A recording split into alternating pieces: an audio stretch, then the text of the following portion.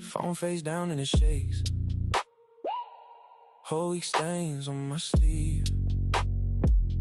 Last night thought left red marks. Now the feet won't let me breathe. Names spinning in the comments like coins across the floor. Somebody wants somebody folded. Somebody slammed the door. I saw the headline flash, then I let it pass. Truth moves slow through glass, but it still gets Monday mayhem. Wake up, it's Monday mayhem. Monday mayhem. Wake up, it's Monday mayhem.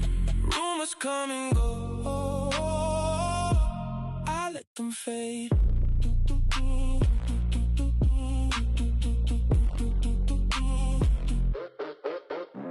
Screens lit in my dark room with 100 borrowed takes. One post turns to a wildfire, one grin turns into fade. You can crown me, cut me, I keep my name in line. Win or lose, I walk through like I got more to find. I heard the noise get loud and it lost its shape, but they built from smoke. I can't watch it break.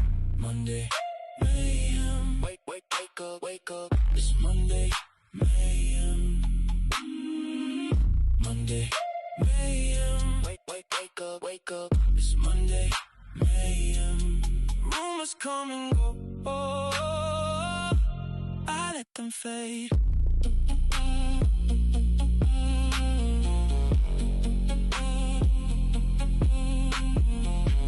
Let them trade the stories, let them spin that wheel. I've been through the pressure, I know what is real. Morning hits the glass and the whole room changes. Still I keep my calm through the Monday mayhem. Monday mayhem. Wake up, it's Monday mayhem. Monday mayhem. Wake up, it's Monday mayhem. Rumors come and go, I let them fade.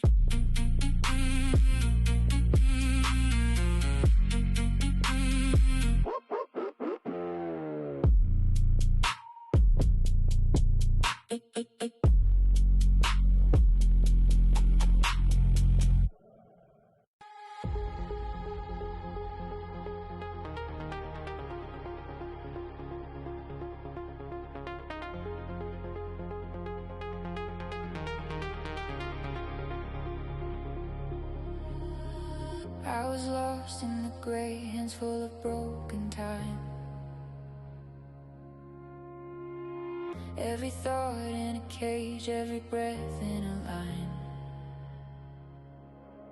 I kept falling through static, kept my face to the ground. Then a small thread of gold started pulling me out. Slowly, the haze starts to bend. Hold me closer, I can't feel the end of the panic, of the noise in my skin. Something open is calling me in.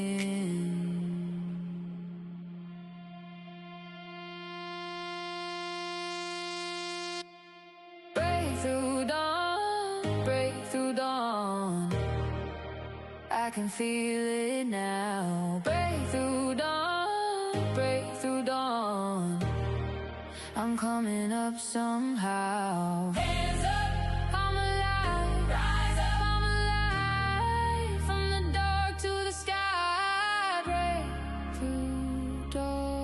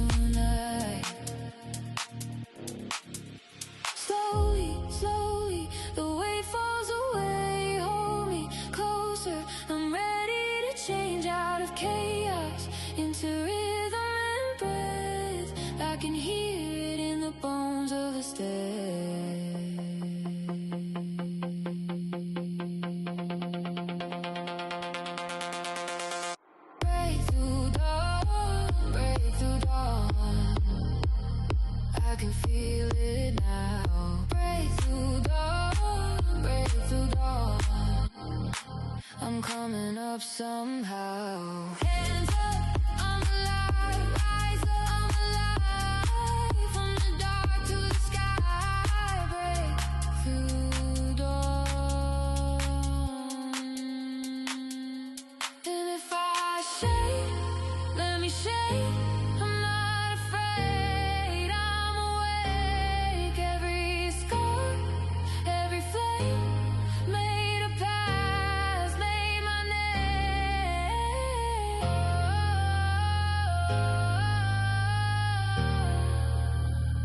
I found my way.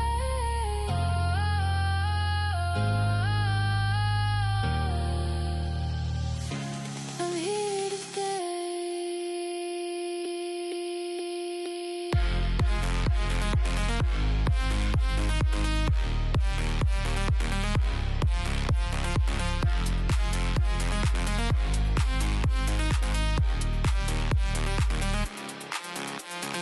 Break through dawn, break through dawn. We can feel it now. Break through dawn, break through dawn. Lift it up, let it out. Hands up, we're alive.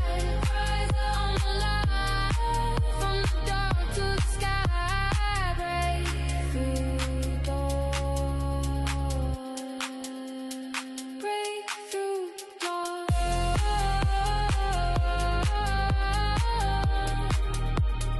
Break through dawn.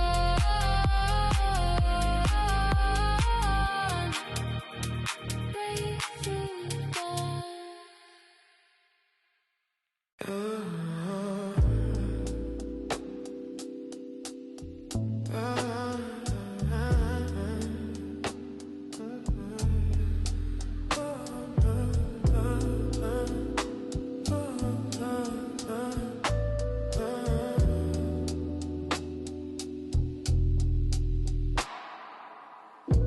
Late night, same blood, same blue flame on the glass top. Same prayers that I fall off. Wake up to the ash on the nightstand. Phone full of deaths and a dry plan. Mama in my ear say she's still fasting, but I keep chasing slow death, fast cash.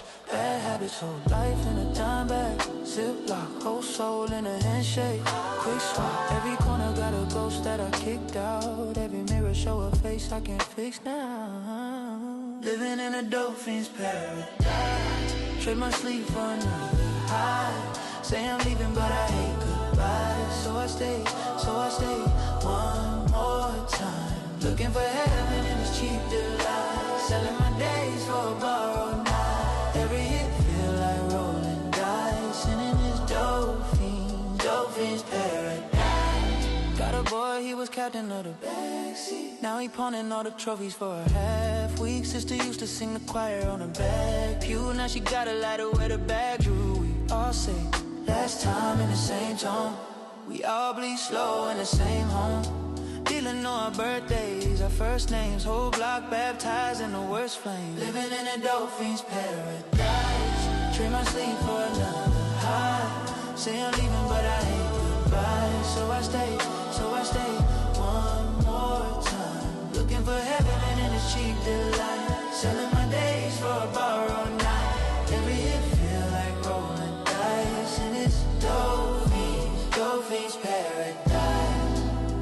If I crawl out, will the sky fall? If I come clean, will you take my call?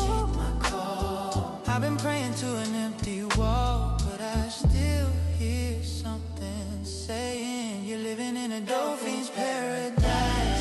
Trade your sleep for another high. Say you're leaving but you hate goodbye. So you stay one more time. Looking for heaven in this cheap delight. Selling your days for a borrowed night. Every hit feel like rolling dice. And it's dope fiend's paradise.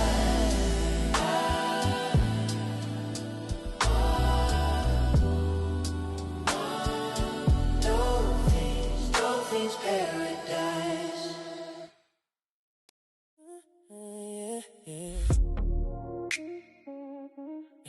Yeah.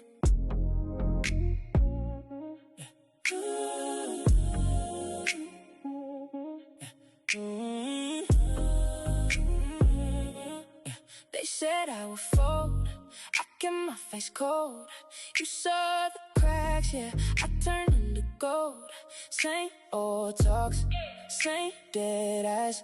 I let it rain down and I watched it rise. I've been through the doubt, I've been through the heat. Still got my name out, still got my feet. You can keep your smoke, keep your little noise. I know who I am, I know my voice. Block the noise, block the noise. I don't hear you now. Block the noise, block the noise, block the noise. I came too far to live in your doubt. Never found no stop, now the room feels full. Funny how they love you when the line goes gold.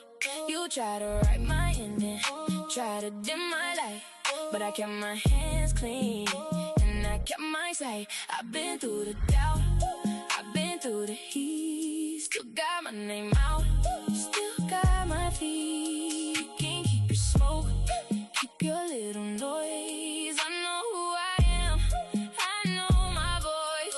Block the noise, block the noise. I don't hear you now. Block the noise, block the noise, block the noise. I came too far to live in your doubt. Had to take the long road, had to take my time. Every score I carry, proof I made it mine. Now they wanna see, now they wanna taste. I was built from silence, then I found my pace. I don't hear you now. Block the noise, block the noise, block the noise. I came too far to live in your doubt, your doubt.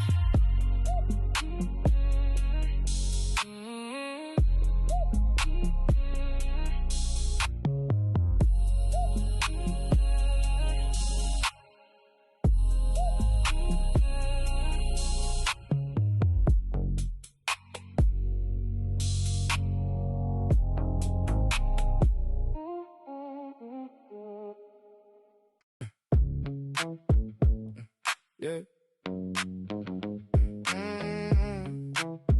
Yeah. Yeah. Yeah. Pulled to the shoulder, lying in the dust. Pocket dice in the ashtray, plans in the rust. Phone on silent, call stack up high. You said one quick roll, and that was that. Booked 3 meetings, missed all 3. Roster got ghosts where the client should be. I watched you lean back, grin too wide, while a good young deal said that outside. You said, hold up, hold up. Key still in the wheel. Just one more shake up, like that's a business deal. Pocket dice, right there on the shoulder line. Pocket dice, you let the whole thing slide. Pocket dice, while the future waited by. Pocket dice, and the day just drove on by. Artists done read with a demo file.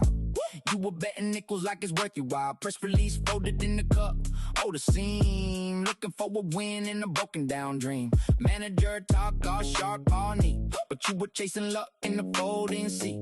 Dribble rig hustle, bad little thrill. 2 tiny cubes in a bigger bill. You said hold up, let the dice fall clean. Just one more shake up before the next KPI.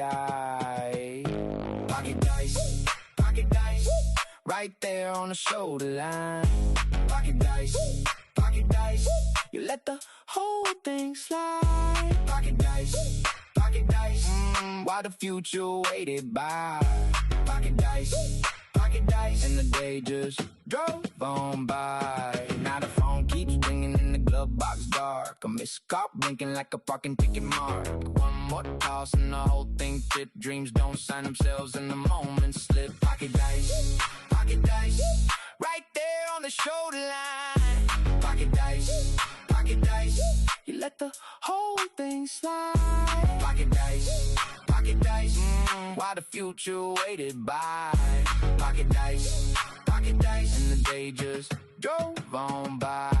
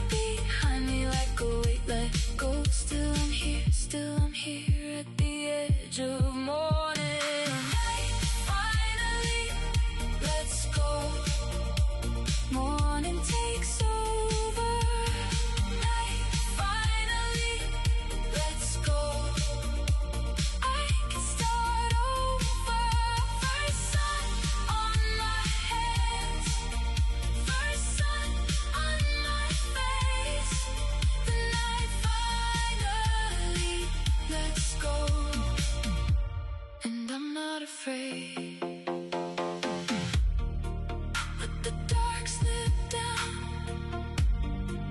let it fade behind. I was lost in the hours, now I'm back in time. One small breath of dawn on this tired road. I can't leave the night here, I can let it go. Night finally, let's go. Morning takes over. Night finally, let's go. I can start over. First sun on my hands, first sun on my face. The night finally, let's go. And I'm not afraid.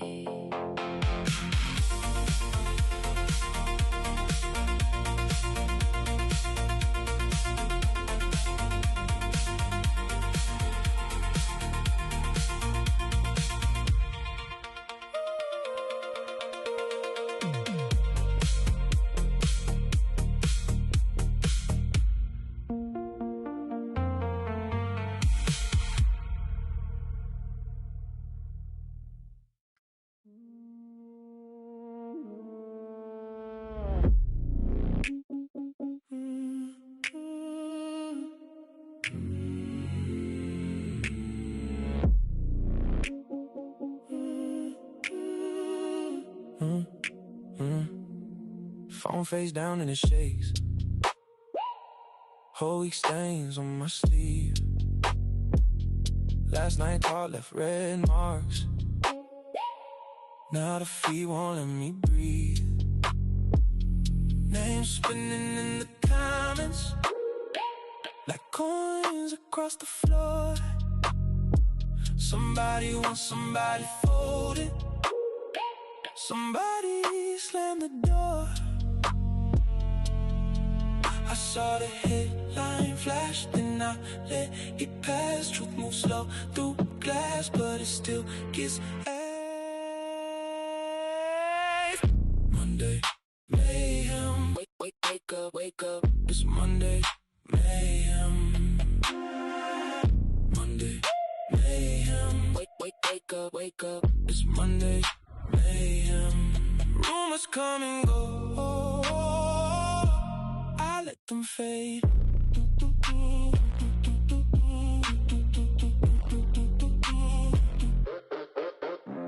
Screens lit in my dark room with 100 borrowed takes. One post turns to a wildfire, one grin turns into fate. You can crown me, cut me, I keep my name in line. Win or lose, I walk through like I got more to find. I heard the noise get loud and it lost the shape, but they built from smoke. I can't watch it break. Monday, mayhem. Wake up, it's Monday, mayhem. Monday, mayhem. Wake up, it's Monday, mayhem. Rumors come and go, I let them fade.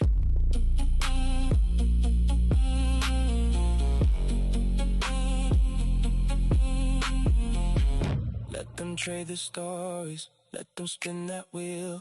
I've been through the pressure, I know what is real. Morning hits the glass and the whole room changes. Still I keep my calm through the Monday mayhem. Monday mayhem. Wake up, it's Monday mayhem. Monday mayhem. Wake up, it's Monday mayhem.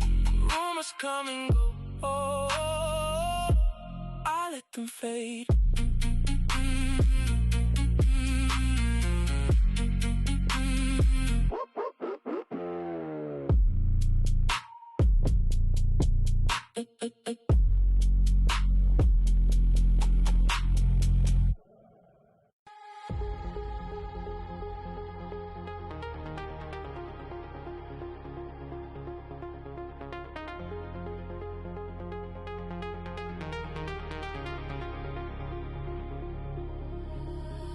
I was lost in the gray, hands full of broken time. Every thought in a cage.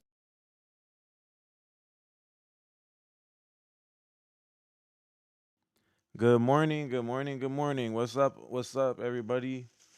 We're gonna get started in a second.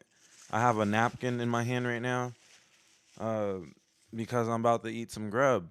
But we'll get. And the last time I was eating cereal, this time it's just eggs and some sausage. Pause. Shout out to Dame Dash, the pause king. I can concede defeat. Shout out to the New York Knicks. We're gonna talk about that a little bit today. That's truly just a little bit though. Care less about basketball now that it's over. But let's see. Let me get my fucking. I took manual notes like a caveman. I didn't put them on my phone last night. I was watching that UFC White House event, of course. Did any of y'all check out that UFC card? It was pretty fire, right? But I took manual notes because who the fuck decided to start that at 5 p.m. Pacific time? So that like it's starting an event for a senior citizen who literally just turned 80 years old. They decided to start it at 8 p.m. for them, right? In DC it was 8 p.m. And the final press conference didn't wrap up until like around 2 a.m., like shortly after 2 a.m. There, East Coast time. But I have an old man bedtime when I do these live streams because you guys know I want to get up and do them at 6. But I had to push this one back because, I wasn't going to be able to operate on minimal sleep. I feel like some crazy stuff happened, yeah. I feel like some crazy stuff definitely happened in the UFC card. It was fire, though. It was fire for the most part. At some point in this live stream, when I talk about the UFC thing in more detail, excuse me while I clear my throat. As I get into more detail about it, you guys are gonna be witnessing a live recording of. I'm gonna attempt to do the Just Sports thing. So hopefully my UFC segment I can clip and post right to my sports page. I think that'd be pretty fire to get out a Monday, probably afternoon, evening take on what happened on Sunday. And maybe, that might be good practice for when the college football and NFL season starts back up, because those are my favorite two things to watch. But UFC is definitely in my top 3 favorite things to watch. I enjoyed it more than any NBA game of the year, and the backdrop was fire.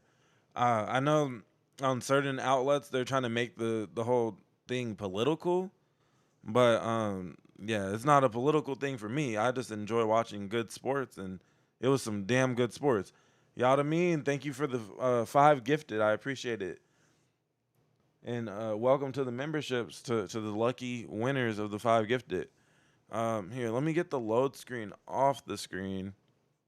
We can just stare at the playlist or something, right? Let's see. So, what's kind of cool is you guys get to see right here. We have 17 videos queued up. I don't know if we'll get to them all this morning. I might have to spark back up at a nighttime or something to get through them all. But the goal is today, excuse me, to get through all of it. Damn Good Sports is dead. Yeah, sort of. Depends on which leagues you're a fan of, I guess. But let's see. So on my physical piece of paper, you guys hear that? That's an actual physical piece of notebook paper that I wrote all the different segments down on. We actually have the hop back and forth between Instagram. I have some Instagram posts saved, and then we're gonna be going back and forth from YouTube to Instagram at first, until we get into the later part where it's all gonna be YouTube stuff. As you should have seen on the thumbnail. Damn, I haven't even drank a sip of coffee yet, so I'm a little spody right now. My throat is like Spody faces. Pause. It's a little scratchy. Let me get some hot beverages. Got anything involving throat sounds pause. I'm not gonna lie.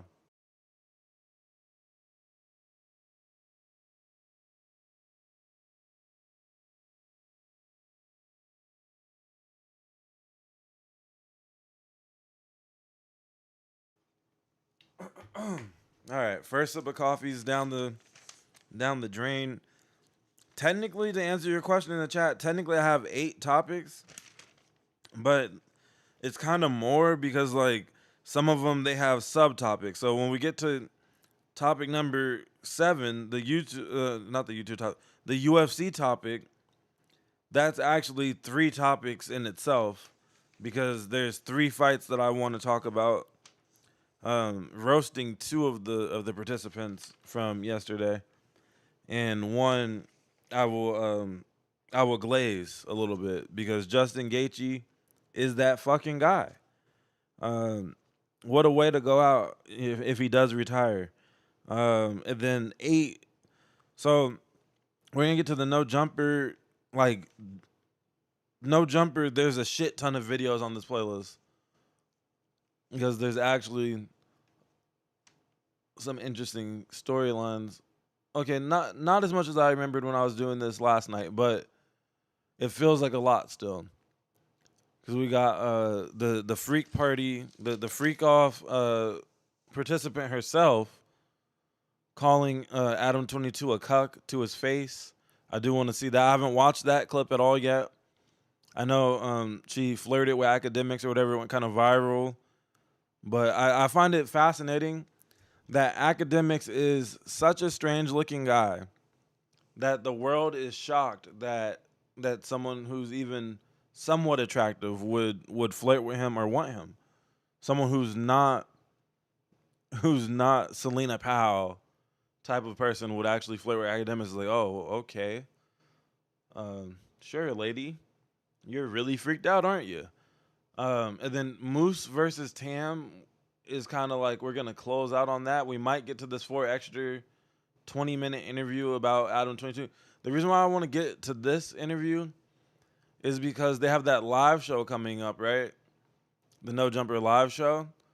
But the problem with the live show is, everybody kind of quit, right? And so it's like, all right, what's going to be the main sell? And then they put out some flyer of supposedly 4 extra will be at the live show facing off against Adam 22, right? So I want to see what's said about that situation in that interview, since it's good. That's the first thing in the title. They're gonna check up on his current relationship with Adam 22. So I want to see if I can smell any cap or scripts or anything like that. Is it a DoBoy special? It is interesting how they can't just have Spody Face and 4 extra up there at the same time ever in this time span. Like why were they never on a single piece of content together at No Jumper? It's kind of interesting. It's like you can only have one of them at a time, even though they're not ops. But yeah. So we got that going on. And then but what we're starting with is Adrien Broner and Deen the Great are facing new allegations or accusations. Accusations. All right? They're facing those. But why is my soundboard not up? That's crazy. Again, bro.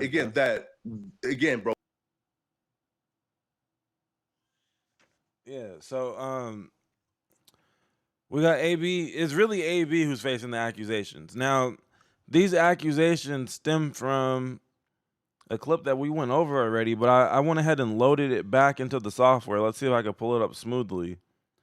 But let's see. We got okay, there's 2 clips in here. Not ready for it to play yet. And gosh dang it, I will not be able to hear it. But I already reacted to this. I don't need to hear this one to react to it. That's the thing.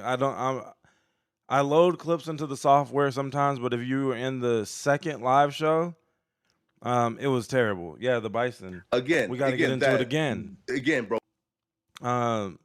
So This lady, actually, I just need this pause screen right here. This lady on the screen behind AB is none other than the one they call Demon Angel Reese. All right, DDG and them gave her that nickname because she is a teamer for them, right?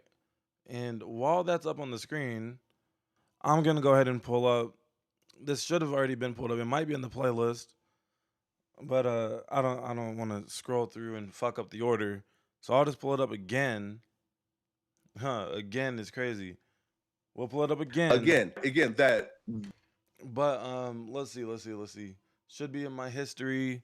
I got to get to the one of those live streams. Remember the 24-hour lives, right? So she was there with Jess West. And, Jess West kind of stole the show for, I think it was episode 2 of the 4. Yeah, part 2. She stole the show. They come through our head. All the random, women. Let me see. Am I not? And once we understand it, oh, it's going. Okay, hold on. I'm not all the way set up yet. It would be fine for you guys, but I have the audio going through my TV still. So I just got to switch over to the headset. Because that's how I usually watch this stuff, is on the TV. Like, just normal viewing through the TV speaker. Pause is just a game. I don't know what y'all talking about. But, okay, so I have the horrors pulled up on the screen now. So let's cut to that real quick. So the Jess West came through with a interesting compilation of horrors. Or, people that may be paid to play from time to time. In the streaming world in particular is where this Angel Reese character came from, right? You don't got to interact with others by post. We don't care about what they're talking about. There we go. So right there, they were setting up DoBoy, I think. They put the one with like the most appeal right next to him so he could feel, vulnerable or something. But this lady right here, who was a part of a No Jumper 24-hour stream, not that these are correlated at all, but she's a part of the accusations apparently as well. But what's crazy is she's not even the most important factor of the allegations, all right? That would go to this lady. Remember this clip? Remember this altercation? This is an on-camera altercation, all right? There was. It has audio, okay.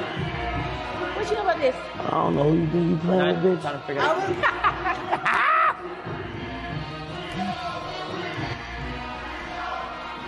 What's wrong with these hoes, bro? They tripping. We skimmed through, but things got physical, right? We saw that happen on the live stream. You're not gonna disrespect me on camera, bro. You're not gonna disrespect me on camera. My family. And so this lady with the blonde hair that's on the screen now, she's the one who's bringing up the lion's share of the allegations. The Angel Reese lady, she's getting in on it as well. And so what's important about that is that girl from the No Jumper stream, she went to AB's room to sleep and maybe fornicate and whatnot. She went into his room 2 nights in a row, 3 nights in a row type of thing during their 30, I guess it's becoming a 30-day marathon. All right. So 2 women who have had relations with Adrien Broner within the last 2 weeks are now coming up with allegations against him. This one they call Snow White. She has a valid case. She has video proof of such things too, which we have here that we're just gonna kind of skim through. We had AB playing offensive guard. I called it. Take the bed with you too. He's like blocking her from leaving the room.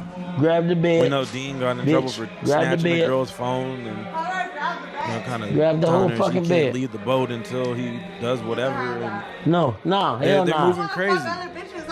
Now, but when I do it, it's a problem. Like when I do it, it's a problem. When I do it, it's a problem. We'll get a little why are you doing it? Why are you doing it? Like Why are you doing it? Why are you doing it? Oh wait, I'm talking over the audio. I'm playing with you, bitch. Hold Get in the bed. Oh, right wait. now. Get in the fucking bed. Get in the fucking bed. Stop playing with me. Give me my fucking Chanel back. Dead. That's what you like. All right, so we get the gist of that. These guys moving like this with on stream. Now she's saying that there's things off stream that happen as well, and her recent, alleged activities. Here, I'll pull it up now. I haven't listened to this since last week. This was gonna be a part of a show last week, but I didn't get to the Instagram portion. I forgot to get to it. So now we have those. Yeah, that's the right one. We have those queued up. All right, so we're gonna get into this. So this is the allegations video. So she's no longer around them anymore, right? And this is why. Get the audio going. Like, what do you guys think? No? Fake sign the NDA, bitch. Okay, bitch, guess what? I'm gonna sue them for fucking domestic violence, bitch. So, NDA doesn't sign you, fucking save you from crimes, bitch. Right? Right? NDAs don't save you from crimes. Anything harmful? No. Exactly. They put hands on me. So, bitch. I mean, you still can't say what you're not supposed to, but you can. I'm gonna say it all, bitch. Babe, I have bruises all over my body. Like, you guys don't see everything on camera. Like, I do need a lawyer. You're gonna get sued for putting wrong information on NDA. Okay, sue me. Sue me, bitch. Let's go to court. Let's go to court. I have hella evidence. Like, let's go to court. Let's do it. Because you realize, right? If they send me to court for speaking on an NDA, whatever, bitch, I'm gonna pull up printed evidence. I'm fucking print everything out, bitch. I'm Mexican and Polish. And you on drugs and shit. Who? They're saying I'm on drugs. I'm not on drugs, bro. My cue. Hey, make sure y'all tap in chat. BK squeeze for the win. I ain't gonna lie. Y'all talking about to the left. Oh, yeah.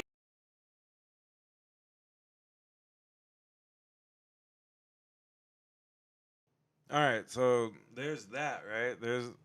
There's her popping up, letting it be known that she has evidence, she has bruises, things of that nature, at the hands of, America's favorite streamer right now, the 4-time world champ. And it's rather unfortunate. I snuck a quick bite to eat in if you hear some clanking.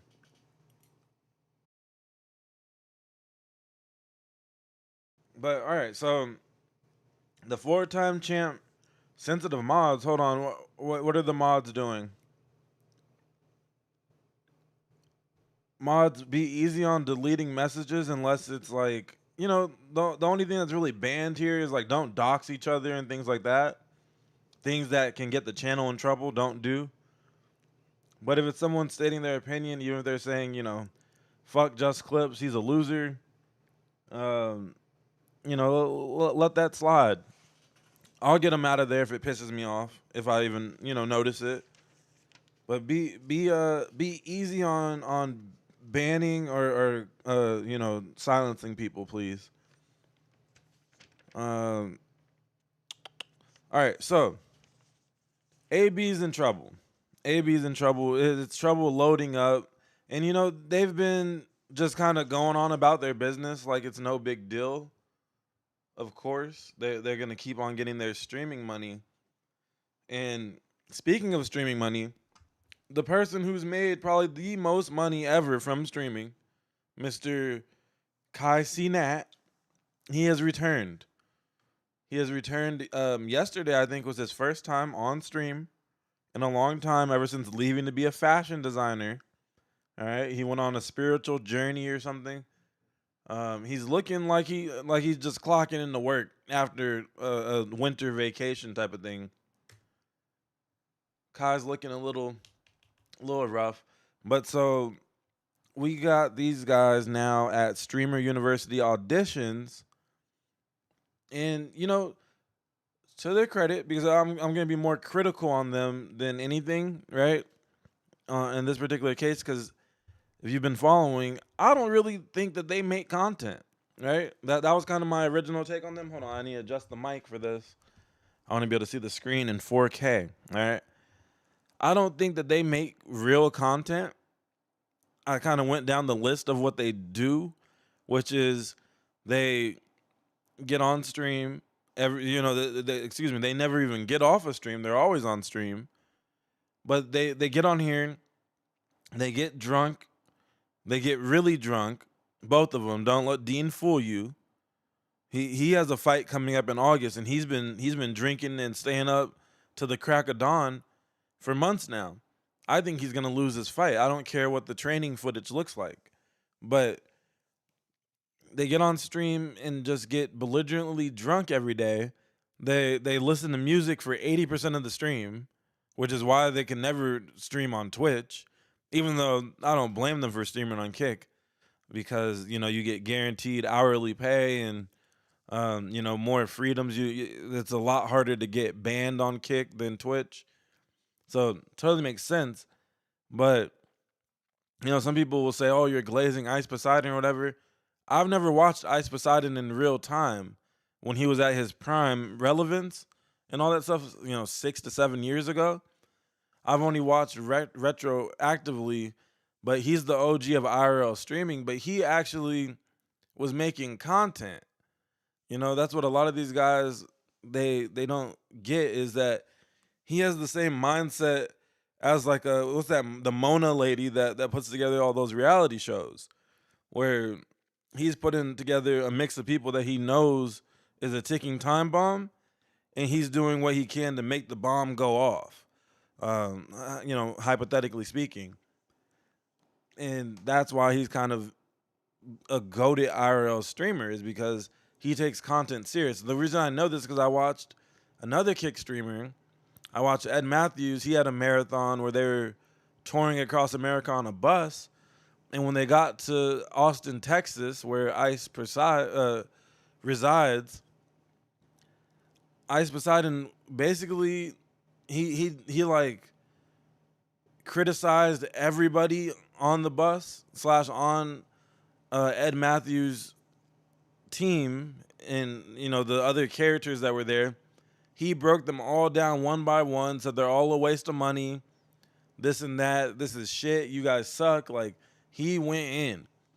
But in between going in, he had valid suggestions on how to make the content into good content, not just this British guy who once boxed Blueface just kind of hopping around on crutches getting drunk.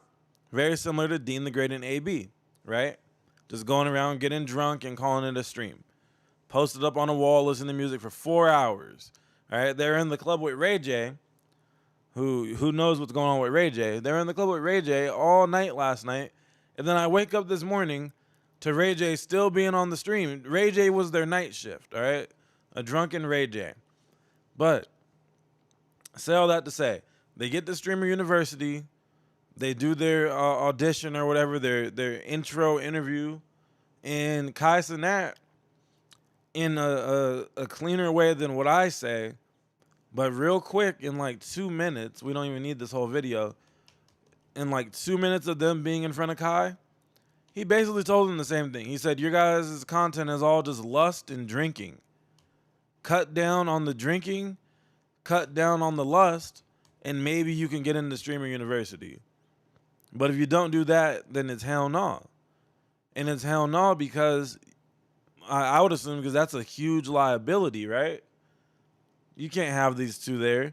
But also, it's that you guys don't actually make content. This standing around getting drunk and listening to music, driving in the car for 45 minutes to an hour and a half to the next destination, blasting music over your TTS, Deen, that's not content.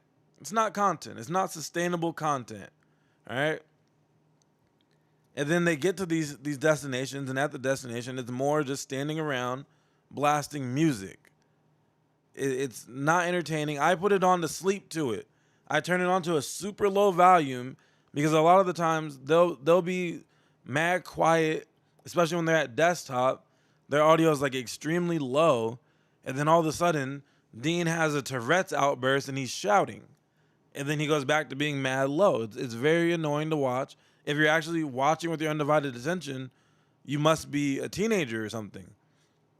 Because to me, this is nothing more than background noise at best. What up, nigga? What it do, nigga? What it do, nigga? Welcome back, what? Huh? Sit down, sit down. Good. What's up with it? What's up, bro? What's up, bro? Why is my like liquor in here? I'm not drinking, is you?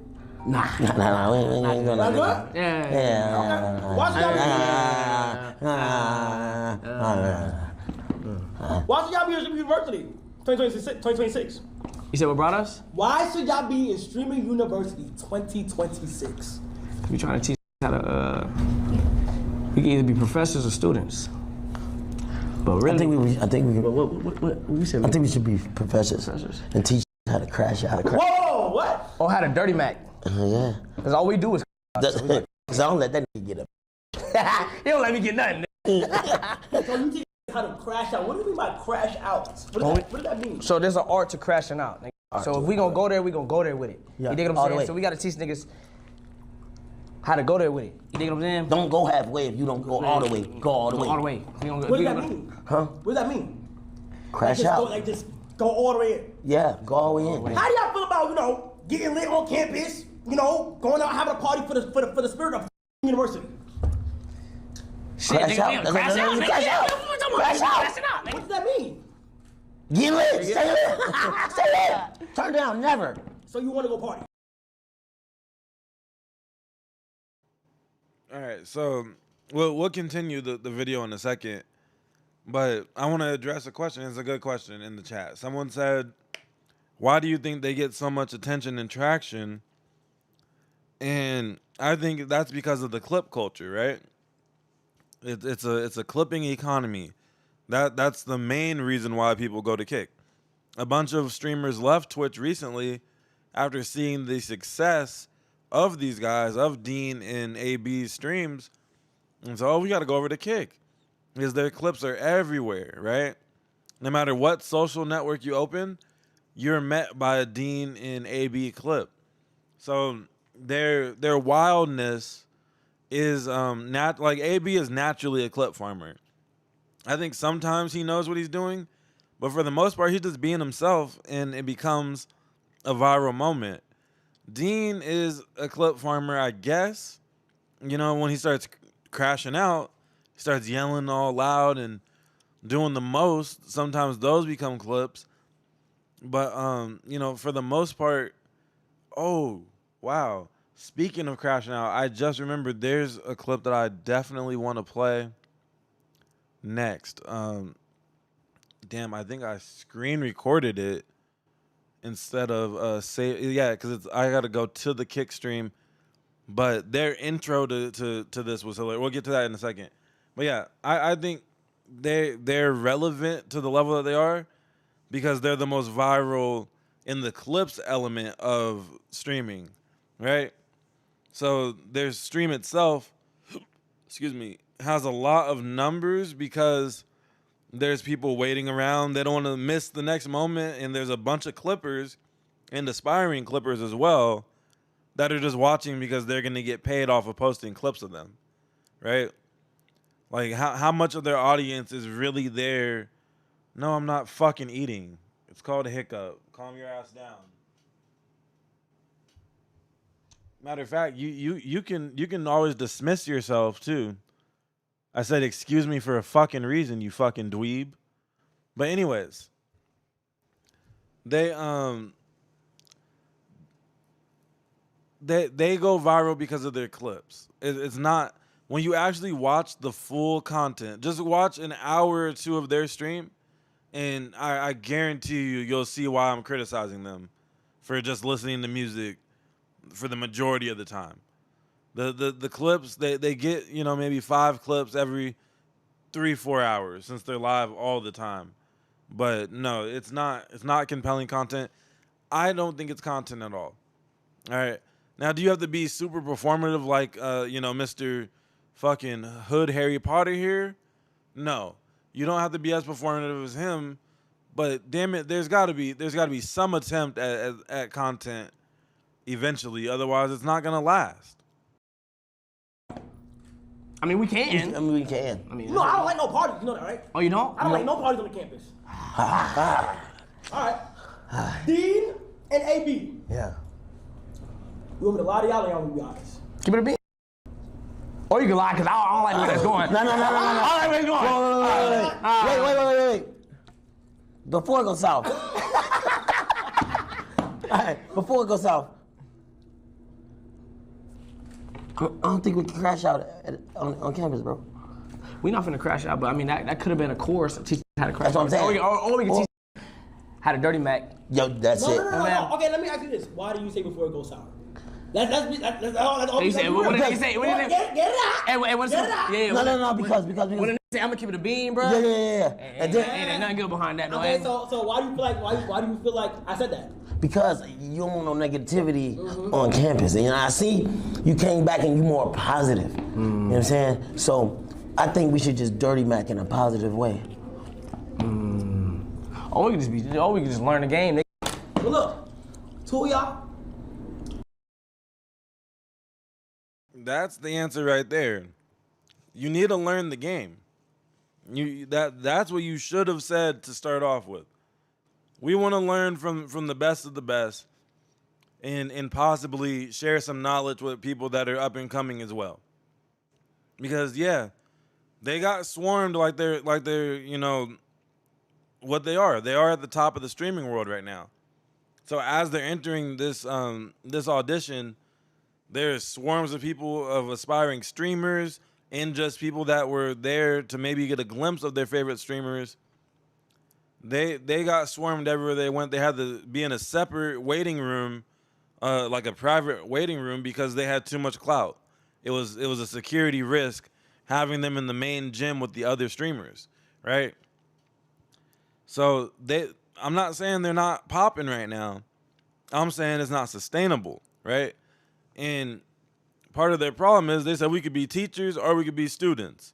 And Kai looked at them like, man, what? Y'all been doing this for a few months. Deen hasn't been relevant until AB came around. That's a fact. They need each other, right? Deen, he's supposed to be helping AB not be a complete alcoholic or whatever the case may be.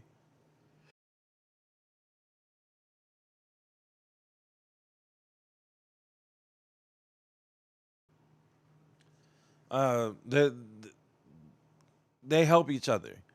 I used my mute button this time. I was able to get to it. Don't take it too serious. You pop your shit, I'm gonna pop my shit back. I tried to stay on schedule with the start time, so I had to eat my cereal last time. Absolutely, but when I was eating the cereal, that wasn't during the main show, other than maybe like the tail end of the first topic or something. My soggy cereal. This time it's not cereal. That was just a hiccup. So no, I'm not eating on the fucking mic. And if I do decide to eat on the mic, it's a homage to Almighty Suspect, all right? But exactly. So that's like all the bitching and complaining. It's part of the reason why I like going live. Because you guys like to pop your shit about any and everything, trying to nitpick content. And it's like, motherfucker, the show is just getting started. If you're going to nitpick something, nitpick a talking point and things like that. All right? Or I could do y'all like how No Jumper does y'all.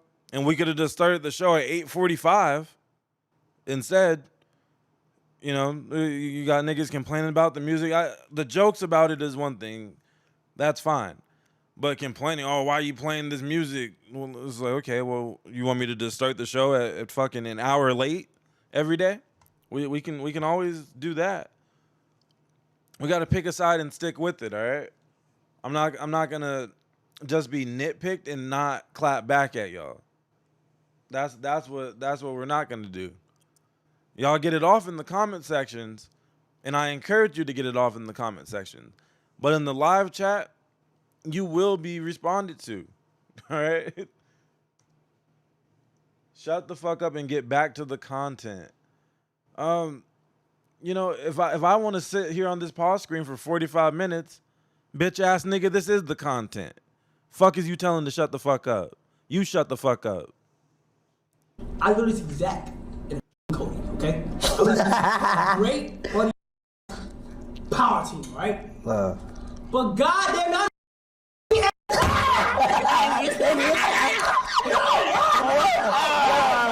no. We ain't fighting no game. Listen, I'm gonna be real. Deen, I've been knowing you since you boxing, that's all that. You know what I'm saying? AB, we know 4 times. Okay. Let me see something, bro. I'm gonna be real. Y'all funny and shit. Okay? Here is the thing.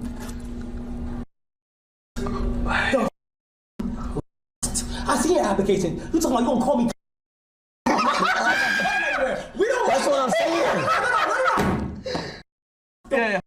Yeah. Y'all be good until the Don Julio get in the system. It take over. Take over, bro. Every trying to stir me. You know what I'm saying? But y'all cannot keep doing it. I really feel as if you put the liquor down. Okay. And put the All right, so that okay.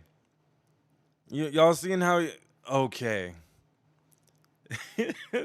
He ain't going for it. AB is not going for nobody telling him to put the liquor down.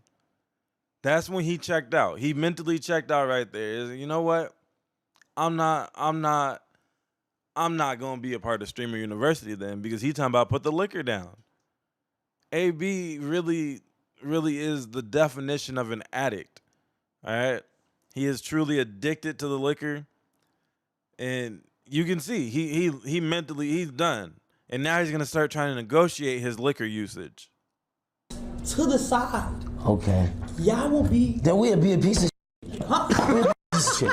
If we put the liquor down and put the aside, we'll be a piece of shit. And that's your problem, AB. That's it. Okay. Lock it.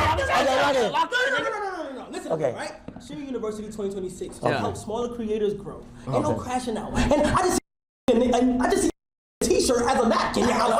Hey. No. Stop that. 100%. We'll get to that. I gotta pull up the clip. I'm sure it's on YouTube by now, so I don't have to skim through Kick's terrible interface. Stop doing that. Okay. Say it with me. Stop doing that. Okay. All right. AB, you're doing it impossible right now, bro. Yeah. You can't bounce back, streaming, all the crazy stuff. But I be trying to tell you. I really feel like the liquor game, Right. y'all can literally do so much without that. Who you sound like right now, gang? Who you sound like? You. Yeah. Bro. And he don't be listening. No. Sometimes,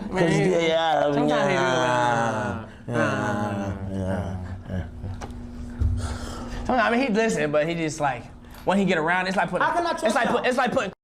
I feel like if get around.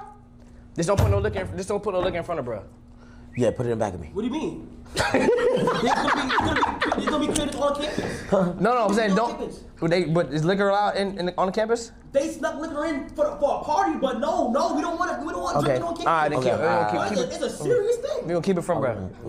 I'll stay away from it. So let me tell you this. I'll stay away from it. How can I trust y'all enough to put that aside? There's no. I gotta be able to look at the resume. I gotta be able to look at the evidence. Change. Yeah, right. There's no change right now. Shit.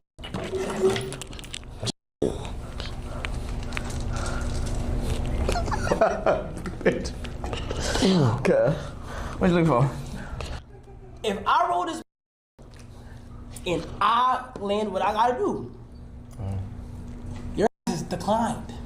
Huh? Nah, hell no, we ain't betting that. Nah, we ain't betting that. We ain't betting that. No, we ain't betting that. We ain't betting that. We ain't betting that.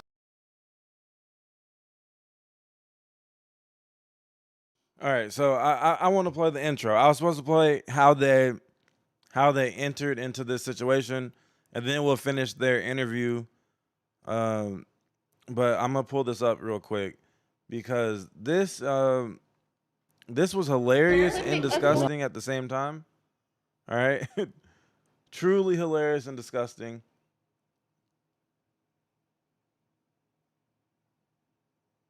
and then we will get right back to the content. I love that.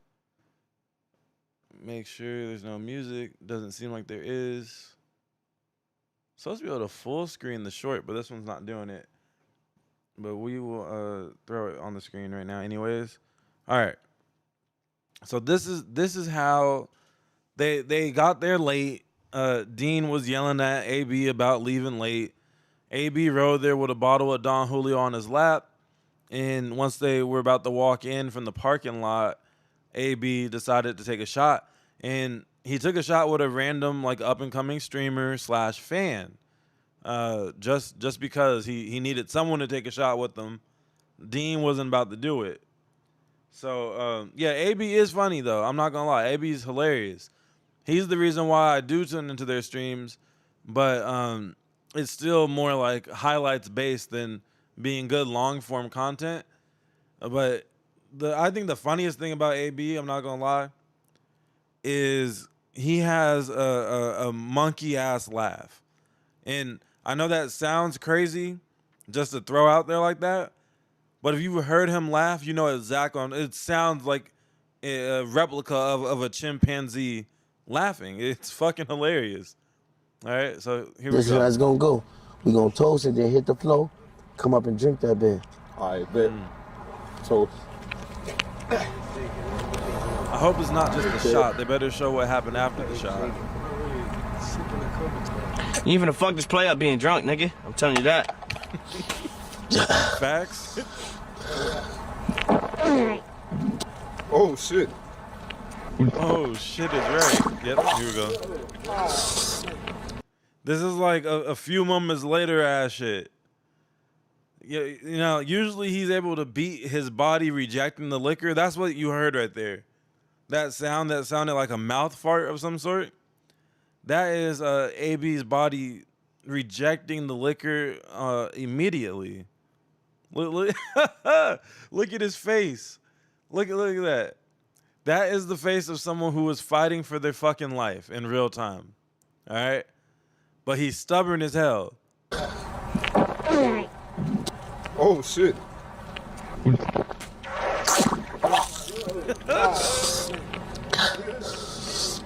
Oh, say that. You threw up? Just shaking his head. The head shake is a valid reaction to that. I'm not gonna lie, because it's like you can only tell somebody so many times they gotta chill. Before he took the shot, he said, "You taking that shot gonna fuck up the play," and it did. It did. It definitely did. And you know, Deen's no angel. He's not perfect, but at least he knows to get disgustingly drunk after the main content is done. Now look, this is how it's gonna go. Shit. Yeah, they're at Cal State LA. Oh, I don't like the odds. You know what? I need to see real change, y'all. All right. Or we can make another bet. I feel like y'all saying yes, yeah. Gang, come on. Or we can make another bet. What's the bet? What's the bet? If I win, I can drink. If I lose, I can't. No, I'm telling you, bro. No, why you do that? You can't, bro. He gonna be bro. Okay, bro. Why does he do that? He not. Sit down. Okay. Like a big ass kid, got a babysit cut sometimes. Who am I the library guys? Give it a bean. Hold on, wait. I think you dropped this.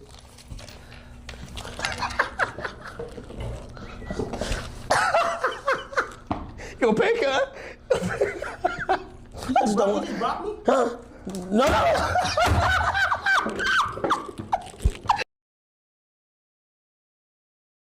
Attempting to bribe Kai Cenat of all streamers is a crazy attempt at a bribe, because if anyone doesn't need your $100, it's that guy.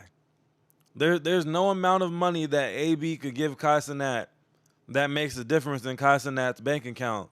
He's been robbing his Twitch subscribers for damn near a year. He did that marathon and disappeared, and they've been re-upping. People's credit cards still been reoccurring, getting paid, and he ain't post a second of content. No money, no liquor. No. Already real No, listen. No. I got a good reason why I gave you this, though. Yes, listen. No, listen to me. No, listen to me. No. I'm not gonna drink. But I gave you the money to secure my insurance. If I drink, I lose the 100. Okay. I wasn't trying to bribe. No, I want to talk, bro. For real. Yeah. I want to see. No, for real. Fuck the money, everything. Fuck the cameras. Okay, all right. Fuck everything. No. Stop pulling from your pocket. All right. He gonna put it back. Listen. I had money a long time, Kai. I ain't gonna lie. Nigga, are you flexing on me? No.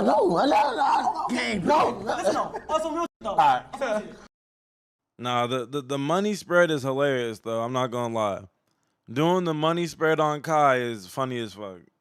AB has the antics, but I swear he's not even trying. This is just him. He's a natural at this shit, for real. Yeah. I promise. I won't.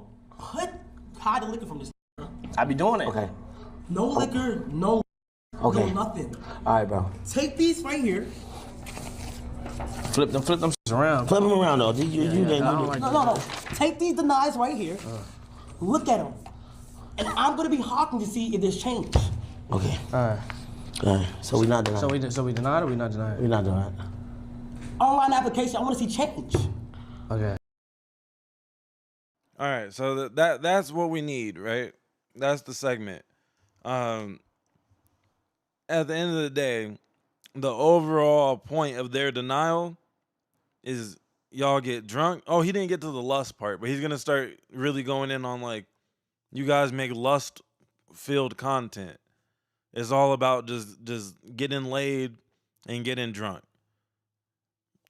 In other words, it's what I've been saying. That's not really content.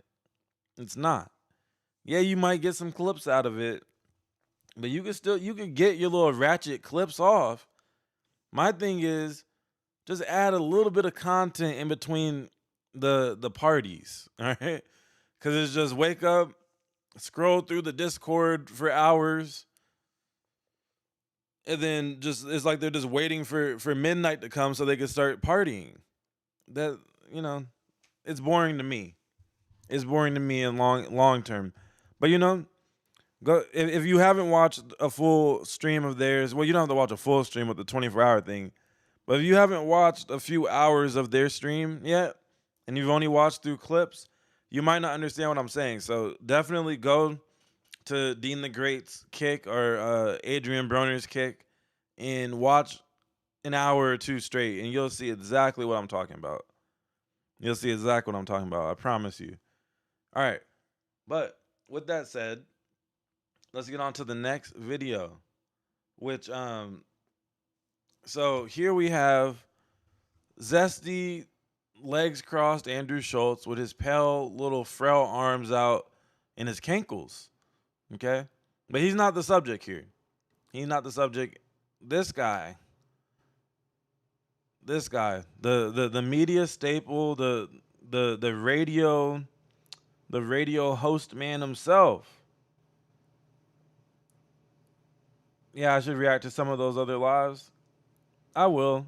I've had content planned on them and stuff too, like the traditional videos. But yeah, so Charlamagne versus DJ Akademiks continues.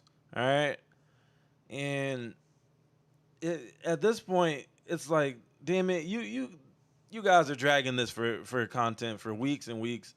They're gonna turn it into an entire summer-long beef instead of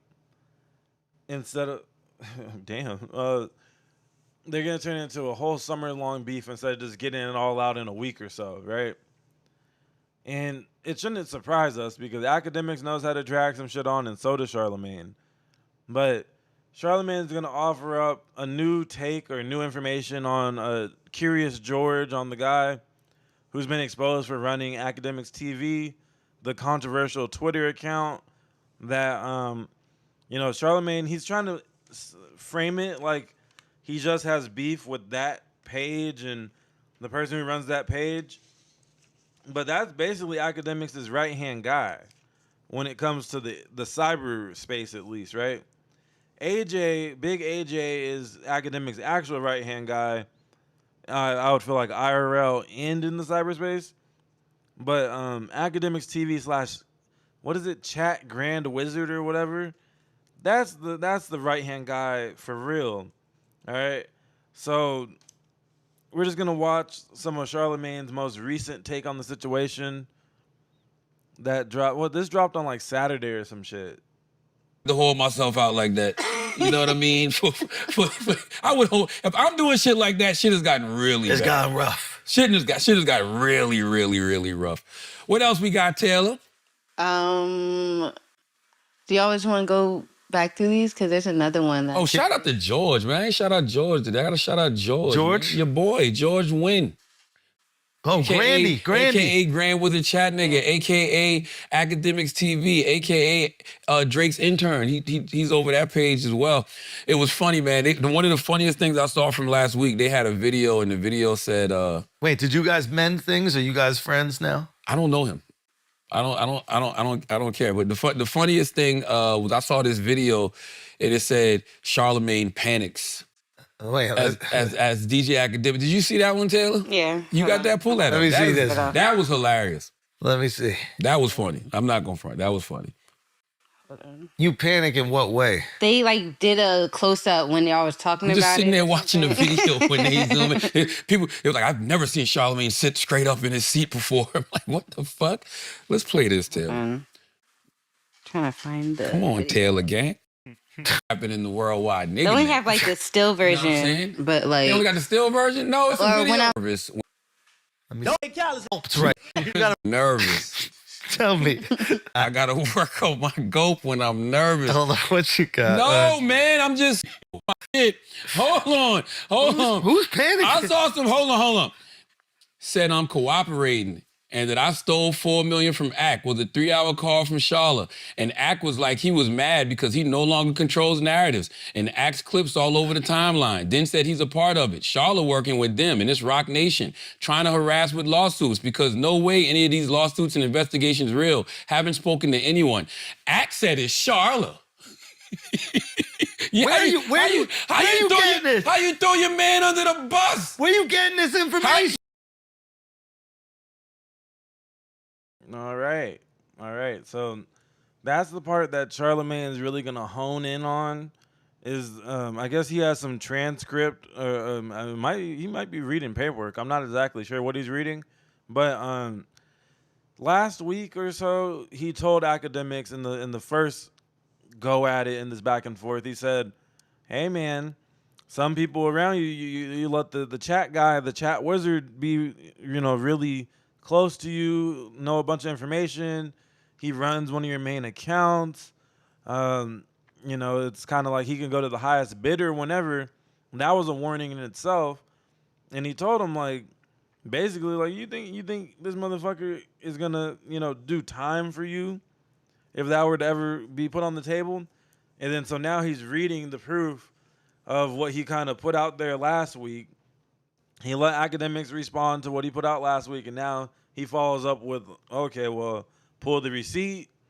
Here's George saying that Akademiks basically gives me all my marching orders, and I just do them.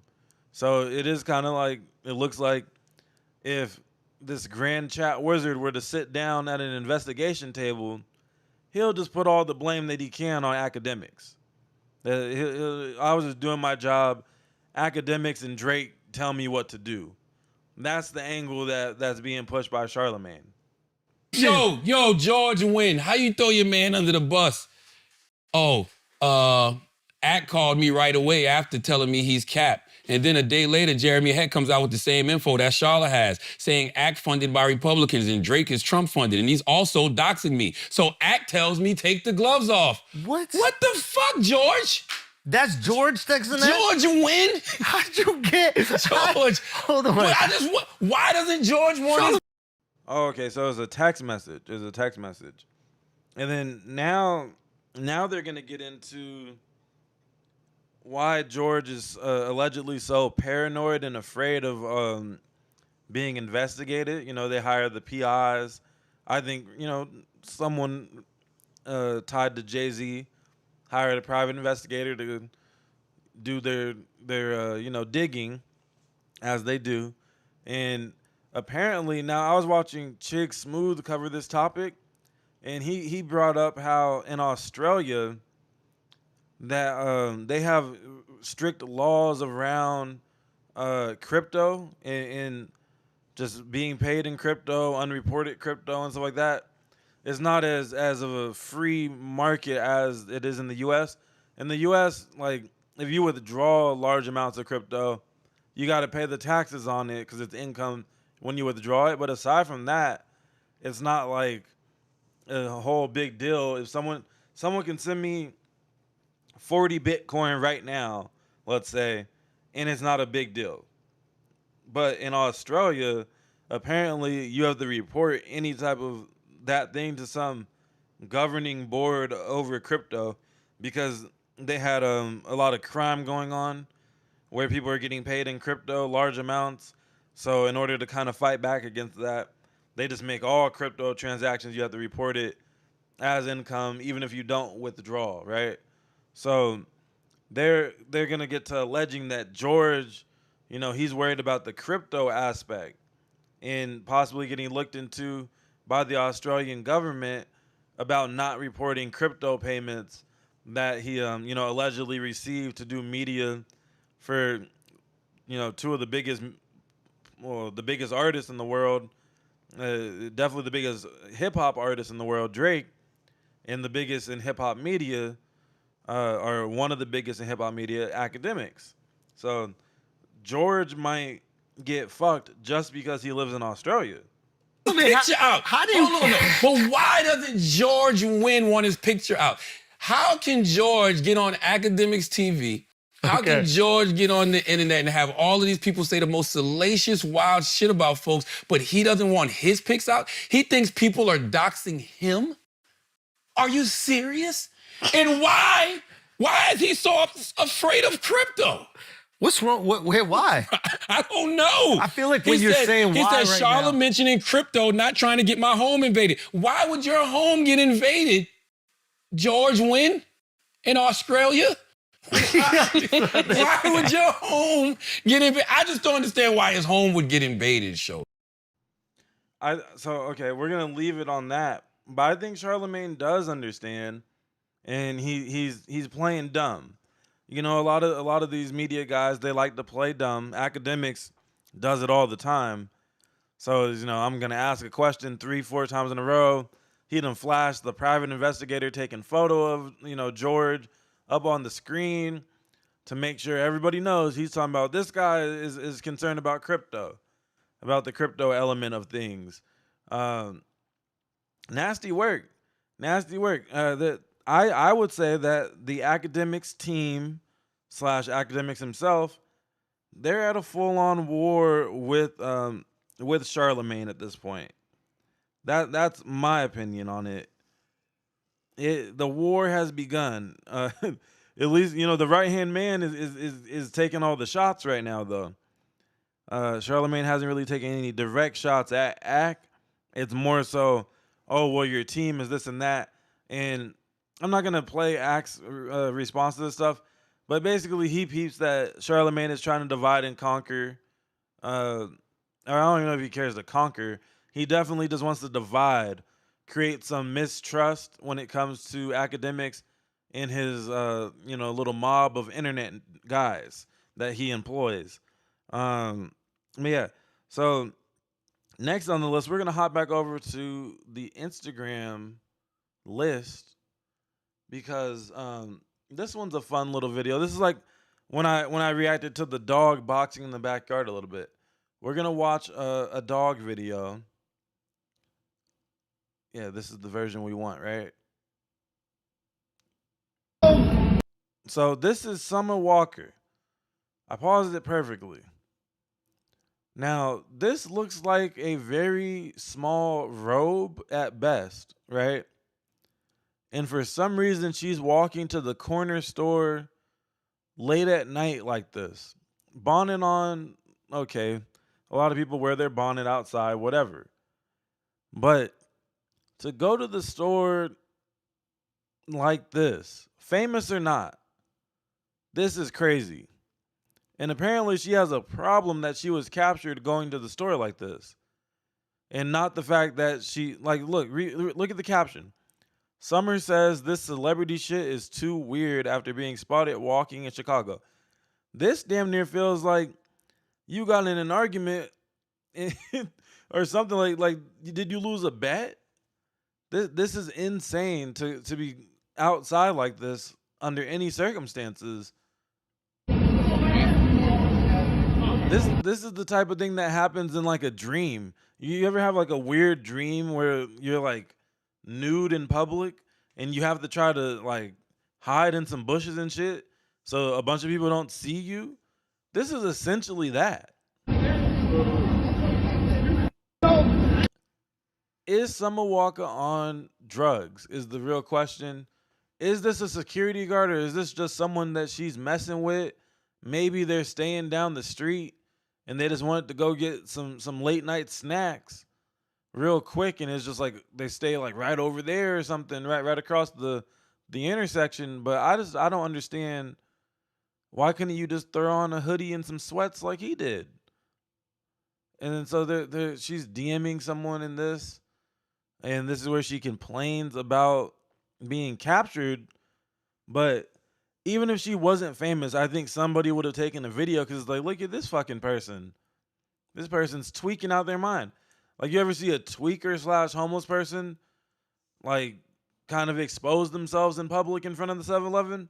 It's damn near the same vibe. Except for she's not sitting next to the red box machine. That's really the only difference. But yeah, I wanted to show that little clip. We'll consider that an intermission, all right? Before we get back into some of the main topics. Y'all saying she bad. Some say she's built weird. I think she's a strange person. All right? I think she's strange. That's what I'll say on that. So yeah, we got Summer Walker. I'm gonna cross it off. You guys hear the paper? We're gonna cross it off of our physical paper. For some reason, I was at the point where I didn't even feel like looking at the screen last night anymore when I was getting these things queued up. Okay, actually, back to Instagram, because I went out of order. I was supposed to alternate. But in this list, we also have... Now, this one's a brand new clip, I believe. Yeah, this one dropped last night during the fights, I believe.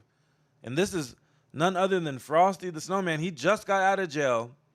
He was in county jail with his arch nemesis, Almighty Suspect. And then he got out, and I guess now he's going right back. Because look at this shit. I didn't do nothing, bro. Put your hands behind your back. Bro, stop. Are you serious? Bro, are you serious? The takedown attempt. You guys think the cop was watching some UFC in the car before he had to respond to this call? Get back. I'm going to fucking tase you. Get back. My hands are up. Bro, he didn't do nothing. I didn't do nothing, bro. Y'all called me. Bro, he didn't do nothing, bro. You just called.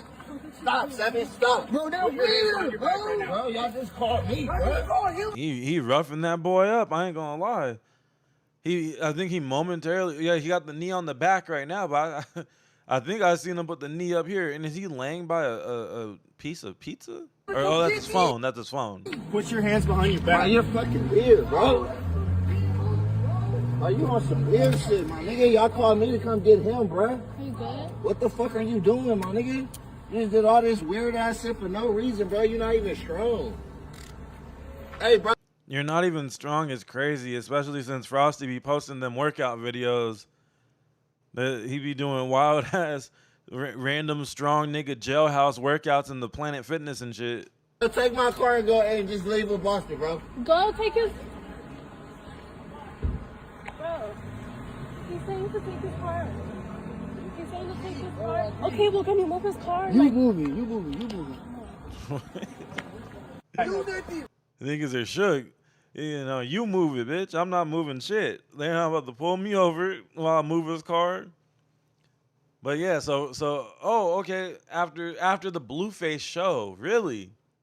So was this damn near outside of a Blueface show? Because yeah, he was on tour with Blueface, He went to jail for like 2 days, and then I guess he was back on tour with Blueface, and then they pulled up on him. Now, this reminds me of, every once in a while you have an unfortunate event in the family, such as someone passing away, right? And so everybody convenes, and when y'all got to go to certain funerals, the police be knowing, if you got warrants, you got that family member with the warrants, they know that they're most likely going to be at certain funerals, right? If it is like direct family member. I've seen it with my own eyes. When I was a little boy, I was grabbing my fried chicken and greens at the reception. That's what it's called, right? The after, I don't want to call it after party, but the part where you eat the food and drink Kool-Aid and shit.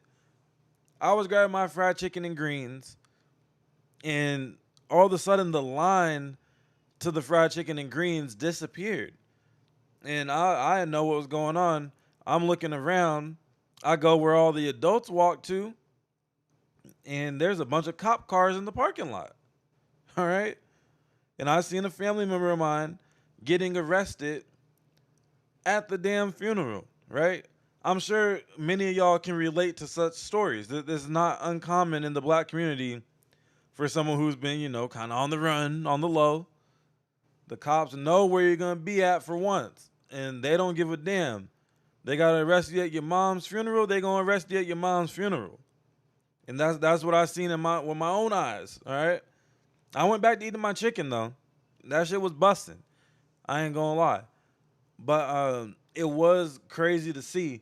I want to say me and my sister even laughed at it low key, like, damn, like, we didn't know that type of shit happens. And, the family's all distraught. They're like, oh, damn, they really came and arrested so-and-so, blah, blah, blah. Yeah, we'll deal with it. We'll deal with it another time. But it reminds me of that because they know, okay, well, you're going to be on tour, huh? You're on the flyer. I don't know if there's flyers, but you're marketed to be at this tour. We seen you at the other stops. We already arrested your ass in between stops. And I don't know. You guys see the comments. They're saying they got them from them Pokemon cards. Them Pokemons. Yeah. Shout out to the fried chicken. Repass. That's what it's called. Thank you. Shout out to the fried chicken. That's not actually Tam, is it? Is this a Tam troll? Shout out to the Tam troll in the chat. But yeah, man. The good old repass. You might just see a fight. You might just see, an arrest. You might see a family member catch a felony.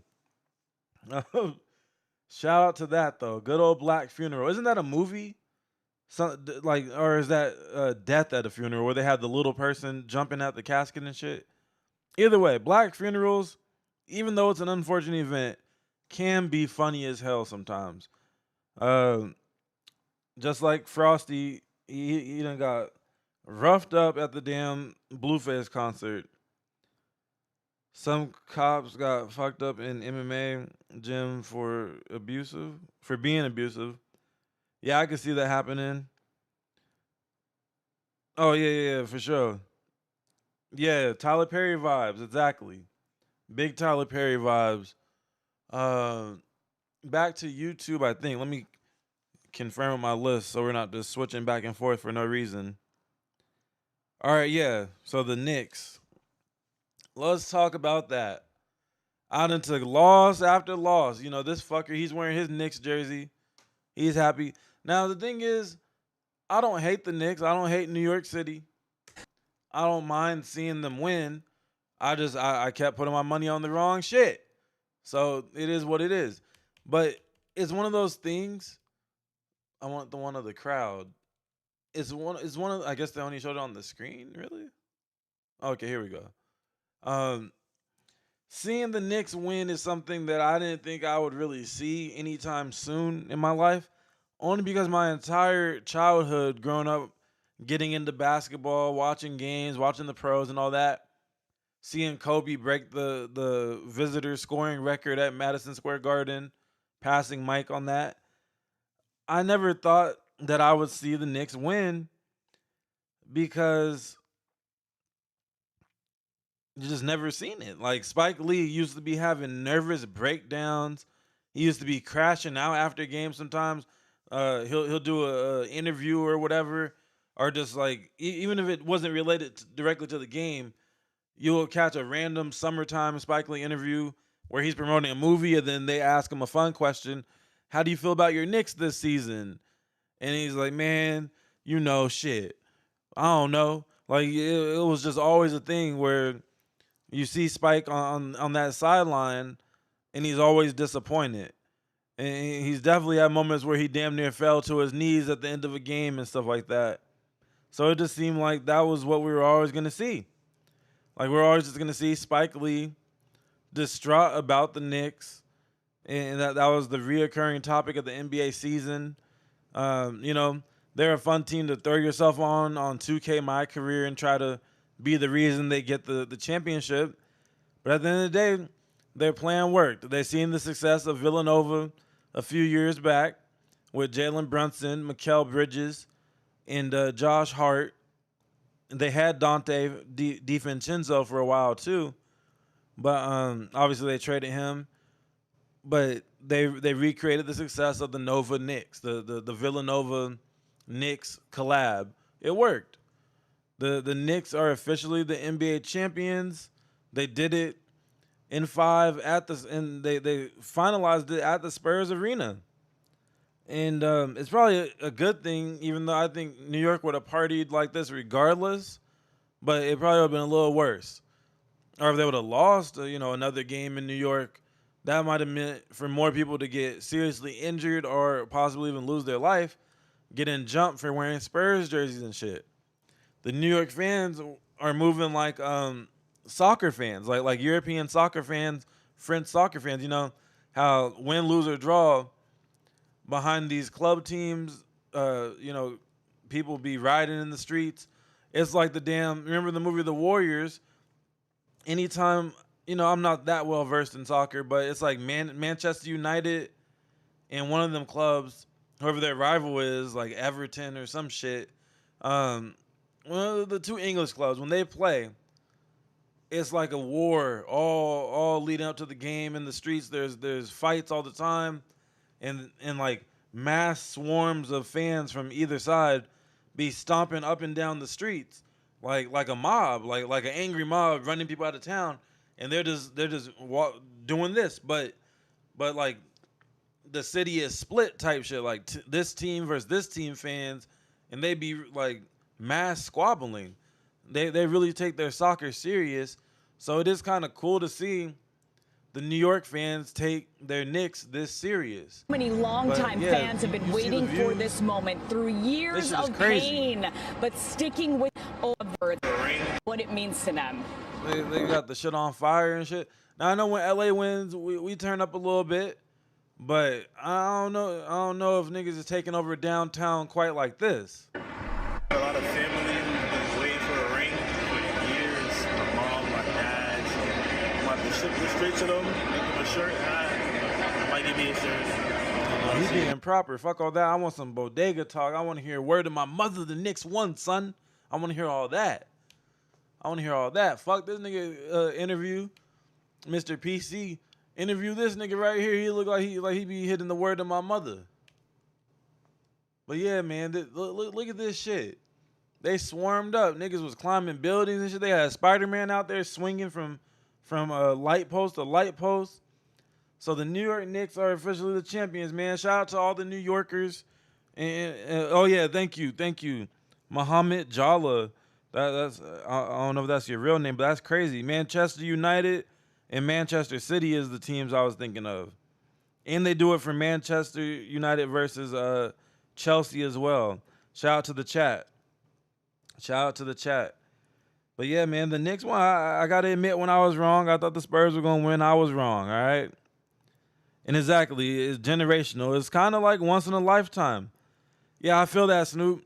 I was rocking with Brunson since he was coming off the bench in Dallas. When Luka would get hurt, and I think it was his final season in Dallas, Brunson was looking like he could be a championship piece because he plays ball the right way. He's I hate that Chris Paul is nicknamed You gotta know when to do those. My connection is tripping. Jose Alvarado talks like a real NY nigga for real. Yeah, Wemby was pedestrian. Outside of his rebound numbers, Wemby was pedestrian. I thought even if they lose the game 5, I thought Wemby was gonna go out with at least 25 points. Didn't he finish with like 19 points and like 15 rebounds or something? You need more than 19 points when you're 7 foot fucking 5 or whatever he is. You need more than that. Karl Anthony Towns is the NBA champion is still crazy. Mr. Zest Monster himself. Karl Anthony Towns with the pink nail polish emoji. He won. He talking about, hey, we won the championship during Pride Month. Shout out to me. They had old boy in there, Kylie Jenner's boyfriend in there, getting champagne showers. They let him fly back on the plane with him and shit too. I said, come on, get on the plane, nigga. You got that good powder.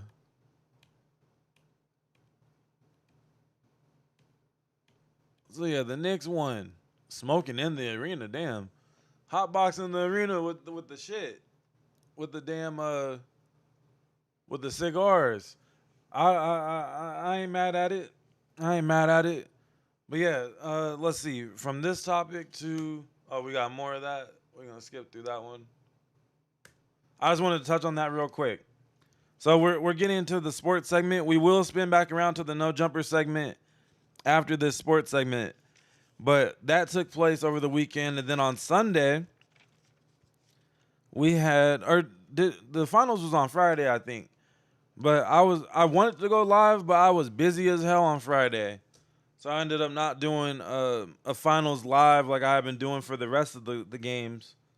But I'm not gonna lie, I'm happy that the NBA season is over. I feel like it's personally a distraction. It gives me a reason to donate money to these damn casinos and sports books. In the hopes of this is my weekend, and then one person gets one less point and I'm fucked again. So I'm happy it's over personally. I don't know about y'all. But yeah, now we're gonna get into what was my favorite sporting event, honestly, in a long time. But first, I'm gonna drink some coffee.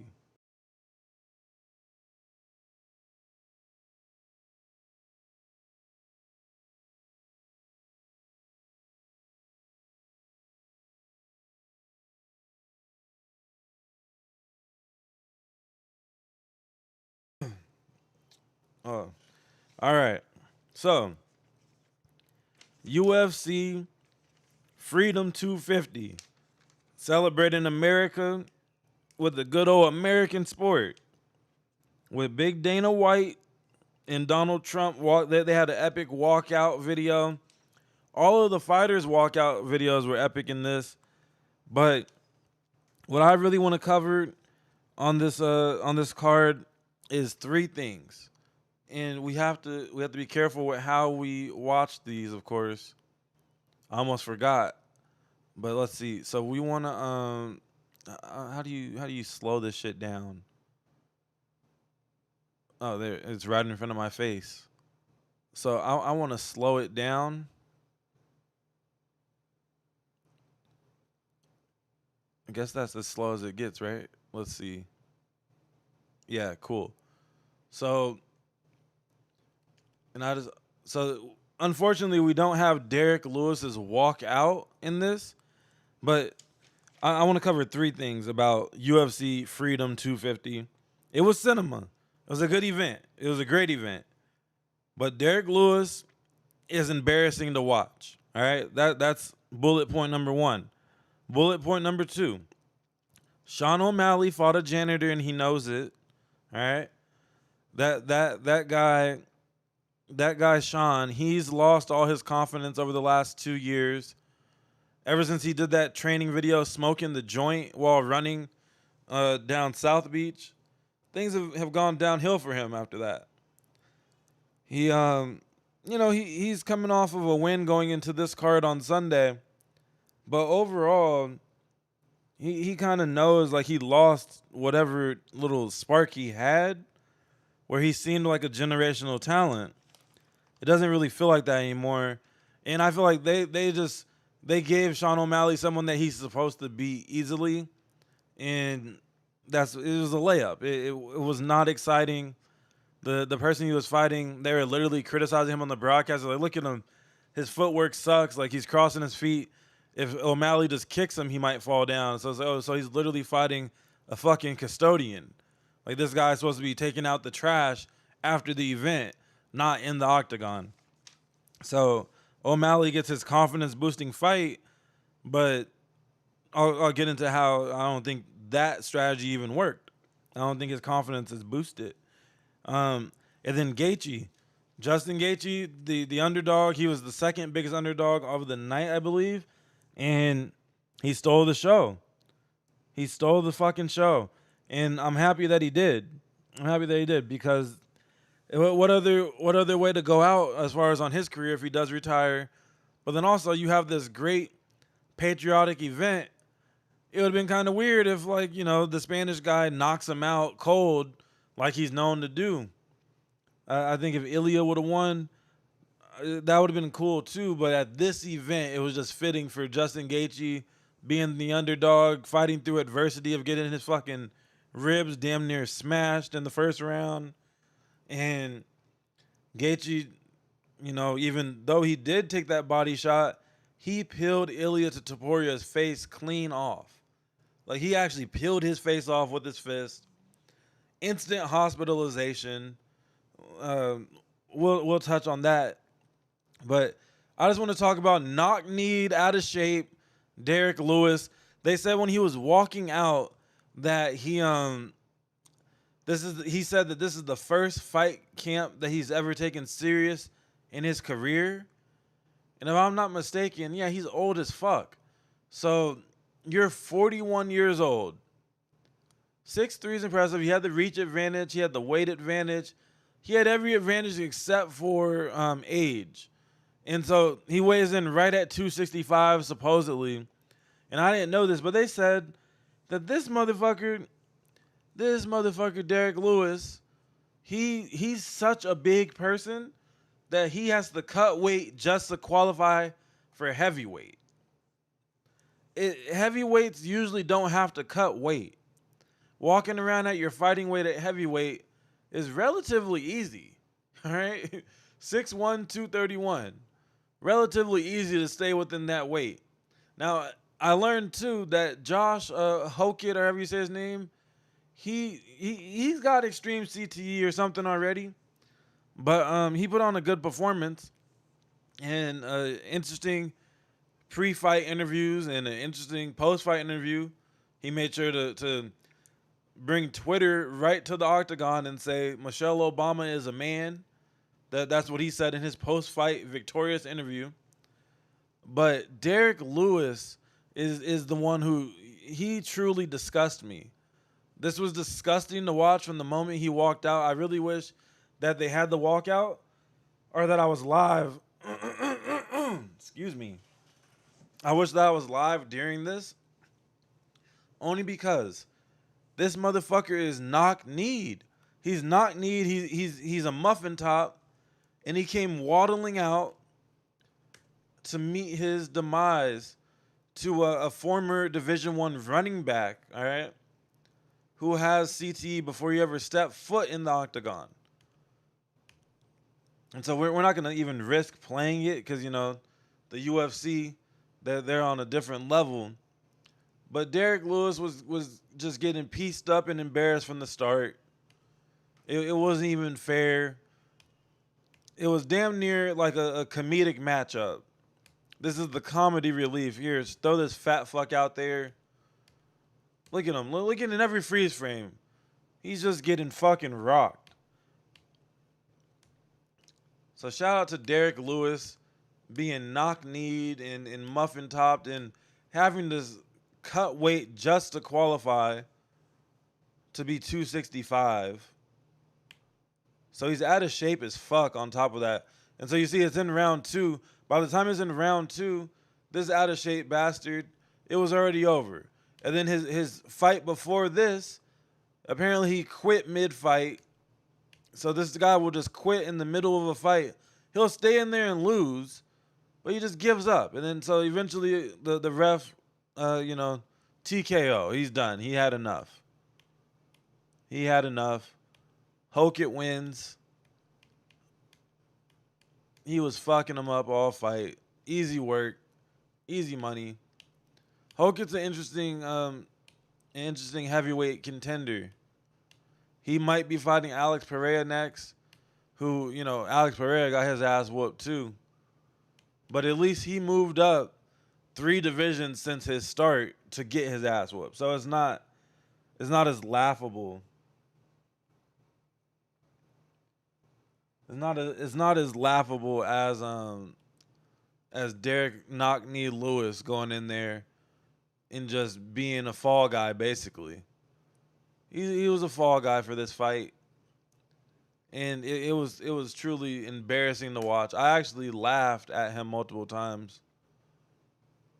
He's like, what are you doing, man? You're just filling in time for the main events. So, this guy, he was a big underdog, but I didn't expect him to be a he just looked like a straight up janitor. It's like they threw a fan out of the audience in there to fight Sean O'Malley. This was a layup. And so Sean O'Malley, he really gets no credit in my book for this fight. And he doesn't even give himself credit. He seemed depressed after the fight. In the post-game or post-fight interviews where all the winners are up there with Dana White, they asked Sean O'Malley, like, oh, how do you feel about maybe getting a championship? Look at this. This is some cartoon shit.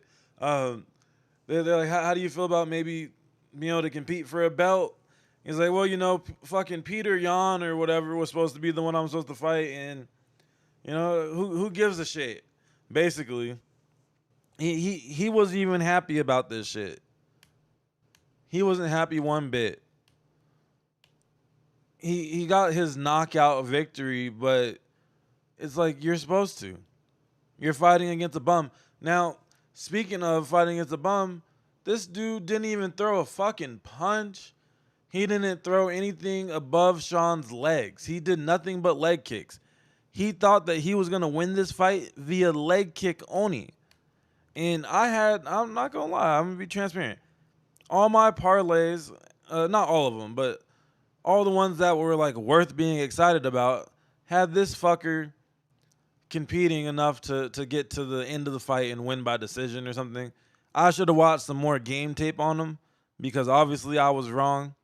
I bet on the fucking janitor to beat one of the best strikers in UFC history, and I lost. But the fact that all he did was go out there and kick was the problem I had. I could feel my blood boiling as this fight started going.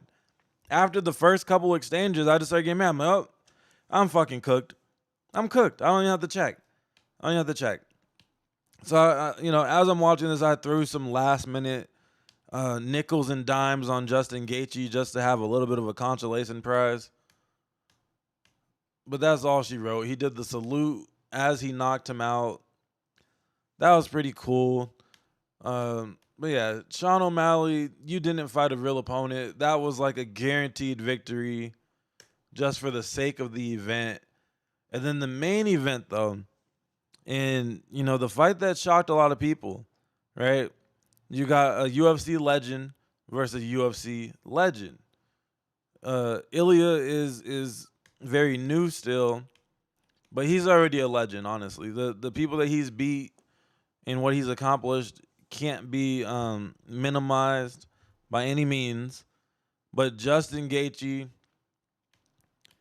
they were going in the first round. I'm surprised the fight was supposed to go all 5 rounds. This fight was supposed to go all 5 rounds, and it didn't because Ilya quit.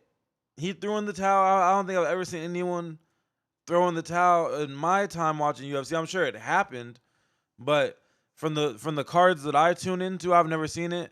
And especially for a card of this magnitude, where this is damn near a Super Bowl caliber event in the fighting world.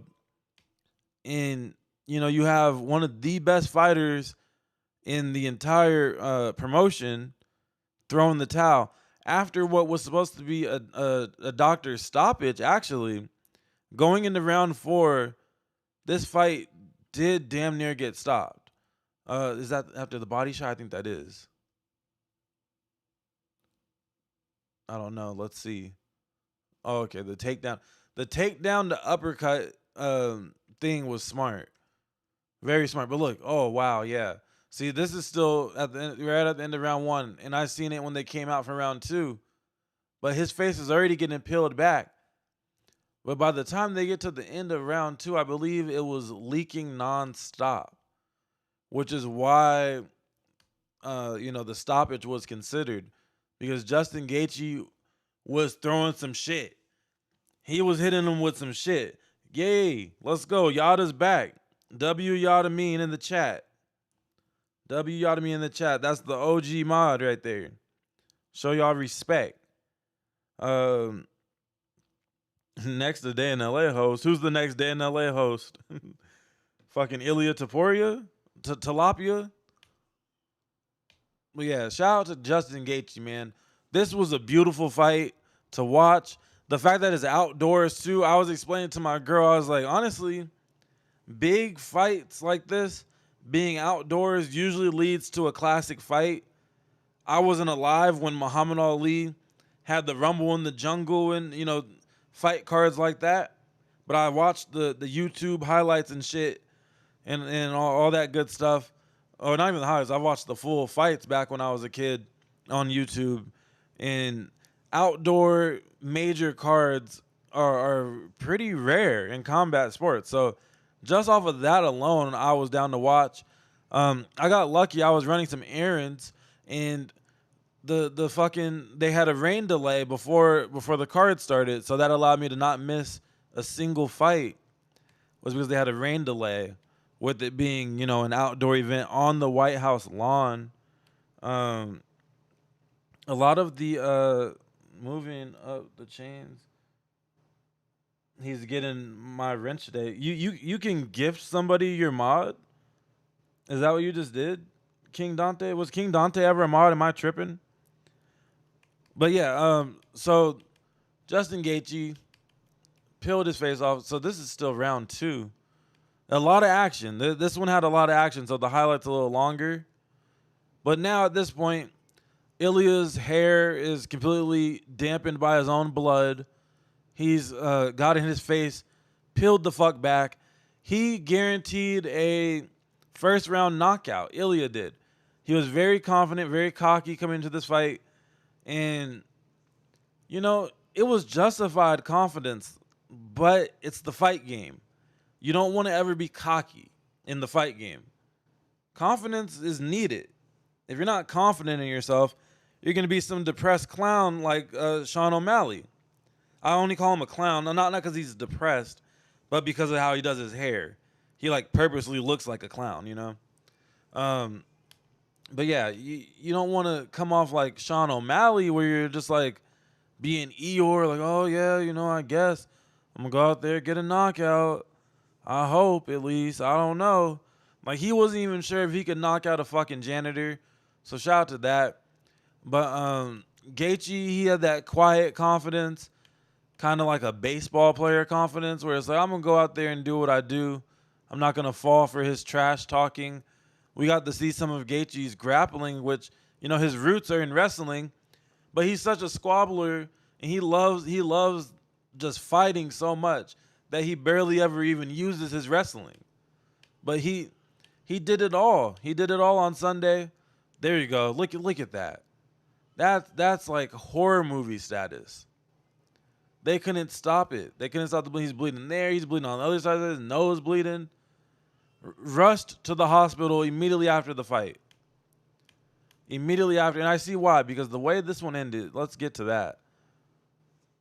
Now, we just watched Frosty the Snowman get handled like he was in a UFC ring. And Justin Gaethje, He finished this off with a police brutality level move, okay? Look at this. I said stop resisting. Stop resisting, boy. Boom. A knee right to the body. Held him right in place like a bad dog in Michael Vick's mansion. And that's the one that made him quit. You see, 5 seconds left on the clock. Look. Instant crumble. Instant crumble. He couldn't do nothing about it. And this is after getting rocked in the face all night. All fucking night. And just a little something for good measure. Look how he's getting up. He's trying to play it off like he's not fighting for his life, like he's not ready to leave. And you know, for a fighter of this caliber to quit with only 1 round remaining, who knows what would have happened if he didn't quit? Who knows? This fight card with this backdrop feels like a Hitman, you know, the video game Hitman. It feels like one of those missions, right? It felt like a Hitman mission in real time. And Ilia Topuria might have almost lost his life in the octagon last night if he didn't quit.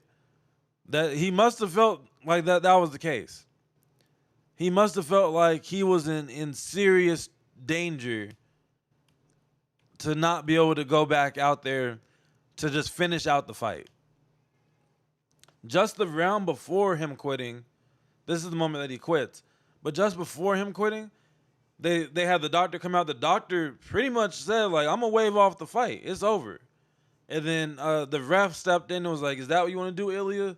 He's like, no, I want to fight. And so he chose to go out there for the 4th round. And then he got I can't breathe. He got police brutalized by Justin Gaethje at the end there and said, you know what, fuck it, I'm done. I might leave on a stretcher if I don't quit. I've never seen anything like this. This is the moment he quits right here. Put his head down, can't do it. He's saying, I can't do it. One of these corner guys is his brother, and they said, we're finishing the fight, but he said, no, the fuck we're not.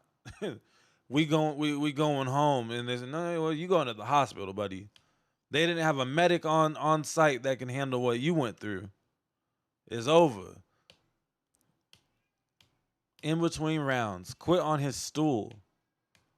Gaethje almost fucked up his knee doing this backflip attempt. But, yeah, you know, he did it. He won. You got to have, on the main event, you got to have the American win, right? It's only fitting. It's only fitting. I just wish that I put all my motherfucking money on on Gaethje. That's what I wish. I didn't watch the World Cup, B-Lord. I didn't watch it. But yeah, so that's my UFC takes. Derek Lewis is an embarrassment. Sean O'Malley is in a depressive state despite winning because he knows he beat up a janitor who has no business even being in the same venue, the same, you know, fight as Sean O'Malley. He needs to fight a incapable opponent. That was some bullshit. And, you know, Justin Gaethje stole the spotlight as he should. He's the main fight. He's the main event. Everybody counting him out despite having every physical advantage other than age. He's taller than Ilia. He's bigger than him. Same weight, but he's bigger than him. And, you know, he's a very skilled fighter that can kind of do everything in MMA. And, you know, shout out to Gaethje. Shout out to Gaethje, certified legend, especially after this one. You guys are saying it was rigged? Yeah, I mean, it's hard to say. It's hard to say that. Yeah, exactly. Justin hits like a truck. It's hard to say that it was rigged when somebody gets hospitalized.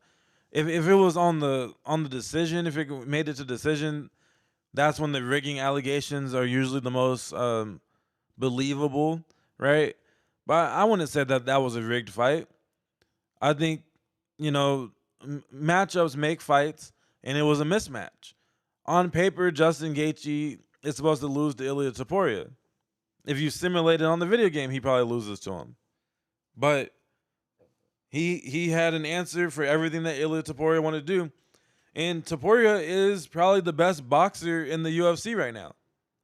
He was doing, things. Well, he's the best offensive boxer in the UFC. Let me be correct, because defensively he didn't have the defensive boxing capabilities, but he has the offensive, where he kind of just subtly he'll lean in a little bit to try to get his opponent to throw. And then he leans right back out of their range and follows up with a nice counter. His hands are heavy. He was throwing bricks too. Don't get it twisted.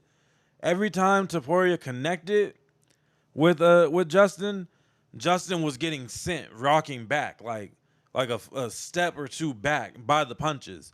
So that little fucker has some power in him. And he would have knocked out most people, but Justin Gaethje, he went in there with an iron chin. He had an iron chin. He could have easily went down 3 times at least in the fight.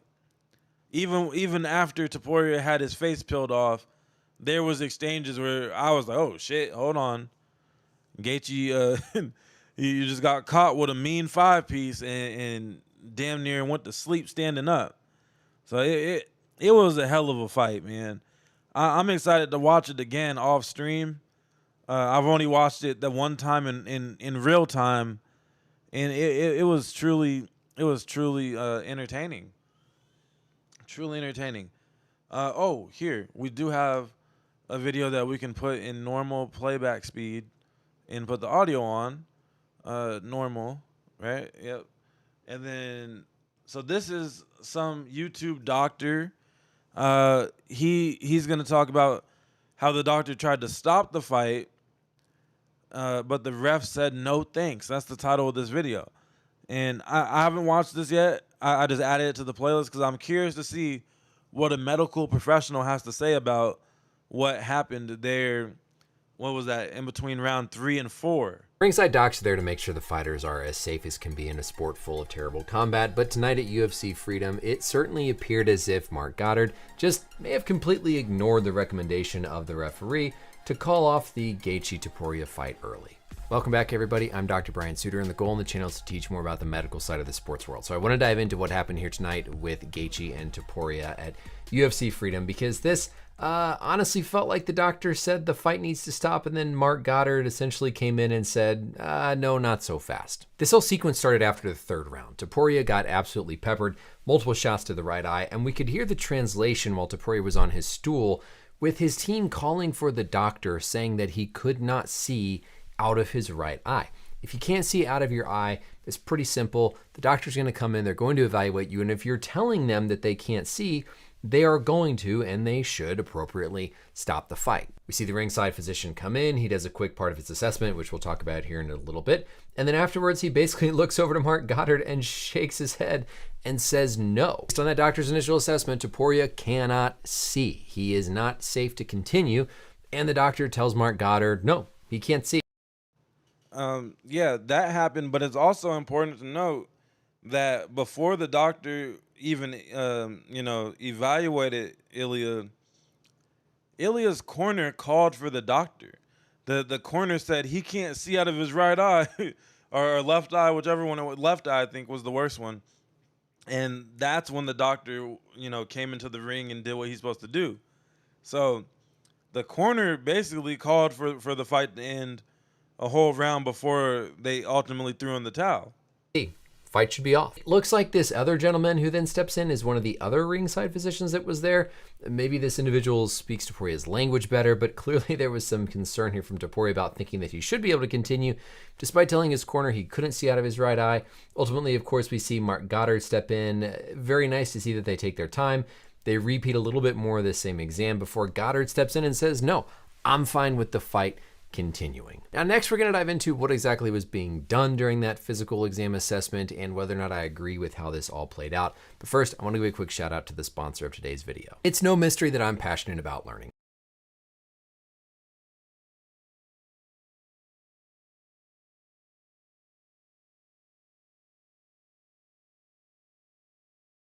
of the eye. And it's not so much just whether or not the eye itself is injured, something like the retina, the globe, or one of the muscles controlling the eye, something that can happen with an orbital fracture, but also just, are you simply able to see? Because if you're not able to see because of substantial swelling, you can't see, you can't protect yourself. If you can't protect yourself, the fight is going to be called. So it's not so much about is there damage to the eye, but also could there be enough swelling that they just aren't able to see? Because if the swelling is so severe that light can't pass through, it doesn't matter if your eye is damaged or not, you should not be allowed to continue the fight.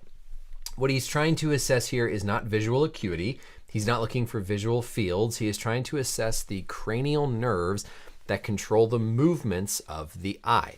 There are 12 cranial nerves. The ones he is specifically trying to test here by going side to side are going to be the cranial nerve, or the oculomotor nerve, and the abducens. Our eyeballs sit in that orbital socket and are controlled by the ocular muscles. Those muscles are controlled by those 3 cranial nerves that move the eyeball side to side, up and down, and then also a rotational component.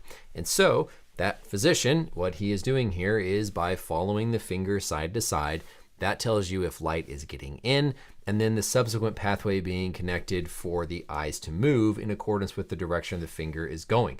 And so if you can't see anything, you will not be able to track where the finger is going. That doesn't mean that the eyeball is damaged, doesn't mean there's something like a retinal detachment. It just means that there's no light that's able to pass in to allow the eyes to then track and pick up, or there is light getting into the back of the eye, but the muscles are not firing because either the nerve's damaged, the muscles are damaged, or in the case of a combat sport, there could be a fracture to the orbital socket that's causing those muscles to get pinched and preventing them from being able to adequately move. So there are multiple pathways that you're evaluating by doing this finger tracking.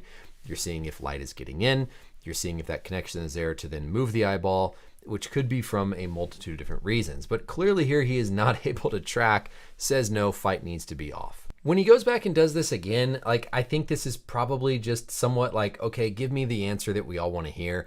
It doesn't even look like he really moves his finger the second time through when Goddard goes back in. And I think Goddard was just stepping in to say, no, I think the fight should continue, but clearly looked like a situation where he was overruling what the doctor was recommending. I think I think for sure the ref overruled the doctor, like was being broken down there, and that's what we wanted to see. At least me, sitting there watching from home. I think everybody in that venue, we don't give a damn if his eye falls out the socket at that moment in time. We want to see the fight finish in a way that a fight of this magnitude is supposed to finish. And it was kind of anticlimactic, like some of you were saying in the chat. It was a little anticlimactic to see it end on a stool, but at least the action that did take place was a lot of action. Should the 4th round have ever happened? From a technical, safety standpoint, probably not. But damn it, the mixed martial arts and UFC is the closest thing to actual gladiators, okay? It's the true gladiator sport, if you even consider it a sport. Combat sports is in a field all of its own. And like I said, if his eye was hanging out the damn socket, that's the only way you're supposed to stop the fight, which it darn near was. It darn near was. You can't even see his eyeball in any of these tests that they're doing. So I don't know how you're supposed to track if he's tracking it if you can't see past the swelling. But gosh damn it, we wanted to see someone get put to sleep, all right? Or if this one would have made it to the cards, we know how it would have gotten scored. And even with the weird ending, I think it's a classic fight. And that is definitely a concern. I think you have to be very careful, and part of the reason why I don't want to personally cover combat sports in person, like ringside as a physician, is because like that balance of you're there to keep the fighter safe, but yet the fighter is engaging in something that is inherently dangerous, where they're trying to essentially hurt each other, is a really difficult mix of kind of your obligation to the wellness of that individual. Because this doctor needs to know that, of course, Gaethje is going to try to keep targeting the eye. And so that balance of like, what is safe to continue. And he sure did that, didn't he? Came out and grabbed Ilya by the back of the head and immediately started targeting that eye again, as he should, you know. And that's the name of the game, man. The fight game is not a game at all. You don't play boxing, you don't play MMA. That shit is called a combat sport for a reason. You are at war. All right, so now we are going to get into the no jumper segment of this show. There's a good little handful of things to review. So, okay, it looks like they get right into it. So this is all no jumper contestants on the no jumper news. I don't know if this was Thursday. I think it was Thursday. So I think Ralphie the Plug still did the Friday. I don't know. I haven't been tapped in with the no jumper news. But I saw some interesting clips, such as Moose responds to Compa Raider calling him a snitch.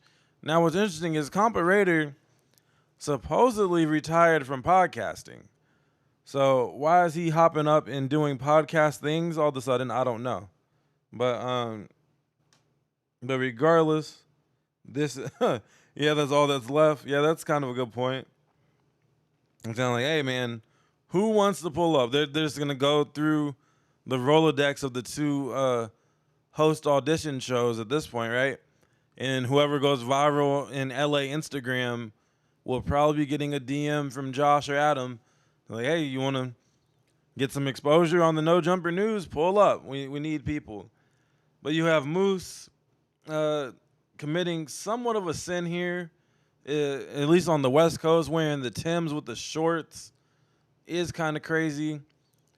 It's just a contradiction because, you know, Timbs, you're supposed to be getting work done. You're supposed to be wearing pants. You want to wear these shorts to a construction site.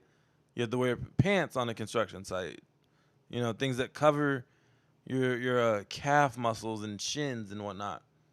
But you have the audition crew, right? This is TMS.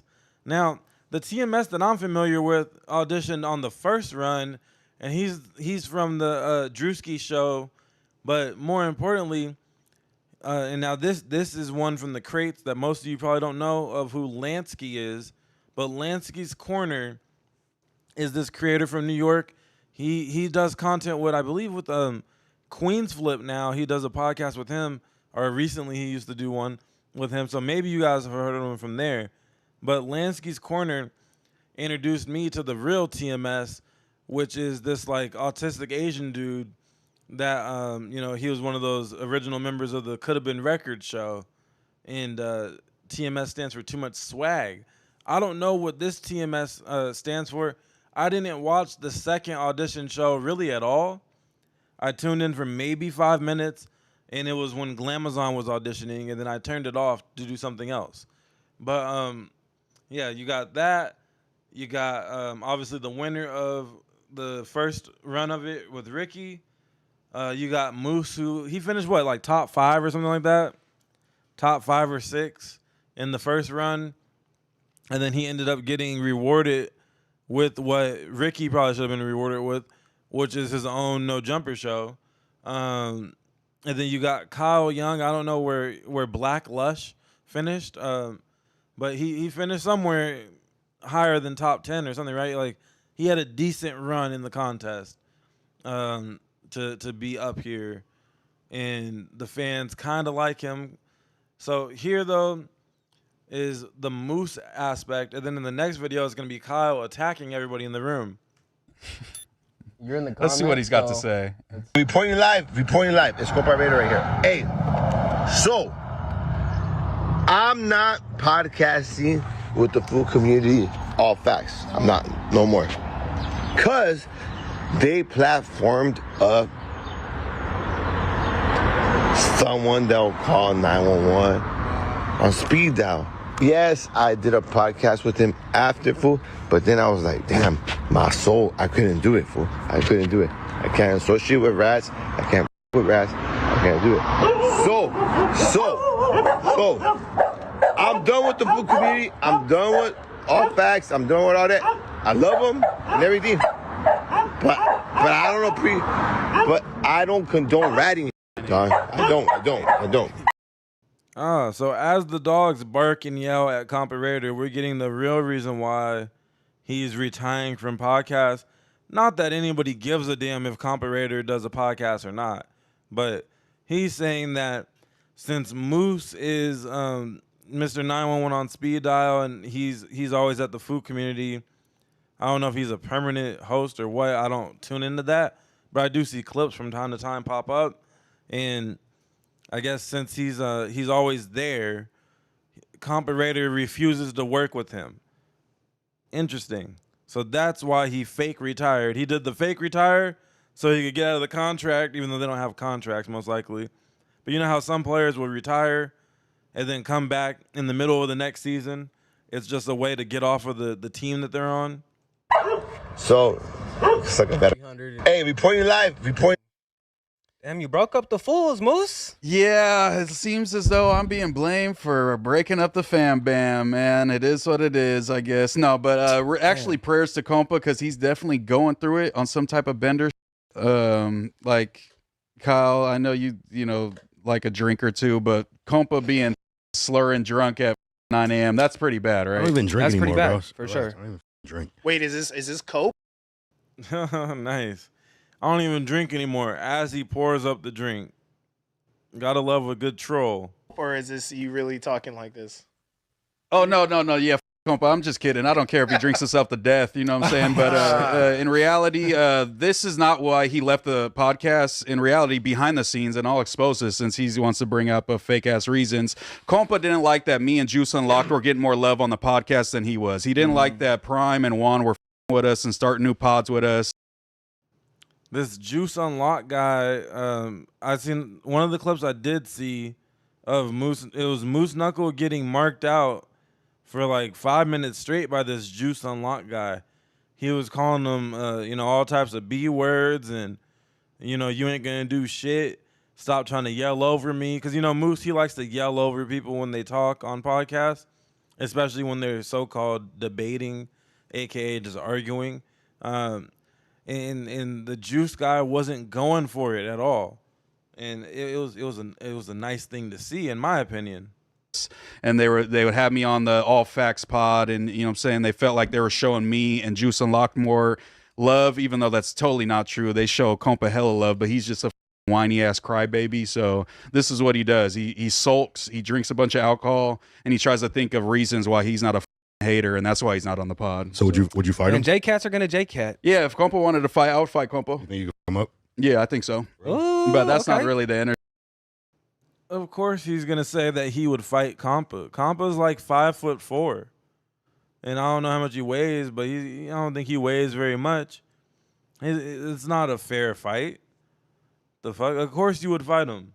That's like fighting a little boy. Compared to Moose's height and weight. Even though most of his weight is centered focus, he has little scrawny, non-defined arms as well. Like no definition in the arms.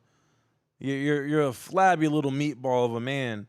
Talking about you would fight this damn near little person. That you don't get points for saying you would fight Compa Raiders. Shut the fuck up. Energy that I got with Compa because I feel kind of bad for him. Like, look at this dude. He's slurring at 9 a.m. like talking. It's like. Like he said, right after the whack shit, he sat down. Hey, fool, it's good. We got your back, homie. Like, oh, yeah, hell yeah, fool. And then now he's like, scraping the barrel for clout now that he's not on the food community no more. And this is what pops also, up. I'm curious. Who did you snitch on? He's saying whack 100. Like, I had 911 on speed dial. That's all. That's in black and white, though? Nah. Paperwork on that? Nah, but you got to think of anything when you call out thumps to a fade and then you duck it for months and months afterwards when they put the bread up. So you got to kind of find your way when you're ducking Norte fades. I don't. All right, we're gonna get on to the TAM portion now because he's talking about the details of their of ducked fades, scheduled fades, whatever. But that was just a warm up for what is the main topic here, which is Moose versus Tam, the former No Jumper host Tam. She is no longer on No Jumper, and she's been going at them a little bit, at some of these guys. I think more so in response to her name being brought up, she doesn't start any of the shit, but she's for sure gonna defend herself as well. Yep. Yeah, no problem, Brandon Blackfry. Good to see you in here. Shout out to everybody in the chat, man. Shout out to everybody in the chat. You guys are active. But yeah, so I guess this is what starts Moose versus Tam. And I feel like I did see this happen in real time. You know, kind of fire up the news real quick while you're eating and then turn it off because it's annoying type of thing. But I think I did see this part. Kyle presses Moose. Yes, okay, so it starts off with Kyle presses Moose. Oh, wait, this isn't the Tam clip then. This is Kyle pressing everybody in the room. Excuse me. We're not on the Tam part. My bad. Hierarchy. We got to respect the hierarchy. I should be saying that shit before you, my guy. Shit, Let him know who you are, Black Lush. Hey, that's crazy. At least I got a nickname, PMS. But it is what it is. It's your boy Kyle Young here on No Jumper News. To the left of me, we got the biggest. Oh, okay. So this is the Black Lush / Kyle Young started going at people at the intro. So they tried to be, oh, you're Black Lush, so do the intro.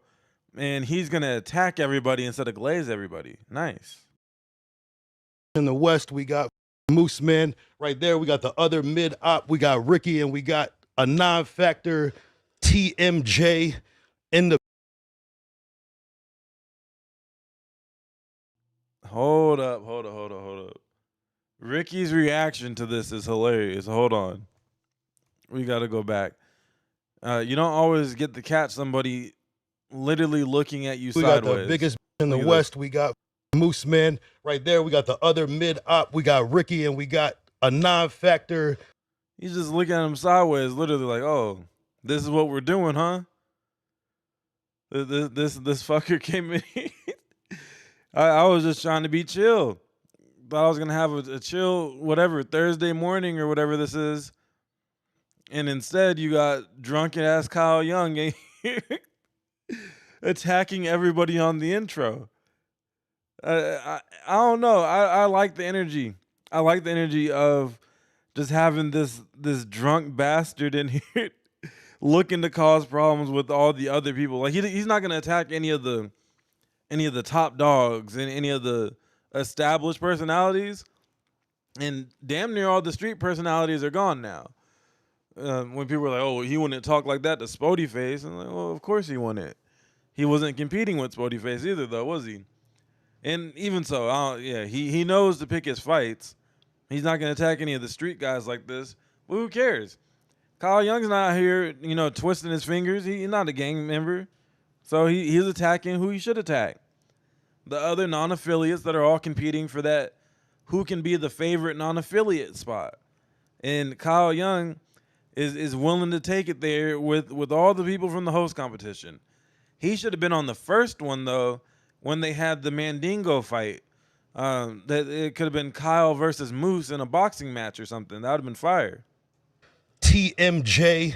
Oh, but actually, now that I think about it, Moose been shown he's not willing to catch a fade for real, because he had the chance to hop in there and box somebody, but I'm a debater. I'm not gonna box, even though we talked about already. I'm not gonna go into a tangent about how he's not really a debater. It's okay that video exists though. It's on my channel. Go check it out when you have time. In this right now, aka TMI, aka TMS, too much sass. Too many jokes for your goofy ass.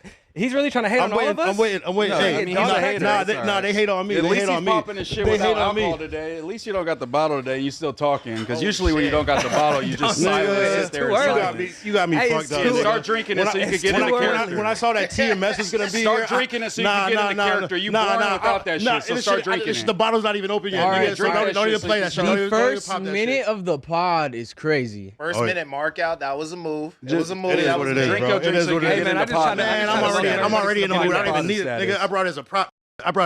Oh, I gotta stop swearing in the first minute. My bad. It is what it is. This rookie over here, bro. Man, that's what I was trying to say about the first minute. Goofy ass rookie trying to take control, bro. You don't really do this. Sit down for a I mean, second, brother. where was that energy for him? Where was that energy for him? He really did it. Where was that energy for him? He has some professionalism to him. He had a cool little intro. Nah, you guys were thinking the same thing I was thinking. You just don't like me. That's why you were thinking the same thing. Like, who is this nigga trying to start? You insecure. You just insecure, bro. That's just it. And I'm mad at Josh for bringing all my ops on the same prod as me. This is crazy. I was wearing a beanie with horns on it. A beanie with cat ears. Wait. I rolled out of bed like this, dude. Yo, are you kidding me? One sec. Do we just not care about monetization anymore? I know, that's my bad. What do you mean all your ops? When did you become the main character? I don't know. You tell me. People just started. People just started talking about me. You tell us when you. I got Moose Man always saying some crazy shit. We got schizophrenic, bro. Saying some schizophrenic. Yeah, you're schizophrenic. We have footage of this. What are you talking about? You've tried to kill yourself before. You're schizophrenic, bro. Come on, cut it you don't know out. a play from not a play. That's why you got marked up. Don't know a play from not a play. That's a crazy play. I don't think people should be playing like that. That's too far. That's not entertainment anymore. That's like trying to get sympathy, views, likes, comments. That's not the way to engagement bait. Is playing around with I'm gonna drive off a bridge. Like, no, that's not funny. And the play probably didn't work. You know? That's the type of thing. It's the opposite effect of what you thought was gonna happen. Now, since you're not serious about that, ain't nobody gonna click on your shit. That's a disgusting level of clickbait if true. You got mental health issues, Brody. This is all in your head. We cool with you. We with you. This is all in your head, bro. It's the mental health shit. Man, it's all in my head, but I'm here. Get you on some meds, bro. Some Ritalin or something. Can see it. We'll get you on some meds and you'll be right. Ricky was talking about me on the little podcast with you too. That's crazy. And we got to talk about a couple things. What did I say about you? Man, you said a whole bunch of shit. None of this stuff is very important because nobody cares about Kyle, bro. Nobody cares about this Kyle stuff. Oh, then speaking of, why'd you put me on your? Yo, we got to pull up the tier list from last night. I'll pull that. We got to pull up the tier list from last night.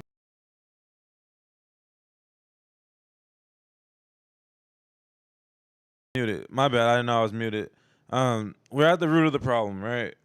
So Moose Man in quotes, Moose Boy decided that he should make a No Jumper Universe podcast tier list as if he should be I don't know, man. I feel like that was a last year's trend in the first. You're a year behind on that trend. On trying to get in on the trend. So Moose Man, I struggled through. It's like a 3-hour video of him fighting his sleep in doing a super late night stream of rating the people that he chose to put in there. He had Mac Wop for the longest period of time in his top slot, which Mac Wop is an entertaining guy. He has his moments. But to have him in the top slot of the S tier, that lets me know already. Like, oh, you're watching the Apollo religiously? You don't have good taste. And you know, shout out to the Apollo. I watch when they have certain episodes where they're causing, drama by bringing Adam on. And eventually when they brought Terrell on after their little content fake beef that they had, I watched certain episodes. But for me, the Apollo, it's organized technically, but it's also not. It's like too unorganized for me to get behind. For the longest, you could hear all of them talking on each other's mics because it wasn't set up correctly. But for that to be your favorite show in the No Jumper universe is fucking crazy, and it explains a lot about why Moose isn't. I mean, honestly, the bad taste traces back to the fact that you were a Yuri mod. I don't give a damn how much promise and potential he showed by being a No Jumper fan favorite at the time that he was, working behind the scenes and eventually was thrown onto the microphone. You were a Yuri mod. That means that you were watching damn near every Yuri stream for damn near every second of those streams. That is a poor life decision to waste how many years of Moose's life were wasted being a Yuri moderator. You know what I'm saying? And before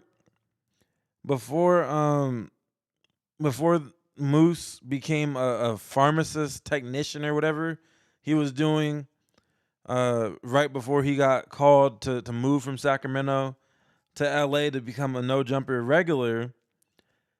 I'm pretty sure I went on the Reddit one random morning. It might have even been a Monday morning, and I seen a video or something. People were saying that Moose sometimes lives in his car and sometimes lives in his mom's house. I don't know how true it was, but I just seen some wild shit in the Reddit. I'm like, oh, well, he's a fucking Yuri mod. So Yuri's damn near homeless himself, so I would expect for his mods to be struggling as well.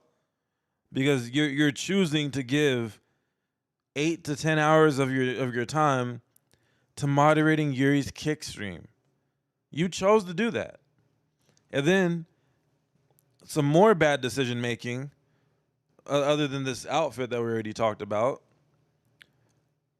You have this fucker who his main resume point is Yuri mod and T-Rail / Figmunity World occasional thumbnail maker.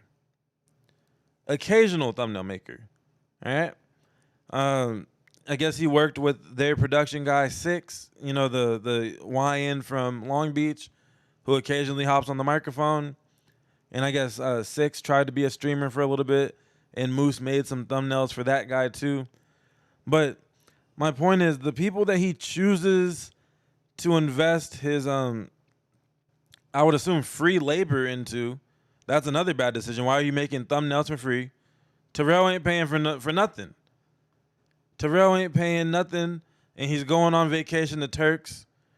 His long-term girlfriend, for alleged tax purposes, is going on vacation to Turks without him, with the money that they could have been paying Moose for thumbnails, that they could have been paying hosts to show up. The reason why MacWop even still does the Apollo instead of just helping build back on Fig, which would be bigger if MacWop was the main co-host and Smack could just be on like Fridays or something. If you have daily T-Rail and MacWop, back on Fig would be a bigger show. But T-Rail doesn't pay anybody. In the Munchie B and Spody Face interviews that they did over the weekend, T-Rail's damn near bragging about not paying anybody for anything. Oh, you guys are making 200 episodes? Well, shit. Don't come to Back on Fig expecting to get paid anything. I ain't paying y'all niggas shit. But you could come for the exposure. That's his stance as a quote unquote boss, is that I ain't paying. I ain't collecting no invoices from nobody. Don't invoice me for shit. So that's not really a boss. You know what I'm saying? That's someone who's running an isolation play. And if you decide to be there on the court while he just ISOs all game, then that's on you. All right? But Moose decided to do free labor for them with thumbnails. And he was the timestamp guy on top of that. All right? So he's watching the content back 3 or 4 times, these long-ass pods, 4 or 5 hour episodes, and doing the timestamps for them. So Moose, just within, what was this, all 4-5 year span, maybe a little less, he was choosing to invest his time in the worst ways possible. Okay? Yeah, in an apprenticeship, it was a permanent apprenticeship. All right? You were never going to be promoted. You were never going to be paid. And you knew this, and you still were doing it because you wanted exposure. You wanted to be able to go up to it all worked out in the end, I guess, where he's able to go up to the No Jumper auditions and say, you know, I'm really tapped in with your community, Adam. I was a Yuri mod. I worked at Back on Fig and Figmunity World and things like that. But yes, exactly, in the chat, Apollo is hard to watch. That was my main point before I really started breaking it down. Apollo is hard to watch in its current state and in its past state. Will it ever become easier to watch? I don't know. Was he a Potlord mod at one point as well? Is that why they're beefing? Is that why he hates Potlord, Mr. E? Because he was being a pot lord mod is fucking crazy. Pot lord's streaming career is dead in the water. It's not gonna grow. It can only go down or stay the same. So bruh. A timestamper would be good work if he was being paid to do it. Tam. If he was being paid to do timestamps, then yeah, that's good work. You're watching these podcasts anyways. But this motherfucker wasn't making no money. They were saying he was living out of his car. He was damn near homeless multiple times before, in between the first audition show. And then I guess he got a decent job as a pharmacist assistant or whatever. He's the one that would ring you up and hand you the medication. So that helped him stay out of living in complete poverty. And it's hard out here. I'm not getting on no one's financial situation. I've been, a couch surfer myself at a point in life. I've been homeless myself at a point in life, but I wasn't about to take no free work. I'm not about to be bragging about free work while I'm sleeping on a nigga's couch. Hell no. I got to do what I got to do to get some money. Fuck exposure, nigga. Exposure for what? You going to expose that I can't afford a haircut right now? I don't need exposure. I need to be able to afford the bare necessities of life. Not being a fucking... It's just... The point is, it's bad decision making, all right? Very, very bad decision making. So we have a Hall of Fame terrible decision maker now getting the shit for making a podcast tier list as if he is some type of expert on podcasting. All right? You are not a complex media type of person. I would watch a Ricky tier list before I watch a Moose tier list. Ricky at least seems like he could parlay working at No Jumper into being a member of a complex magazine team, a double XL team. He has some traits where that could translate to that. Moose, I don't know. I ain't fucking with bro. It's not because he said he wants to swing on me that it's on site because I said what's his name? Bo Jackman is a piece of shit for the mooch content at the King Peel fight pre-fight dinner. All right? That was just lighthearted commentary. There's no need to get violent, Moose Knuckle.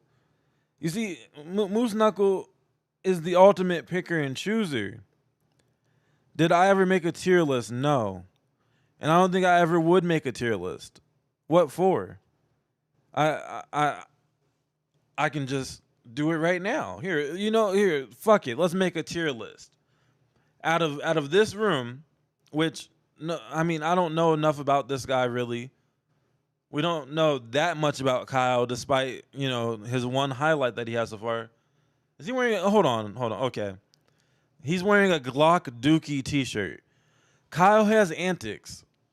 So he gets points for that already.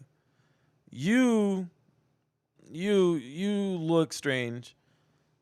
You look uncomfortable. You look like you need to take a shit. Okay. And then Ricky's funny because he's probably the best dressed on the panels that he's on, but today he came in dressed like he's on timing, low-key. Shout out to Ricky, friend of the show. But I'm going to try to do this unbiasedly, but I think Ricky is the best content creator / podcaster on this panel. All right? If you don't believe me, go and watch his interviews on his channel. Don't just judge him based off of No Jumper and being in these weird environments, all right? Then number 2, I'm going Kyle, all right? So we got Kyle. He got his Vans on, but they look like sneakers. And he has a Glock Dookie graphic t-shirt on. That's hilarious. Yeah, Kyle is a crash out. And being a crash out holds some weight in the No Jumper universe. So I don't know what the fuck. I don't remember what he ranked him as. But this motherfucker, his list had a bunch of people. He had like every member of the Apollo. He had Tiny on there. He had Ace Boy Trey, who I think probably just goes by Trey now. Rio's being on there is valid. But he had names on there that if you want the tier list video to really do anything, you should have had the classic No Jumper host on there too, like more of them, not just Sharp and like the obvious ones, Brick Baby, stuff like that. You got to have the more in the cut ones. He okay, to make it abundantly clear that this motherfucker is full of shit. He didn't even have House Phone or Cam Girl on his No Jumper podcaster list. Cam Girl, I think, has retired from podcasting, but House Phone, well, maybe House Phone was there, maybe. But the point is, there was a lot of people missing on the list. Go skim through his video, you know, give him some AdSense or whatever, and see just how bad the list was. I'm not gonna pull it up right now, but it was the pool of people that he compiled. It already set it up for failure. Because like, why the fuck do you have all the Apollo on here? But it's because he religiously watches the Apollo and thinks that his opinion should matter.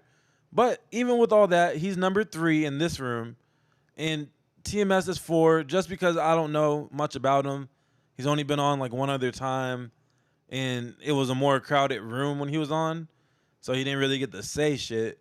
So I don't know. I can't evaluate the guy. But I'm not gonna lie. With like one solid performance, he could pass Moose. All right, and the Craig Smith interview dropped over the weekend, right? You know, the guy who was defending DoBoy, the actual funny comedian from the all deaf world, Craig Smith of Roast Me and whatnot. He did his interview, very good interview. Very entertaining interview. It wasn't a struggle to finish the content like the news is. And I think Moose should be the one who has a seat in jeopardy. Because if you have DoBoy and Craig, DoBoy, he was already becoming more tolerable as he started to take heed to the criticisms that are out there. But with someone like Craig there, now you have this balance of somewhat of a dynamic duo that could be formed. That could be DoBoy and Craig. Moose and DoBoy is a weird fit. But then I think about it also when the interview started off as just Adam, Craig, and DoBoy. The vibes were good. Lush comes in. He didn't kill the vibe, but I don't think Lush was even needed in that interview. Other than maybe Adam didn't want to do all the heavy lifting as the interviewer. But as far as from the audience standpoint, Lush wasn't even like his presence wasn't missed, which in scenarios like what's on the screen here, I'm sure if we went through the chat log, people were saying, "Where's Lush? Where's Lush?" Because his presence gets missed in most scenarios. But Craig is entertaining enough and intelligent enough and whatnot that no one was saying, "Oh, where's Lush?" It was actually the opposite. Lush didn't need to come today. This was fine without Lush. Like I said, Lush didn't kill the content or anything. He still had good moments in the interview, but it was a good vibe even without him. I guess is how I should word that, right? And so Moose, I think the target needs to go on him now, and some hyper criticism needs to be done to break down, should Moose not necessarily be fired, but should he be demoted to the wasteland that is the No Jumper News? All right, because he from I don't know exactly how it went down, but from what I could break down, it seems to me that Moose was just the most persistent. Like he'd just DM Adam whenever he had an idea. He did the host competition. They've been in contact ever since the competition. And he'll just DM him ideas, be like, "Oh, you need to move away from this." Like he just he damn near begged for his position and begged for a show with Adam, and Adam was down. He's like, "Fuck it, I like you." You know, persistence goes a long way. But in a lot of ways, it seems like he had to really push for a Monday show and whatnot, and that's why he's on it. But I think that if you replace Moose with Craig Smith, it would be a good show, because Moose with Craig, DoBoy, and sometimes Adam, that's a weird dynamic. I think Moose is such a, he says things with a lot of confidence. He's very loud, but he's a strange guy to me. So it's hard to actually fit him into a pod that has good chemistry, good cohesion. You know, he's the one that finishes everybody's sentences for them. That's him. He still hasn't taken up on that criticism and corrected it. He has moments. He has good moments. He has good talking points on a technical level. But the entertainment value isn't quite there. He might be best suited as an A mic on the news, in my opinion. And the A mic as far as just getting to the next topic type of A mic, knowing when it's time to move on past what they're talking about. But then if you're going to pair him with Ricky, Ricky is better at doing that than Moose. Because Moose is more likely to get into a yelling match with somebody on the news, which, you know, you would think would make for good content. But how many of these yelling matches are getting past, you know, the 30,000 view threshold that the Moose content on the channel kind of seems to be at? Like this video itself, 3 days, 25K views. If it's Kyle versus someone else, like, I don't know, Suspect or something, probably going to be closer to 100,000, like 80,000 at least or something, right? Kyle versus DoBoy, I wonder how many views that had. But we're not here to view audit. The point is, fuck Moose Man, all right? Anyways. Because Moose Man goes, I don't know why I put Kyle on there. You know why you put me on there. Stop playing with me. I nigga. rate you pretty good. Exactly. Don't stop talking. Damn, Stop talking. Wait, you called me Moose bitch at the start of the pod. What is you talking about? Is that not your name? Is that not your name? It's not. It's not, Brody. It's not. You're the one with the anime hat on. Like, shut up. You would put whole. Like, shut up. You got the little fairy hat on. Like, go to Women's March, Brody. Like, cut it out. You know, they Lock Dookie shirt. What you Hey, I pulled up on time and I pulled up on time. Imagine trying to get at me and you're wearing. He's wearing a pink shirt. He's wearing a pink shirt with Jordan. Because I'm not gay like you, so I can wear pink. No, that is very gay. Like you. That is the ultimate, bro. You sexualized DoBoy. You're gay. It's okay. You can't wear pink. That was different. See, these niggas always bring up bullshit. I was only gay for the day. You was rubbing gay for the day. With a pink shirt on. You was rubbing pinky nipples. With a pink shirt on. You are the real pinky, my nigga. Hey, it is what it is. Hey, I made a mistake that day. It was you. It was you. Craziest part is you touched on it. Now this right here was crazy, bro. Made a mistake the other day. So I went live last night, man, for it took about 3 hours to get through all the hosts. I try to add as many as I could think of. It's pretty much just No Jumper Umbrella, including the Fig Community World, all them dudes, and, you know, a couple stragglers here. And I recognize like 3 faces up there. And I was just ranking off purely podcast. You hear that? TMS with the good ad lib. It was a little quiet, but he said I recognize about 3 faces off that. So even TMS can call out in real time that the list was doomed from the start because this no taste having motherfucker couldn't even pick the right people to rank. Step 1 is picking people that the audience actually gives a fuck to see get ranked. No offense to the Apollo, but damn it, they have way more subscribers than me, and we perform about the same. You know, on my outliers, I'm passing what they do. They need Adam 22 to do numbers. They need T-Rail to do numbers. Their regular weekly programming ain't doing no numbers. They're not one of the criterias. Now, see, it's messed up because Moose's trash list is causing me to take shots at Apollo, and I don't hate the Apollo. I just don't watch it regularly. But I don't hate those guys. But one of the key points that he would spin around to and he wasn't consistent on, with some hosts, he would say, well, you know, they're doing numbers. You can't argue against their numbers, whatever. But then you have MacWop at the top of your list, above Lush, above Adam, above Brick Baby, above Sharp. MacWop is the perfect podcaster. He's the Drake of podcasting, according to Moose. But he can't get no fucking numbers on his show. Respectfully. And not the joking respectfully, like respectfully. He's not pulling even back on Fig numbers. So technically, based off of the criteria, wouldn't T-Rail be a better podcaster than MacWop from a technical standpoint? T-Rail's an elite interviewer.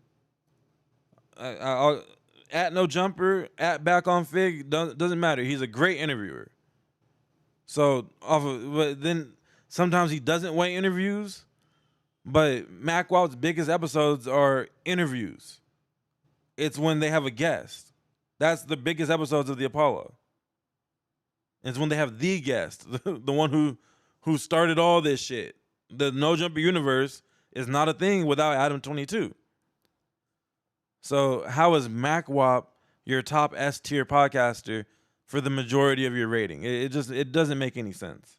And not like their content. Like Flocko would be ranked higher if it was like his content. He's a successful content creator, not so good podcaster, I would say. You know what I'm saying? So that's crazy. I was just ranking up purely podcasting. You're not better than you know Flocko. You gotta relax. But anyway, continue. I'm a better podcaster than Flocko. No, and I'm a better podcaster than you. by you're not. Millenniums. Okay, Like, I'm planets away I've from you, Kyle. podcasted 2 times. All right, yes, I know, and you're ass at it. I hope you will be better than me. I hope you will be better. You got to get drunk. You got to get drunk to be entertaining. I'm not drunk right now. We're here to have. You got the bottle ready and you itching. You shaking right now. It's a prop. I forgot that Your I had hand's it, bro. shaking until you drink that bottle. Bro, you know this might be fake. Calm down your nerves. Oh my God. Let's hear Josh say something. Drink your bottle. How'd Kelvin make the list? I don't know. I'm not gonna lie, Kel. Who the fuck is Kelvin? Who the fuck is Kelvin? That's some deep cut shit that no one gives a damn about. Bro. Josh only remembers who Kelvin is because he signs the fucking check or whatever. He doesn't sign, he distributes the check. Who the fuck is Kelvin? Let me know in the chat if you know who Kelvin is. Kelvin, I think it was an out of focus period when I was adding all them when he was on out of focus because I made. That's a crazy picture of Trevor that you used too. He was an editor. So you're ranking the top potters and you're putting the editor. What did the editor occasionally hop in and talk on the microphone real quick? That's like ranking Steven and Nathan. They're not podcasters. They're on a couple episodes here and there when everybody calls out of the Friday show. But they're not podcasters. They're on the boards. They're editors. They do social media. They're not potters at all. It's just a jackass of a list. I'm sorry, Trevor. I made part of it like a couple years ago, and then I never did it, and then so I finished it with the new host and added some people. And then so why did Kyle get D instead of F? Because Kyle, he used the pod with Trevor. You know what that means to me? Absolutely nothing. Who the fuck is watching Trevor's podcast? I think the best thing he's ever done podcasting is recent, where he's doing a pod with Keem. That's the smartest thing that he could have ever done. That's smart for both of them. But aside from that, who the fuck is watching Trevor's channel for podcasting? I think I watched the Sharp when Sharp went on there, and I didn't finish it. It wasn't good. It was boring. Cause I'm nice with it. What are you talking about? I do this shit for fun, bro. He gets a D. I can He's answer like, the I'm question. nice with it. I'm like, hey, why do you even make the list, bro? Because that's why, bro. Come on. That's a good The question. TMS pops up a couple more times. He'll be on the list. Okay. I ain't been up here now. So pretty much, yeah, S is the top. That's the best of the best, in my opinion. So the one joke is what got him to D tier, basically. No, because he did well in the host competition too. You know what I'm saying? You got like 6th place. Ooh, thank you. They pulled up the list. They pulled up this shitty little list. Let's break it down. Fuck it. Let's look at this is the final list, okay? Let me move my mic so I can really see what I'm looking at here. All right, so I already see Ace Boy Pun is way too high. He's a good reactor. He's not a potter. The fucking Yam Cam era is over. When he tried to have a podcast, it wasn't very good. So him being above AD, that's not correct. Oh, excuse me. I'm disrespectful. Technically, this is the community duo. And his logic for putting Pun above AD was I could kind of get with it because Pun is the one that starts all the shit on community. Whatever entertainment value community has, it's because of Pun and his messy nature. All right, so that's valid. That's valid, I suppose. But let's look from the bottom. Let's see if it's valid. I don't know who the fuck this is. I don't know who this is. This looks like a random smoker. Now, this guy, you were sucking his dick for years, Moose. So you know you wanted to rank him higher than that. But since you guys had a falling out, I guess you can't do it. Now, why is Stet even on the list? Like, you're ranking shit from where you were making thumbnails for these people that, Stet, he left Figmunity He got to about 5,000 subs, and it's been just stuck or downhill ever since then. He does his live show and all that, but Stet should be at the very bottom. If like not, you should just leave him off of the list altogether. Is this Zan Princess or is this Heather? Is this an old picture of Heather? He could have at least upscaled the photo so they could be fucking clear. But Vale doesn't belong on the list. He's not actually a podcaster. That's Vale next to Yuri. And then Jaleese. If you're going to give credit for pun causing shit and making moments by being messy, Jaleese shouldn't be on the F tier.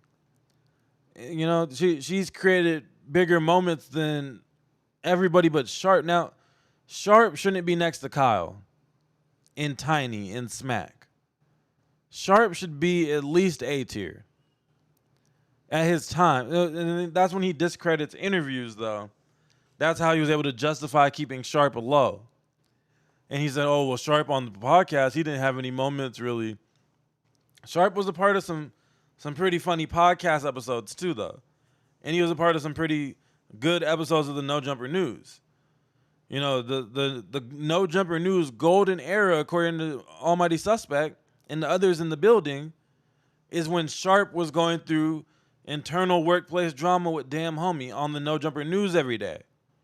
So if you're gonna discredit that most of his viral moments came from interviews and don't count those as podcasts, you still have to give him some credit for driving internal drama for like 2 years straight and be above. Is this Trevor? Is this a wild ass picture of Trevor? Yeah, Spody above Sharp is crazy. Almighty above Sharp is crazy. Rios is still too new to the game. He shows potential, but above Sharp is crazy. Flacco above Sharp. This whole row above Sharp is crazy. Blasey should be in the fucking fell list. He sucks. And then you have Moose. How the fuck are you above Sharp? You're not above Sharp. Is that Aunt Hefe? These photos are so bad. That's DoBoy looking like fucking a black youngster or something. But this is crazy. This is crazy. Moose, none of these people are better than Sharp at creating content /podding. Pooh, this is Pooh, the flyest podcaster, shouldn't be on the list. We only know of you from being on the No Jumper News so far and not being a favorite on the No Jumper News. It's actually the opposite. Tam, I'm indifferent on, but she's better than Tay. She was a better podder than Tay. And then how do you have Tam on here, but you don't have DeJean Paul? You got to have DeJean Paul on here somewhere. He didn't make the list, but you have Stet on here. DeJean Paul is a more relevant podcaster /media personality than most of the people on this bottom tier, but especially more than Stet. Like, come on. Come on. This is what I mean. Bad taste.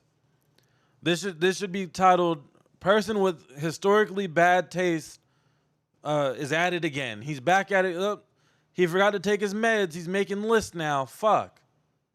Is that Lush with a headset on? Oh no, that's Lush. That's Lush. Who is this with the headset on? Can we make that out through the bad quality? I know that's Duno here.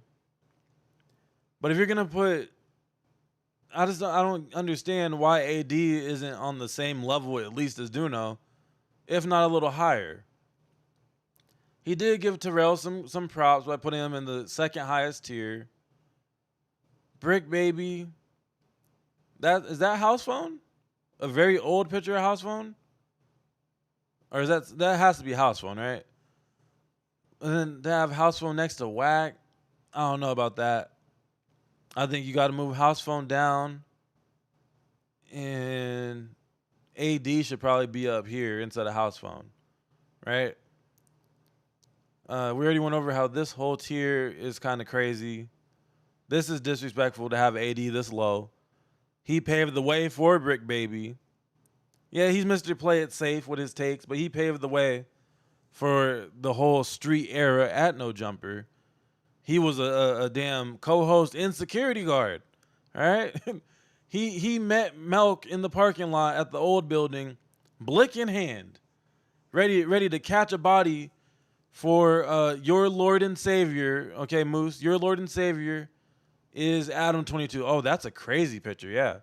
But this is Moose's Lord and Savior right here. And AD was ready to put a nigga in the dirt on Adam 22's behalf multiple times, all right? And then Munchie in the S tier. I think Munchie still has room to improve, but he is very good. S tier, I don't know, though. I think he's A tier. A tier, but definitely, like, could jump up there. But can we say that Munchie is better than T-Rail? I don't know. I don't know about that. I think T-Rail is a very solid content creator. Despite me not, liking a lot of the things about him, I can still be honest and say he's probably S tier. But yeah, I hate tier list. The Bison, would we rather listen to the Bison stutter or Moose be overly confident and like arrogant? That's one of the debates that he had with Kenny, was that, the Bison, his channel is what it is. I think because he runs his vocals through AI to get rid of the stuttering. But they're discrediting content creation as a whole and just going off a podcast. And so the Bison is there, equal to Rio's, Suspect. Trevor's not, he doesn't belong here. Ricky, Spoder. Yeah, I don't know. Very weird list. A lot wrong with it. A lot left off. But this terrible list is what caused Kyle to come in here and press. But honestly, Kyle, you don't have anything to be mad about, because you don't belong on this list, and you don't belong next to Sharp, Smack, or Tiny. Kyle is a streamer. He's a live streamer usually. Everybody that you're on the tier with is a every week. Some of these people are even every day podcasters. Oh, not every day. No one here is every day. But at least once a week, these people, do their thing. So, just hiccups, my bad. So yeah, Kyle being mad about being ranked low is crazy. I think he's just mad that he's below Moose. And Moose is putting himself, this shows his delusion though. You haven't, I don't like Blasey as a podcaster, but he's accomplished far more than Moose. AD's accomplished far more than Moose, obviously. Poetic Bison Back has accomplished far more than Moose. Ace Boy Rios has built his own platform from damn near nothing, so he's accomplished far more than Moose. Moose said he wasn't going to move to LA until he got 1,000 subs. He moved to LA with 650 subs, okay? I like my... No, wrong one. 650 subs. Now, you didn't reach your goal of 1,000. All the people you put yourself on this tier list with have accomplished that and more. So you don't belong on this tier. You are delusional, sir. You belong down here with Kyle. Smack should be up higher, even though I don't like his hawk and loogies on the mic and stuff. These two guys have built way more. He's built way more. DoBoy has built way more. Tay is probably appropriately ranked. I don't think he's really built anything on his own. Even Stet, even though it's not that respectable, he's built more. And this guy hasn't built anything that I know of. He's on reality TV and shit. So how is it that all these people, Tam, 100K, she has a plaque. All these people on this tier below Moose, and how? How, Sway? All these people have built something substantial in the content creator podcaster space, except for like 2 people, but you're above all of them.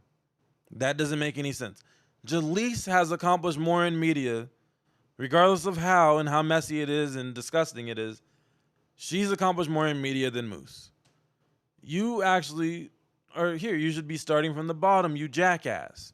But anyways, or He something. did. It don't matter, but- bro. I'm still better than you, bro. Okay, got He had some good moments in the host competition, and then obviously the DoBoy thing. And on that, not just the DoBoy thing, but he made a lot of jokes that night that won a lot of fans over. So obviously there's some Kyle demand right now at No Jumper. Say less. I'm I not can gonna respect lie. that. That's why I Even if low-key think fuck he's with Doesn't Moose. mean he's not goofy, but Moose I can is smart. respect it. Moose is smart. I like Yeah, I know what's going on a little bit here. You know what I'm saying? Real fast, while we're talking about rankings, Moose, me and you gonna have to fade afterwards. You did me dookie dirty. Oh, bro, with that the song slide you sent was freestyle. horrible, TMS. Bro, you didn't have to I'm do me just like being- that, though. I understand it wasn't Don't the best send me song. a 5-year-old song when I'm rating. I'm being man. brutally honest with my If ratings. y'all go to That shit Moose's was- stream, you can see him obliterate I'm me. sorry, I tried to T. send him.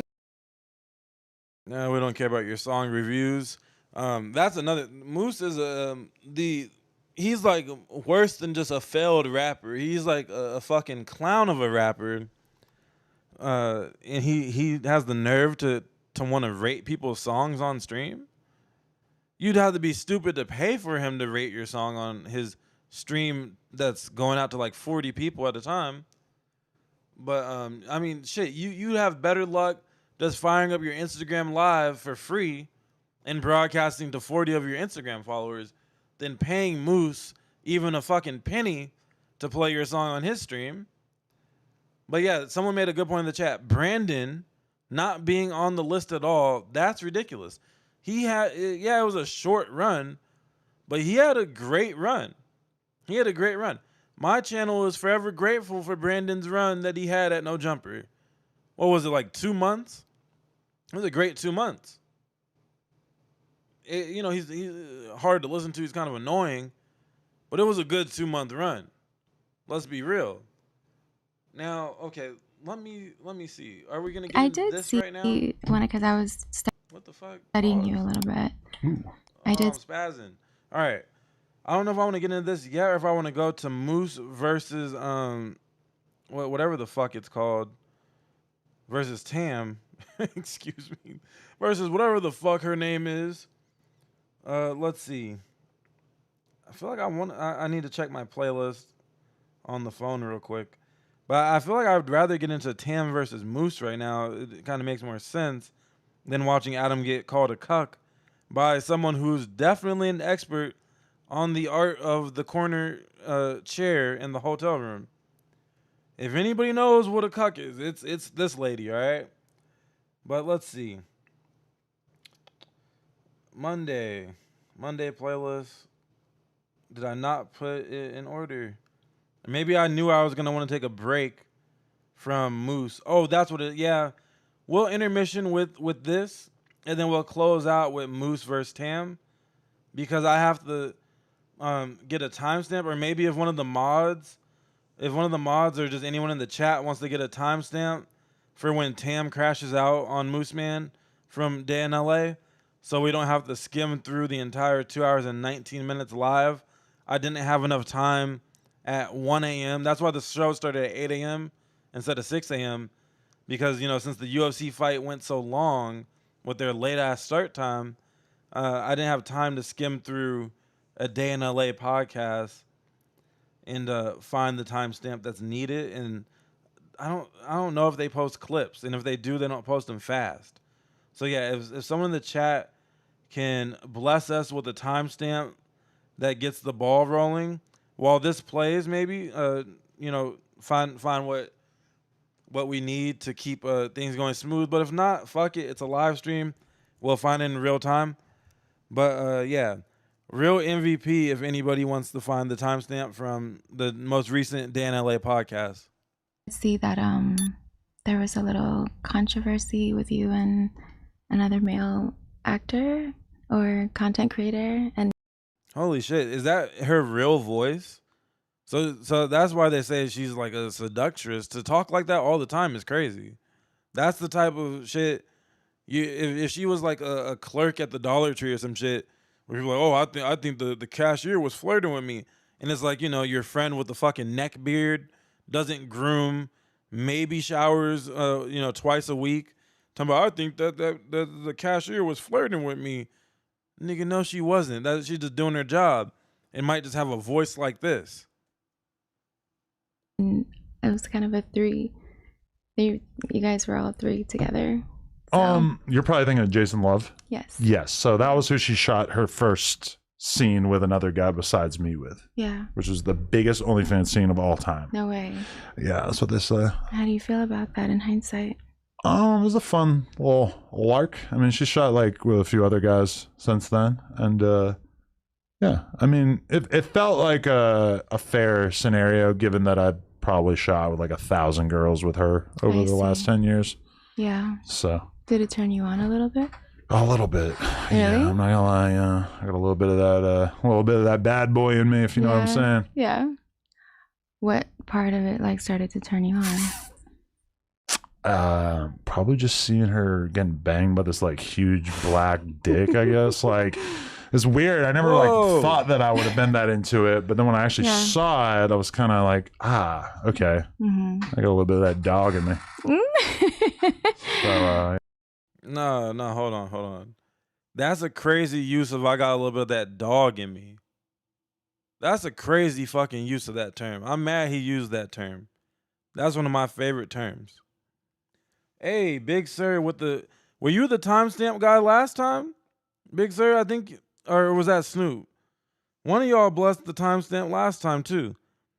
But cool, we're gonna go to around the 50-minute mark soon when we get to the Day in LA podcast. Yeah, more of a persona than a normal voice. I could see that.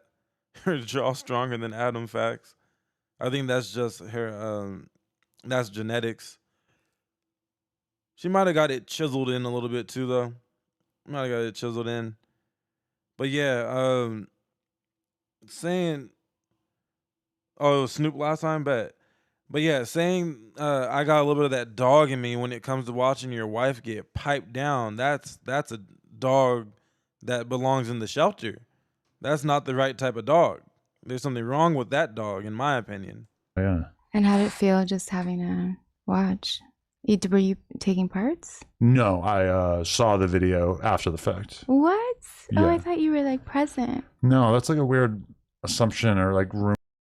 Well, you know, of course she's gonna assume that because in the tape that she might have leaked herself, we have the black version of Adam 22, or maybe, you know, Adam's the white podcasting version of P. Diddy. You had P. Diddy roaming around the room doing the like pinching. I would say he's pinching his wiener, his little pecker, walking around the room barking out orders like it's a film set, and he's like rearranging the cameras and shit. P. Diddy is a Hall of Fame cuck. Like is it a requirement that you have to be in the room to be a cuck though?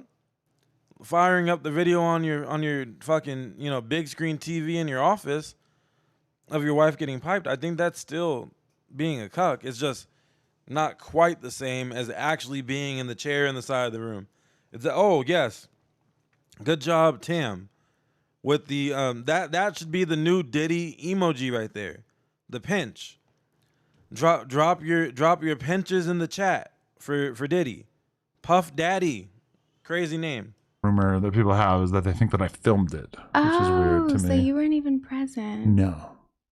Okay, I see. Yeah. It's different. Yeah. Do you think I should have been present? I think so. Yeah, of course she's gonna say that. That her type of cuck is right there live on the action. If the other man's thing slips out of her, she wants the chair person to hop out of the chair and slide it back in for them and bring them some water. I think that I mean, I'm not going to tell you what to do with your... I feel like it would have made her nervous. Really? Yeah. I don't know. At least for the first one, I think it was pretty good. But I've never been there to like just see her shoot with another guy. But we've done like threesomes with other dudes. Oh, you have? Yeah. So you've partaken? Yeah. Just not that first one. Oh, I see. Okay. Yeah. So when you're partaking, how does it feel? Like what excites you? The moment that it starts to happen, or like which part is like the turn on? What's the lead up that makes you get like... Man, hell no. This feels more like we're watching an interview to join a sex cult versus just an interview. You got Adam moaning into the mic. What the fuck? He's like his mind in his mind. He's flashing back all the different scenes. All the different scenes. He's picturing, all of it. And being talked through it by this Asian, she's some type of sexual witch. This is ridiculous. Is it her enjoyment? Is it him? Is it the Definitely atmosphere? him. I'm gonna throw a big old no homo on that one. Hold on. You can't. No homo is not valid there. The part you're focusing on is the man. You might as well just watch, the Pride Month people fornicate on camera. At that point, what do you mean no homo? That's not a valid no homo, Adam. That's homo as hell. All homo. But I mean, yeah, I guess I would say that it's hot to me in the same way that like I'll watch a porn scene of a girl hooking up with two dudes at the same time, and that's a turn on. So then, and you can kind of separate the emotion from the physical. Yeah, I think I've like been able to do that as time went on. Yeah, the first time it was a little nerve wracking, a little bit. You don't know how you're gonna feel when you're actually in that moment. Yeah. But once you get into the moment, yeah, it was great. Was it though? What, you don't think? I'm not totally convinced, but that's okay. Really? Well, you're not convinced that I thought it was cool? Yeah, no, I'm not totally convinced, but that's okay. No, for sure. Like there's moments of us having done content with other guys that are very much like seared. You know how you have like a collection of like the sort of like hottest things that you've done in your life that you kind of like might reference back to when you're forced to masturbate from memory. Okay. Oh, so some of those scenes come in your Those have mind. sort of made it into the spank bank, as they call it. Yeah, I think that's fair to say. Yeah, as long as you're into it and you like it. Okay. Yeah. I feel like you've been with guys who that was sort of their fantasy.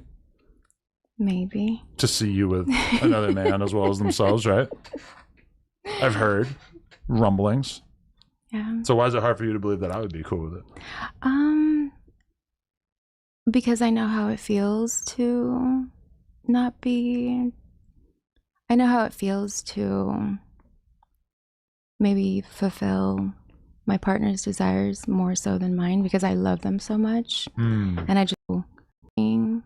This point that comes from the fact that we know that it's going to be profitable more so than like, hey, let's just to that point. Band-Aid's kind of been ripped off and it's like I'm used to it, or I'm like, all right, enough of that. I think I was playing this. I thought there was a moment where he said that there's like he gets turned on by the more of a promiscuous person his partner is, the more turned on he is. I thought that was gonna be in this clip. Maybe it is, but I'm over it. This is her explaining why she likes Akademiks, which I just find this being a thing at all pretty funny. Because, Akademiks, he's kind of a strange looking guy. Got that Derek Lewis build a little bit. Knock-kneed, muffin top thing going on. Got the weird braids. And so everybody just kind of shocked that, like, oh, this woman who's kind of universally attractive finds Akademiks attractive. Like, everyone's like, oh, ain't no fucking way. But if you really think about it, every once in a while there's that one guy that you see. I flash back to like high school times where it's like, how did you pull her? This is like if Akademiks ever ends up doing anything past a one night stand with this lady, they would be deemed as the couple that's the how did he pull her couple, It just makes you question everything about dating.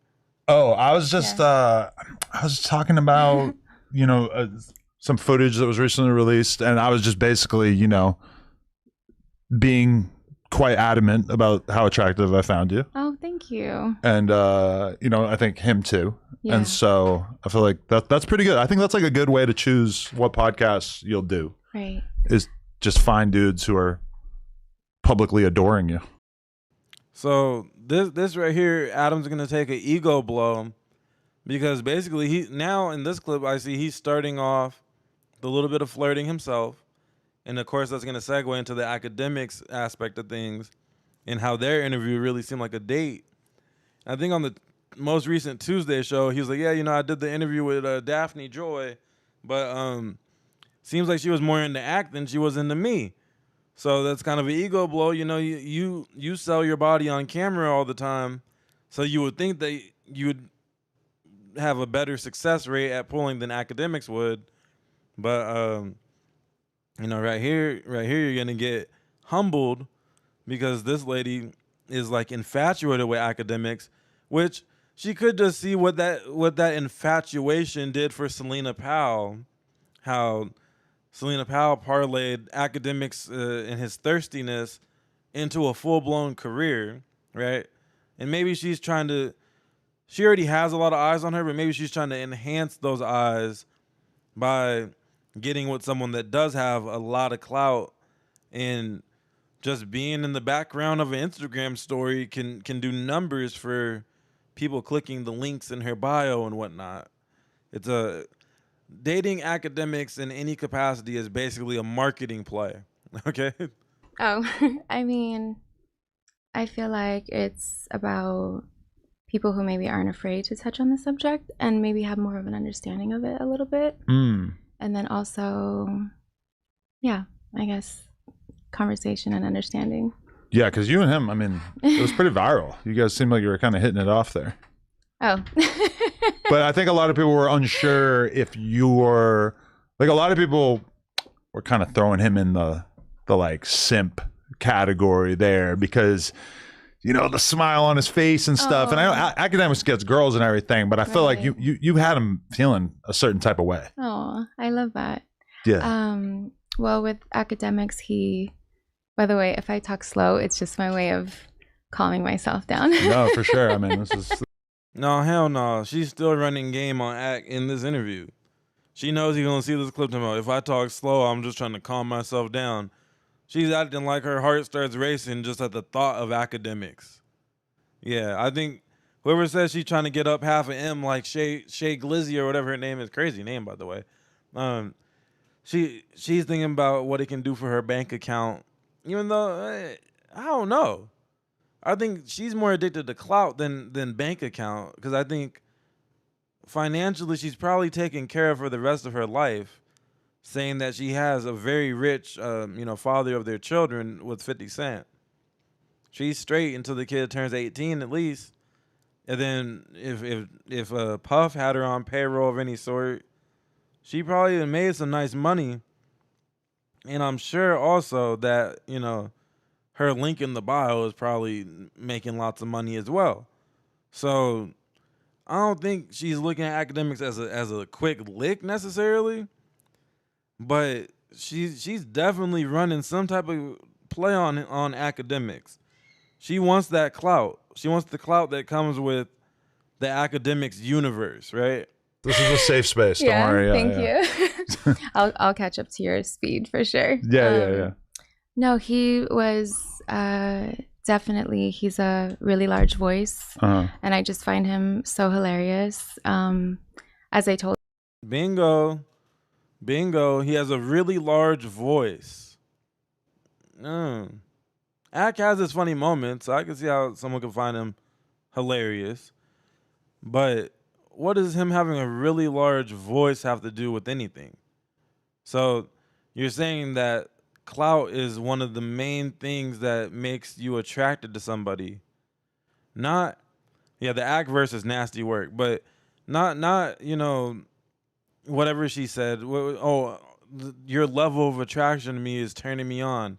No.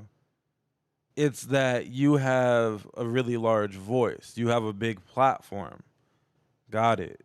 Told him, like, underneath all the vulgar words and the profanity, I definitely could see a man that was honestly attracted to me. Yeah. And I even like screenshot this one where he was like watching my reel or something, and he literally had his mouth open. Right. And I was like, yeah, I want to talk to him. Yeah. Okay.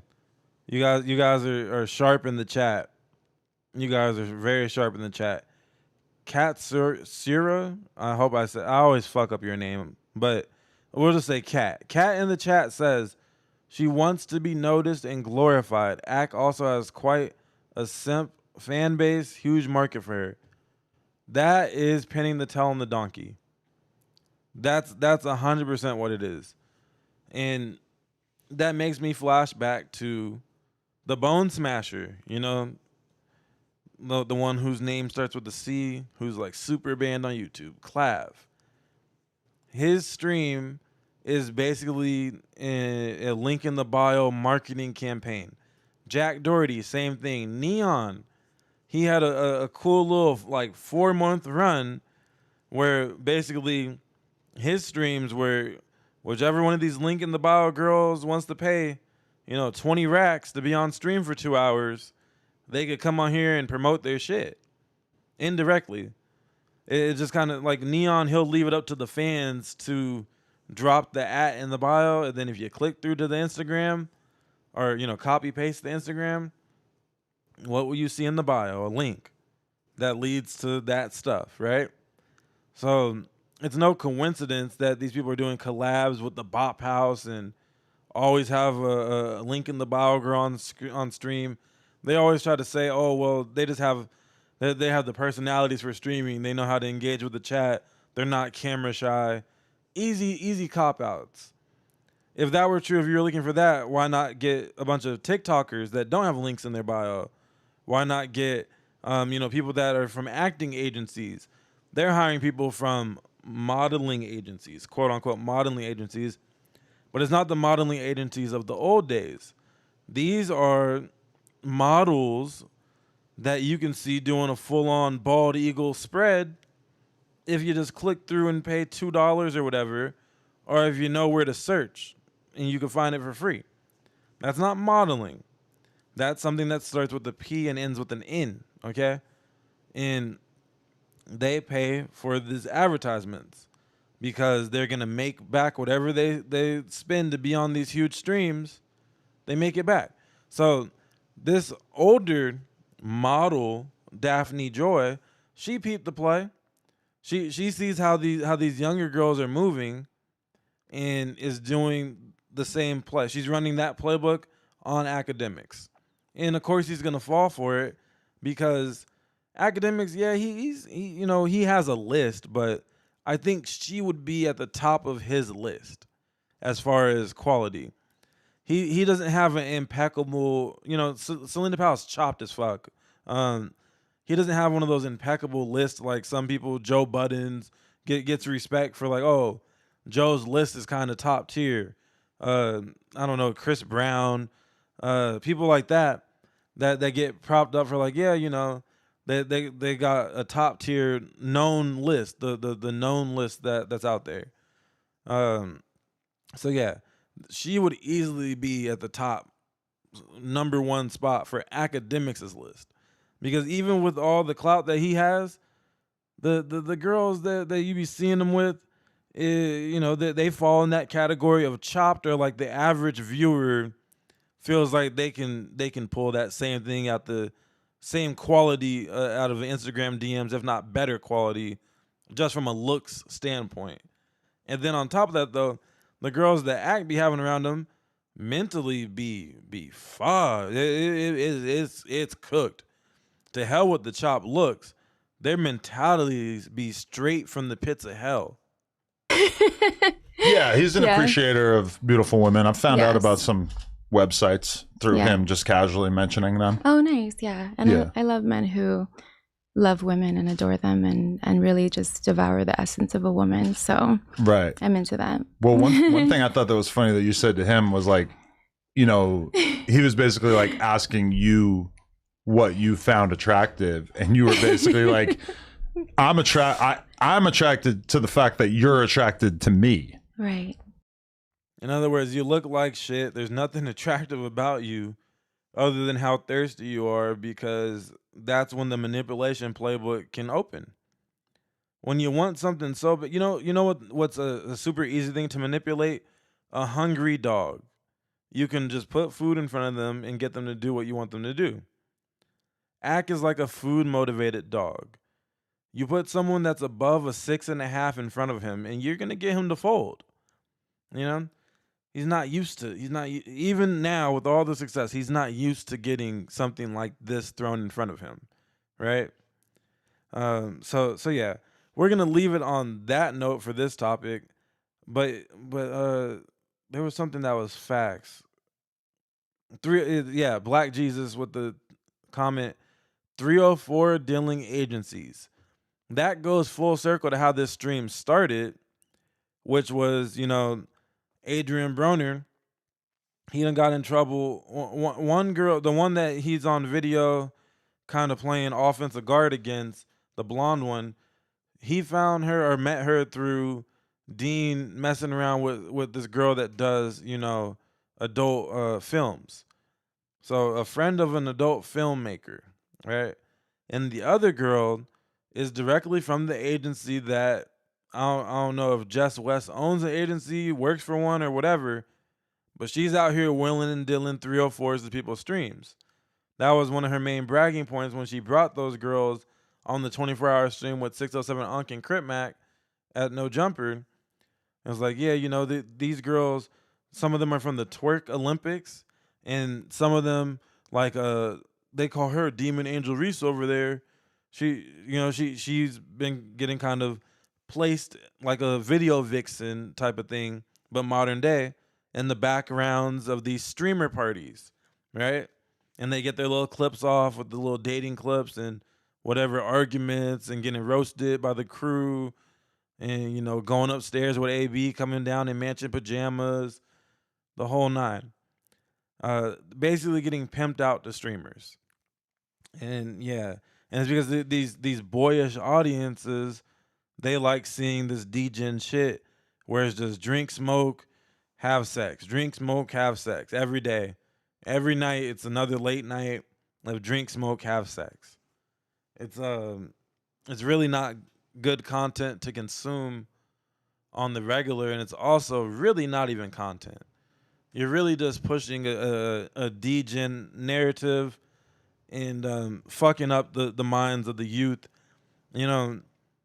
Back when I was a teenager, we were doing things like, magazines were relevant when I was a teenager. When I was in elementary, I was introduced to someone stealing a magazine out of their dad's collection and stuff like that. And then later on, as a teen and all that, you go out of your way to watch videos you shouldn't be watching online as a teenage boy and whatnot, right? But we used to have to work for that shit. Now, all these middle schooler and up, they all have Instagram accounts. It doesn't really take much to seek out the people you see on these streams. That it's not an 18 plus stream most of the time. It's not verifying that you're 18 plus, even if it was an 18 plus stream. And now they're able to just easily seek out all these women that are trying to sell sex, because these streamers are pushing it. They're getting paid by these girls that are making millions of dollars, so they have unlimited bankroll for marketing, and they have marketing agencies and whatnot backing them on top of that. So it's a lot of money marketing these things onto these streams, onto these large platforms. It's you found what in the woods? What the fuck? But yeah, that's crazy. But yeah, like, we used to have to work for it. At least if we're gonna be degen, it took a little bit of remembering to rewind the DVD to the exact moment, and all that type of shit. These kids now, it's being directly pushed to them. which is why we see some of these laws being changed around in certain states where you have to put your photo ID and do a face scan to access certain sites, and depending on what state you're in. But yeah, man. Wait, there's a clip of AB kissing Deen? That's crazy. Exactly. We used to have to work to be gross.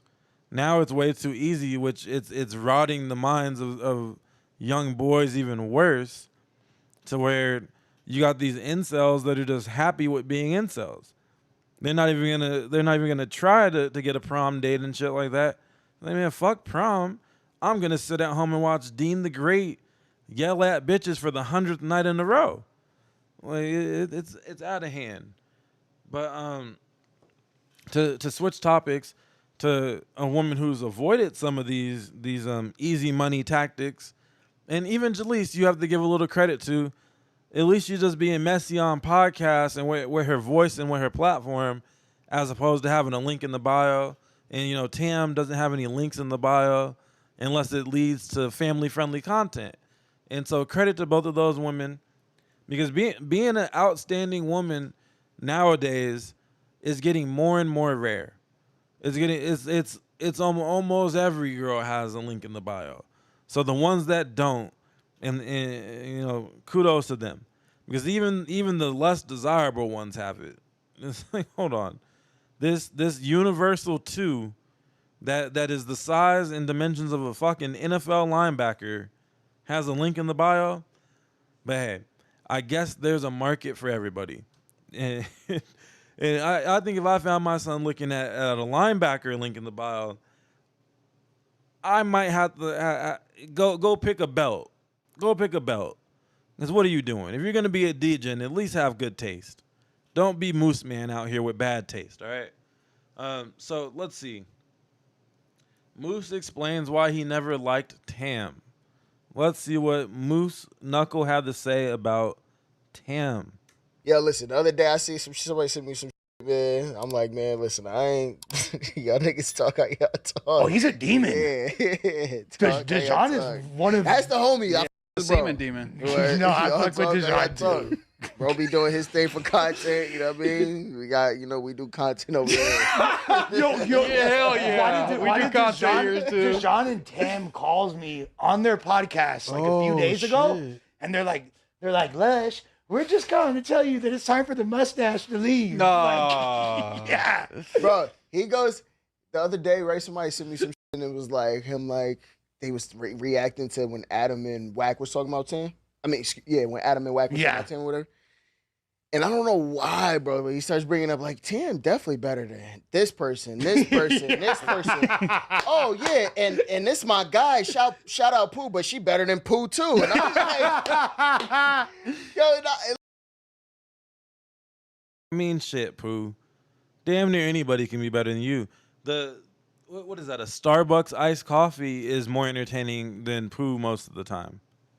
Look, right, so I text him, right, and look, Dejan, my boy, it ain't no beef, whatever. I called him whatever, we already hollered at before this, but I was like, yo, bro, why the f*** you bringing me into some shit? He was like, how exactly? When he was calling like that, he's on go. Nah, I gotta call you, bro. Like, I already see what's going on. It was about to be a zesty joust he was about to try to get you into for sure. Rest assured he meant what he said. He meant what he said for sure, and that's why I say, yo, bro, I'm never gonna get into an argument with another man about who he feels is better or not. You feel and me? that's his girl. That's his co-host. So he's gonna go super hard for her. You know what I mean? He's supposed to do that. And you feel me? And also, I respect Tam for not saying that, because Tam ain't like dive into it and be on some. Tam's fire is in one of the biggest, like, I feel like losses, like content, like in like, what's the proper word? Okay, I see. So Lush glazing Tam is what's gonna lead to Moose disagreeing. And, saying that she's one of the biggest losses in the content for No Jumper or whatever he's thinking about saying, which crazy pause screener here. I respect Tam. I think she has a lot of potential as a content creator, but I don't think she's a huge loss to No Jumper. She wasn't generating, lots of views on the clips page or on the main streams that she was a part of. she wasn't derailing the shows either, though. You know, she could be a part of the news, and it's like not totally unwatchable because of her necessarily. She's not the worst. She's not the best in the no jumper setting. So to say that she's a huge loss, I could see why there's some pushback there because that's just not necessarily true. Substance-wise, that this channel had, like, I feel like she was a pivotal part. And But I think Tam is different from like the. No? I think Tam is different from you're crazy. I think Chunky Barbie. Yeah, Chunky Barbie has 100 times more crazy, substance, Moose. bro. No. She doesn't have substance. She has entertainment potential. I won't even say value.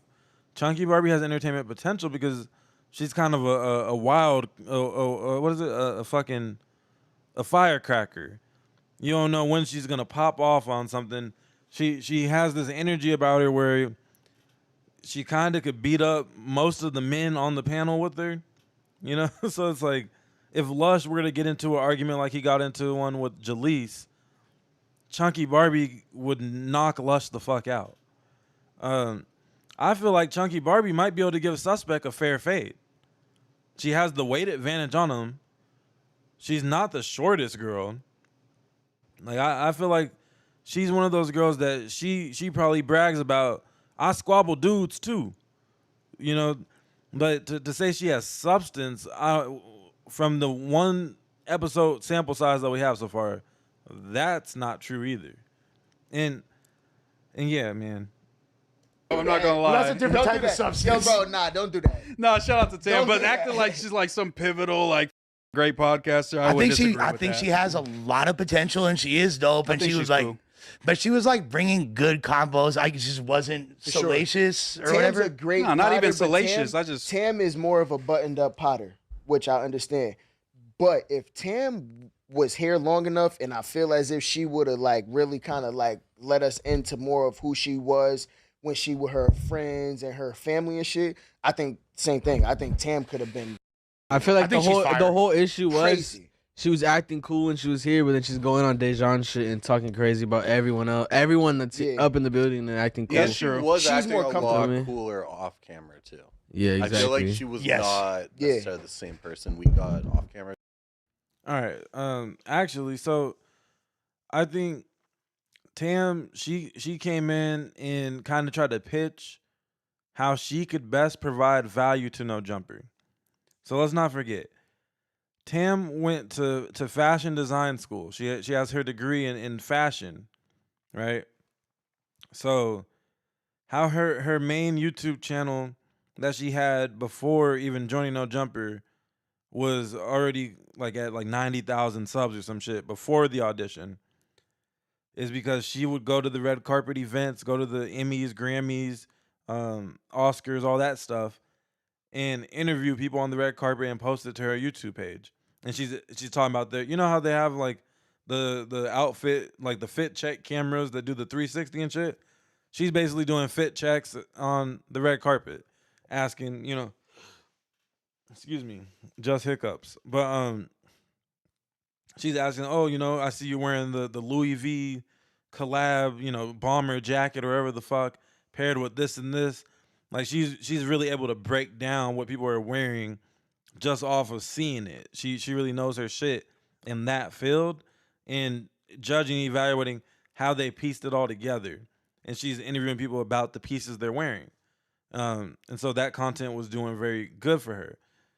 She did pitch at one point to say, like, you know, we need more red carpet events. How are we not able to get media credentials to Rolling Loud and to Coachella and this and that? She wanted to take what she has a proven concept. It's not what DoBoy was doing, where he's just pitching some shit in a manic state. She has proof of concept that she knows how to generate views from being relatively a nobody to 100K subs off of doing this type of, you know, red carpet interviews. And we've seen in the past where Sharp's at the BET Awards doing red carpet interviews. T-Rail's done some red carpet interviews. We've seen it work before a little bit with No Jumper, even if it's just for Instagram content. And that's where she's best suited, is doing that type of thing. And she tried to bring that to the table but it kind of got met with a lot of like, oh, I don't know, we're not really focused on that.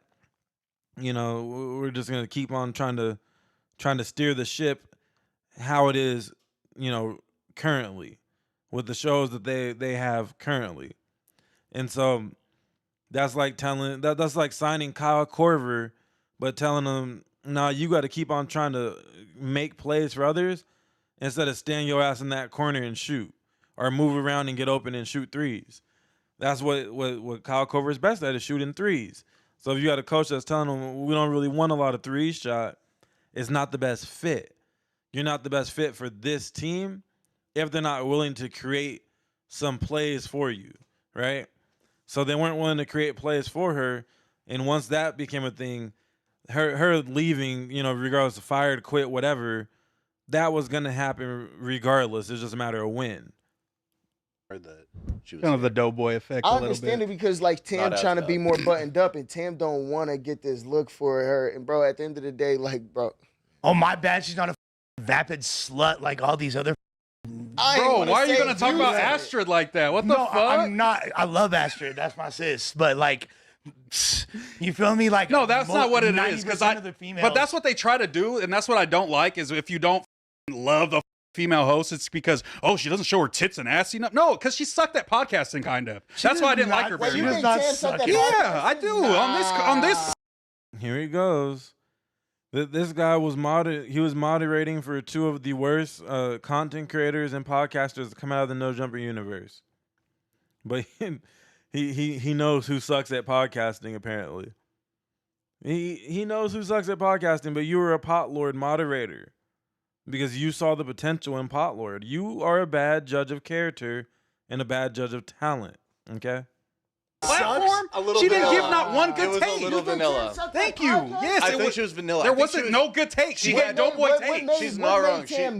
She gave Doughboy takes. It was very run of the mill, nothing right down the special, middle, like nothing super clean controversial. cut. Like I'm gonna be safe in case I go on E News after No Jumper type of takes. Like we don't want to hear that. That's kind of fair.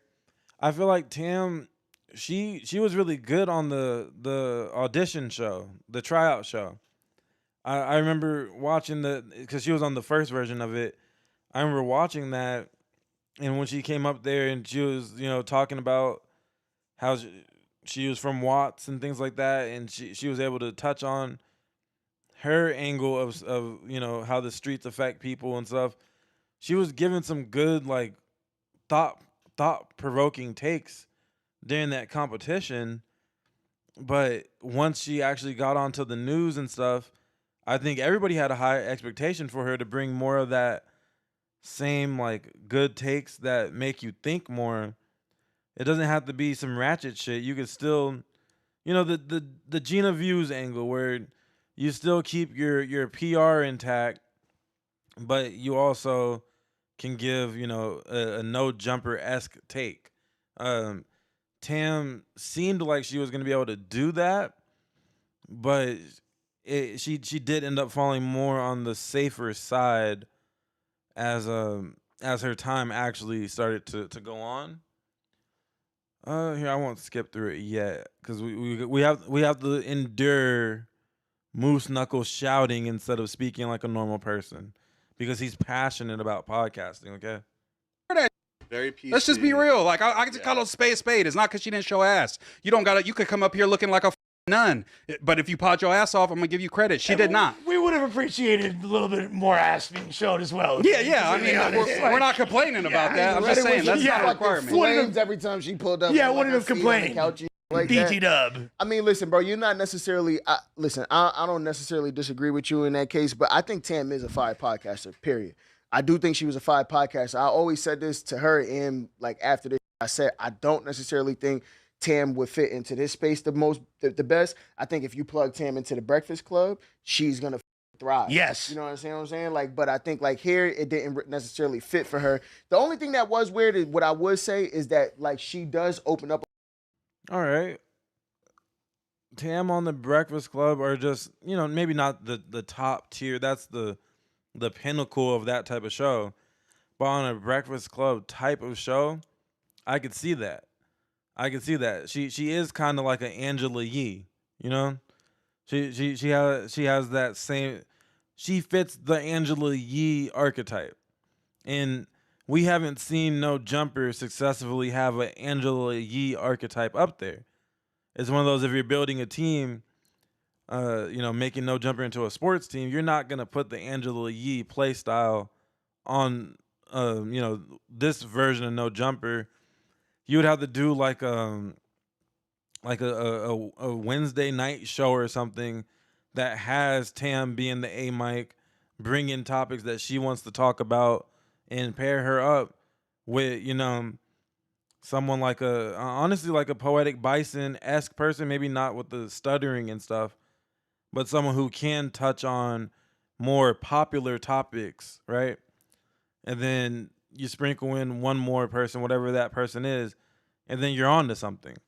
But yeah, the current cast, her archetype just doesn't fit at all with any of these people.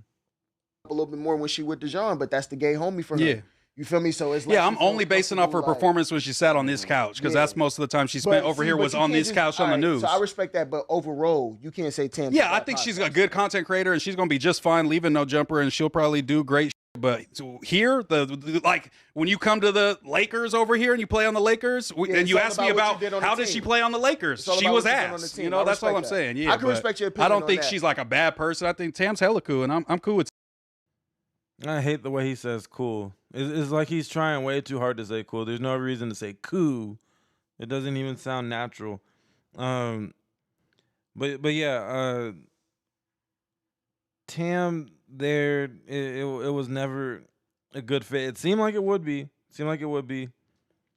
But yeah, now we're gonna get to, and thankfully to Big Sir with the timestamp, so we get to save a lot of our time, and we don't have to hear a lot of the Mickey Mouse voice. It was crazy to me that Dejan Paul had been doing podcasting for like 2 years already, and he finally had the epiphany that his voice sounds like what it sounds like. It's like, do you never listen to yourself on the playback? To be shocked that everyone's making fun of him talking like DoBoy, the DoBoy voice. Dejan and DoBoy would be crazy. Yeah, I hate how Moose says cool. Dejan Paul's hat is real cool. Like, what the fuck? Just say cool. It's one thing when someone actually talks like that, but you can tell the difference when they don't talk like that. You just hear it. Like, it's so forced. And he's trying to make it a thing. Have no smoke for. It's between four. Okay, so we got a 10-minute time span. Yeah, she's already yelling. So the person behind Tam and Dejan smiling there with those sports glasses, that's Tam's brother, I believe, right? They do content together often on her channel. For a second, when I was skimming through, I thought it was Vale. I was like, why the fuck is Vale at Dejan Paul's podcast? But no, it's definitely not Vale. Oh, okay, I got to rewind it a little more. Let's rewind to 3602. Oh shit, that's a lot more. Okay, so maybe we'll jump to the 49-minute mark after. 3602. Close enough. From your perspective, how did this beef start? Because he's been talking about you for months. From your perspective, how did this start? It's not a beef. It's very one-sided. It's very parasocial. Because I don't even know Moose Man like that. I think I've been on a pod with him maybe once when he was like still fighting in the Hunger Games to be on No Jumper. So, and even after that, the only real interaction we had where there was kind of any smoke was when I gave my whole speech about No Jumper not doing shit for me, whatever, when I was on the couch with my brother at my house. And then they clipped that, tried to make it into a topic when I was telling the truth. And then when we got in the room with the other host and everybody else talked about their experience, how we can't get into nowhere, we can't get no plugs, we can't get interviews with people, this and that, because of like the stigma attached to No Jumper. You can only get certain type of people. You can only get niggas that's banged out and hookers. So we're talking about that, our frustration. Whoa. She said you only get people that's banged out and hookers. Who's the hooker? So hold on. that could open a whole nother can of worms. You're saying that there's actual hookers up there? Munchie should look further into that if he ever goes back into beefing with Poetic Bison back. Is there confirmed hookers at No Jumper? Probably not, right? She's just mad, and she's on one right now. She's on one. Let's see. As host and talking about the hate that we get online and different shit, it's not all positive. It's like 10-20% positive and the rest negative. People talk shit to you all day online, like you're Adam, like you're a proxy to get at him. Everybody shares that experience. Moose not even on the show like that, so he don't know. He's podding over like Zoom or some shit with Ricky because he wasn't in the city yet because he's not from here. Correct. And he's like, oh, LA people, y'all real hard to impress. It sounded real ungrateful, but because No Jumper's not my dream job. That's you. From? He's from a small town, like Central California. Like up north somewhere. Fresno, Modesto, something like that. Anyway. Modesto. Let's call it Modesto. Modesto. It's given Modesto. That's where you're from. And you was driving down here to be on No Jumper whenever you could, whenever they would have you. I was on there regularly. So it was never no beef. And even when we had that little exchange on social media, I told Moose, look, you got it. I said, you can't. Modesto is crazy. Isn't Modesto? Yeah, Modesto, when you drive past there on the freeway coming back from the Bay, it be smelling like straight shit. It be smelling like straight dookie. It don't matter if you roll up the windows, just coming through the vents. It's like driving through a fucking hazardous environment. It be smelling like so much dookie there. And be objective because you're fanned out, and that's cool. But as a host, I'm telling you my experience. It's proof online, a whole bunch of shit. And I said, you know what? If I get kicked off, I hope you get my seat because it seemed like you really wanted bad. Yeah, you weren't pressed to stay on No Jumper. And you weren't pressed to be on No Jumper. I got there on a fluke. So it's not, I'm not impressed to be here, nigga. I didn't campaign to come up here. I came to promote my homie shit and just got lucky and got on the show. It didn't happen like that for you. But he wanted it so bad, he felt like he had to tear. This is just my opinion. He wanted to be on No Jumper so bad, he felt he had to tear Tam down to keep his spot or to get a spot. That's some feminine shit. Is that very good? Maybe, I don't know if they would do this on brand risk, but maybe Tam's brother versus Moose Man in a boxing match would be fire. But I think what they're explaining here, that probably comes from the fans liked Tam more than Moose when she first started coming on the platform after the auditions. So she was in position to be more of a fan favorite. She still never really got this crazy like backlash in the comment sections or anything like that. It was nothing like the Poetic Bison back performances, right? Where the entire comment section is saying, I hate this person, please fire them, Adam. There was never really a flurry of comments like that, right? So Moose, probably like they're saying, he's super thirsty. This is literally his dream job, is to be at No Jumper. He's looking at any angle that he has to, much like what Kyle Young is doing now. Whereas I'm gonna tear down all of all of the people that are equal to me in the totem pole, so that I can then go up one level in the totem pole. What happens when you get to a higher level? Are you gonna try to tear down Lush? Are you going to try to tear down at the time, Munchie and Aunt Hefe and, those people on your tier list? Is that how that works? Do you just keep on trying to tear everybody down? Or can you, actually be a team player that can rise to the top just by being entertaining? Can you be entertaining, motherfucker? That's kind of rule number one. And I don't think you've gotten that part down yet. Is that all right? I'm happy, and at every turn, that's why I don't like it either that he be talking shit. Because at every turn with Moose, I was happy for him and I was supportive of him. You told him happy birthday. I posted happy birthday when he had his little viral clip against getting Flacco kicked out the group chat. The dance, I've talked about it on here. I liked it.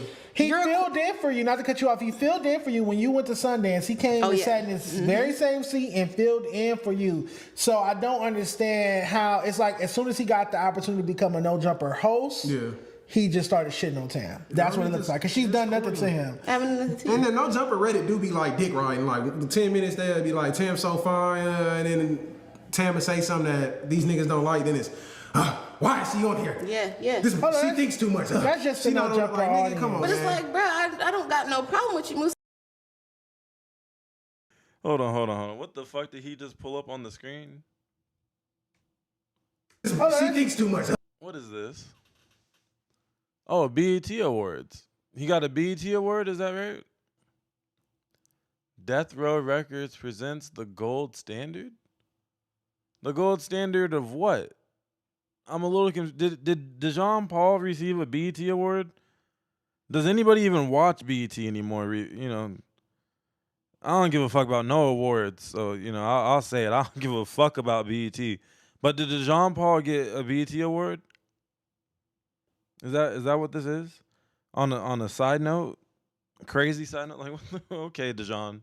That's just Or is this AI? But it's like, bro, Oh, I don't got no problem with you, Moose. I'm happy for your weight loss journey. I'm glad you got a haircut. I'm glad you're looking like weight loss is crazy. More presentable on the internet. I was happy for all of that. But She roasting his ass. are just nigga, you was letting Adam call you a fatso on TV. He took him hiking. Come on now, bro. Did I send letting this the white man call you thumbnail? fatso is nuts. Real quick before I play the clip, I want to send a thumbnail. So basically, on Wednesday when we was here, they was like, "Are you gonna respond to Moose Girl?"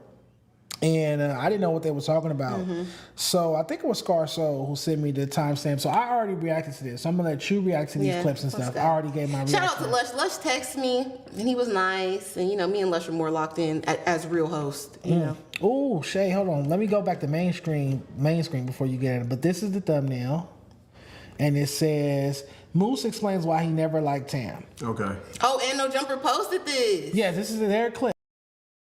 This thumbnail made me chuckle a little because they got Tam in the photo. I don't know if they touched it up with AI or where they found this photo of her, but she looks like she's about to do a fucking female rap album. She looking like Lady of Rage or some shit in the thumbnail. Bitch ass niggas, bro. All right. 8 minutes. Josh is sitting on the couch, but what were you saying about Lush? Lush texted you? Lush texted me and was like, "Hey Tam, like, you know, I don't agree with none of that, blah blah blah, like just on some homie shit." And it's like, duh, Lush, because you're a thinking, logical person. This nigga is a clown, fanned out clown, thirsty, and like we already said, Adam does not like people that suck and ride his dick. You're gonna get discarded just like he discarded the plug talk bitches. So the more you do all of this posturing and trying to get cool with him and get in his pocket, that's just gonna be. Damn. Yo, Tam can roast a little bit, huh? She like is alluding to Moose Knuckle hypothetically getting his back blown out by Adam, getting his back painted, and then thrown out by the dumpster when Adam's done using them. More clips they're able to post of you when he discards you. I love it. I love it. And for him to be like, oh, Moose was always a fan, Moose was a wannabe, Moose was thirsty, Moose was a bitch, Moose was an out-of-town nigga, blah, blah. That's what they're gonna do to you. These white boys, they're gonna. And then where are you gonna go after that? You gonna go to full community? No, you can't because Comparator called him a snitch. And I'll play that. I have that clip. Oh, so now the people that you was pandering to, they don't like you either. No. And I know the because he Berganzas said he was gonna call the police on Whack. And I know the Berganzas don't. I can't be mad at that. I'm not fucking with Whack either. Well, calling the police on people is crazy. Calling the police on another man that's way shorter than you. So if you see Moose Girl is like 6 foot something. Whack is. Calling the police instead of catching a fade is crazy. I think it was Aunt Hefe, free Aunt Hefe, maybe, I don't know. But shout out to Aunt Hefe. He said when he first covered that, when Moose was the recipient of Hot Topics, he was like, what are you going to do if you're out eating with your family and someone comes up to your table and they want to get down? What are you going to do, call the police and wait 20 minutes or more for them to pull up to the restaurant to defend you and your family? No. As a man challenged you to a fist fight. In certain scenarios, you could walk away, but in certain scenarios, you might just have to get down. He wasn't talking about come outside and you know suck on this pistol. You about to get macaroni timed. He said, come out here and catch these hands. Yeah, like, come on, man. Not 911 on speed dial over a fade with a senior citizen. If anything, you nah, I'm not gonna fight you. You're too old. Let me run the fade with creep or something. But you're calling 911 on a senior citizen that wants to run a fade with you. And you know, like I said when I first covered that, if anything, he should have just ran the fade because if you win, or if you hold your own in a whack 100 fade, now you're going down in no jumper lore. Moose pulled up to the podcast. He wanted the podcast. Whack wanted to fight. He ended up stepping outside, running a fair one with Wack. He got the best of Wack. Now you're a legend and everybody loves you. You had a golden opportunity. Shorter than me. I met Wack before. He's shorter than me. So if somebody way shorter than you throws a water bottle at you, call you a bitch and get in your face, and you don't defend yourself, you talking about I'll call the police. To me, that's he's weird. Scared, you know. You have way too much size on this dude. Wack 100 presents himself as a gang member online. That is a chihuahua.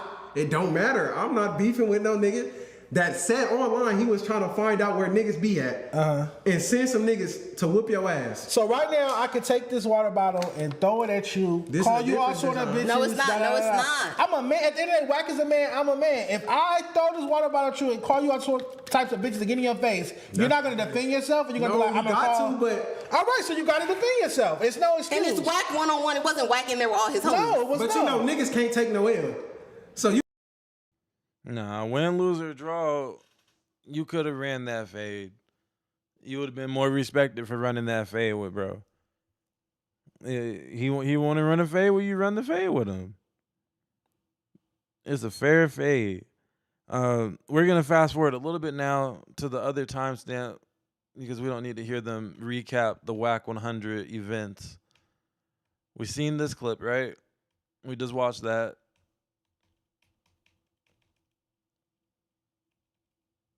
Now she gonna respond to the clip. An aspiration of mine, to be honest. I'm a writer, but it is what it is. All right, let's react to part 2. Shout out to Pooh. Part 2, man. Nigga, it's like a 6-minute clip. We don't need part 2. We're gonna go to about 49. Okay. He got potential phase on the Tam Watt side. Look, he called you a pink. Dejan called you a pink panty boulevard bitch. You ain't do nothing. Nothing. You don't have no smoke for Dejan. Dejan name come up on the pod, you not saying nothing. But when it's me, you talking spicy because you know I'm smart. His and I eye twitch a little bit. That's about it. You should be. So Dejan need a fade first, and I'm on the backside. I'm getting mines. And you just moved to the city. You gonna need winners. Oh hell no! So Moose got a fade request from Tam's brother. And one from Dejan Paul. We seen how Dejan Paul got down at the damn Rolling Loud with those employees of Power 106. So we might get a Dejan Paul fade part 2. That'll be interesting. Dejan versus Moose Knuckle. Who y'all got? Who will win that fade? It's protection. You keep talking like this. Let's we got like 2 more clips. Let's keep going. This is where I think Josh chimes in. You're gonna be very surprised by this. Oh shit. Who is Josh? Vapid slut like all these other. Bro, why are you gonna talk about Astrid like that? What the fuck? Oh, pause it. Who's Astrid? Blue hair, right? Yes, I don't like that either. Because Moose, I bet you if Astrid ever tried to, if Astrid ever gave you the time of day, if she even looked at you too long, you will be on it. So for you to talk shit about her and try to bring her up, this nigga really just going at all girls. Is yeah, you need to chill with that shit. Cause I bet you Astrid will fuck you up too. She said she hit her niggas. I never like watched her. I just know she's the girl with the blue hair, right? Yeah, she got blue, but don't come at her like, oh. I like that reference in the chat, Smart Tino. I like that. I push you niggas through the ringer. Lush is talking about super sluts. It'd be literal porn stars up there. He's talking about them. And you're going to say, why are you talking about Astrid like that? Astrid should slap the fuck out of you. Yeah, because he wasn't referring to her. As you'll see in this clip, let's keep playing it. Damn, bro. You feel me? Like, no, that's not what it is. But that's what they try to do, and that's what I don't like, is if you don't love a female host, it's because, oh, she doesn't show her tits and ass. You know? No, because she sucked at podcasting, kind of. That's why I didn't like her very much. Yeah, I do. On this platform, she didn't give not one good take. What? Damn. There wasn't no good take. She gave DoBoy takes. She's not wrong. She gave DoBoy takes. It was very run of the. Moose built like a motherfucking marshmallow. He got to stop yelling his points, man. It's annoying. It's the same. Like, how are you this no jumper fucking connoisseur? Which that's crazy. That's like being a Gallo wine connoisseur. But he's this connoisseur of no jumper, and he doesn't realize Almighty Suspect. He did all that yelling, and everybody hated him for it. Once Almighty Suspect stopped yelling and throwing his arms around about every talking point, people started to come around to at least accepting his presence. Why would you come in and be a more annoying version of the yelling almighty suspect. That's not a good strategy. Mill, nothing special, like super clean cut, like I'm gonna be safe in case I go on. So he's saying, Josh saying she wasn't controversial enough.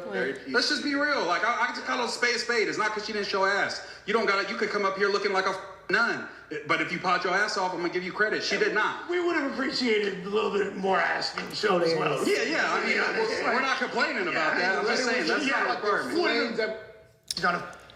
Y'all want me to talk about niggas' business? Y'all be bringing paperwork up, niggas in jail, this and that. You think I'm gonna give an opinion about that? No, because I'm not a retard like you, Moose. I'm not willing to crash out and say bullshit on camera, knowing that I go outside and move around like a civilian and niggas could be on me. You don't know that yet because you're not from here. They wanted you to be Jalise. Oh shit, we've been invaded by the Dragonites. So have we become the no jumper news waiting room? I don't mind that. We can be the no jumper. What is it? Loading room. That's just what. And what did that get? Even from Josh's perspective, He said she's vanilla. she's vanilla. She's not controversial enough. Because I'm She normal. get down the middle takes. That's called being rational, right? And Josh was, Tam is the most normal person in the building, blah, blah, blah, on the New Year's show. So y'all, look at, because Jalise did all the wild shit, and look where that got her. No, she not on there no more? Y'all don't respect her. Y'all don't treat her. Falsely accusing people of raping her, and the video come out of her willingly participating in all kinds. They wanted you to be. I've been saying that. Look where that got Jalise is crazy. No, hold up. Given the context, I get like on a regular level, it's like it didn't get her on any more shows. She's actually like damn near not welcome on the platform anymore, except for once every 3 or 4 months when they need to shake the room. But look where that got Jalise is fucking nuts. Chat, I'm from Sad Boy. Sad Boy Slim, thank you. What did he say? He said, I got moose knuckles for real too. Hilarious. Damn. But yeah, like the people that y'all like that crash out and talk shit, y'all discard them too. So if anything, I got to stay on longer because I was being professional. Yeah. And then the whole thing of, nobody's above the program. Ain't no program and no jumper. Niggas come late, be on drugs, don't know about the topics, not knowledgeable about shit. Fire guns on the. Well, I think that would be the program then, right? It's the it's a different approach. It's a different approach. It's kind of like the trap. It's like a trap house type of program. Work for fight, trap, all types of shit. So that I'm a normal person. Yeah, I'm not a character. Like I said, I'm not about to put it on and clown and shuck and jive to entertain a nigga like Josh, so he can just not put you on the schedule next week anyway. But wait, I wanna go more to the Josh. We'll get right back on Moose Girl. What would make Josh call you vanilla? Isn't that the pot calling the kettle black? Because when he's on the couch, he's boring as fuck as well. All right? Josh do is smoke that vape on the couch. Yeah, and come in there and criticize Lush. Does Josh think he's a remarkable, interesting podcaster? I don't think he has to put himself in that bucket because Josh, he likes to pretend to be hood nigga adjacent with y'all, but Josh is an educated white man. He has advanced degrees. Yeah. He went to nice colleges. Play hockey, nice life, golf as a hobby. Yes. Nice. We don't care about what Josh is doing, other than making sure that the audio and video is running, motherfucker. We're gonna fast forward a little bit. Shout out to Josh though. I think he's like the Jamie. He's No Jumper's Jamie. You know, from the Joe Rogan shit, where every once in a while he chimes in some real shit from the sideline. DoBoy said. I like when Josh used to be on Poetic Bison Bag's head. That's prime Josh. No Jumper News revamp, the most recent one that we're still in, when the Bison was still there. Josh versus the Bison that was cinema here and there. All right, that was cinema, because he'll call out them lies even if his mic wasn't on. He gonna raise his little zesty voice so that everybody could hear it. Yeah, what? DoBoy was talking. We were talking about the Diddy situation. He was like, "I wouldn't let my daughter go. I would go over there. I would get." You can't even get through the gate, DoBoy. Oh, you can't stop your grown daughter from going to a Diddy party. Yeah, right? or like being in an abusive relationship. It's not gonna happen. No, I agree. No, the way I don't know how they got to this point, and I don't know if they're gonna get back to Tam yelling, but DoBoy would allegedly be at the Diddy party. All right, they would have him oiled up with a motherfucking apple in his mouth on the dinner table. All right, on a big ass golden platter, looking like a Thanksgiving turkey. DoBoy would be at the Diddy party. So he would be able to stop his daughter from being at the Diddy party because he might just break character and be like, "No, you gotta go.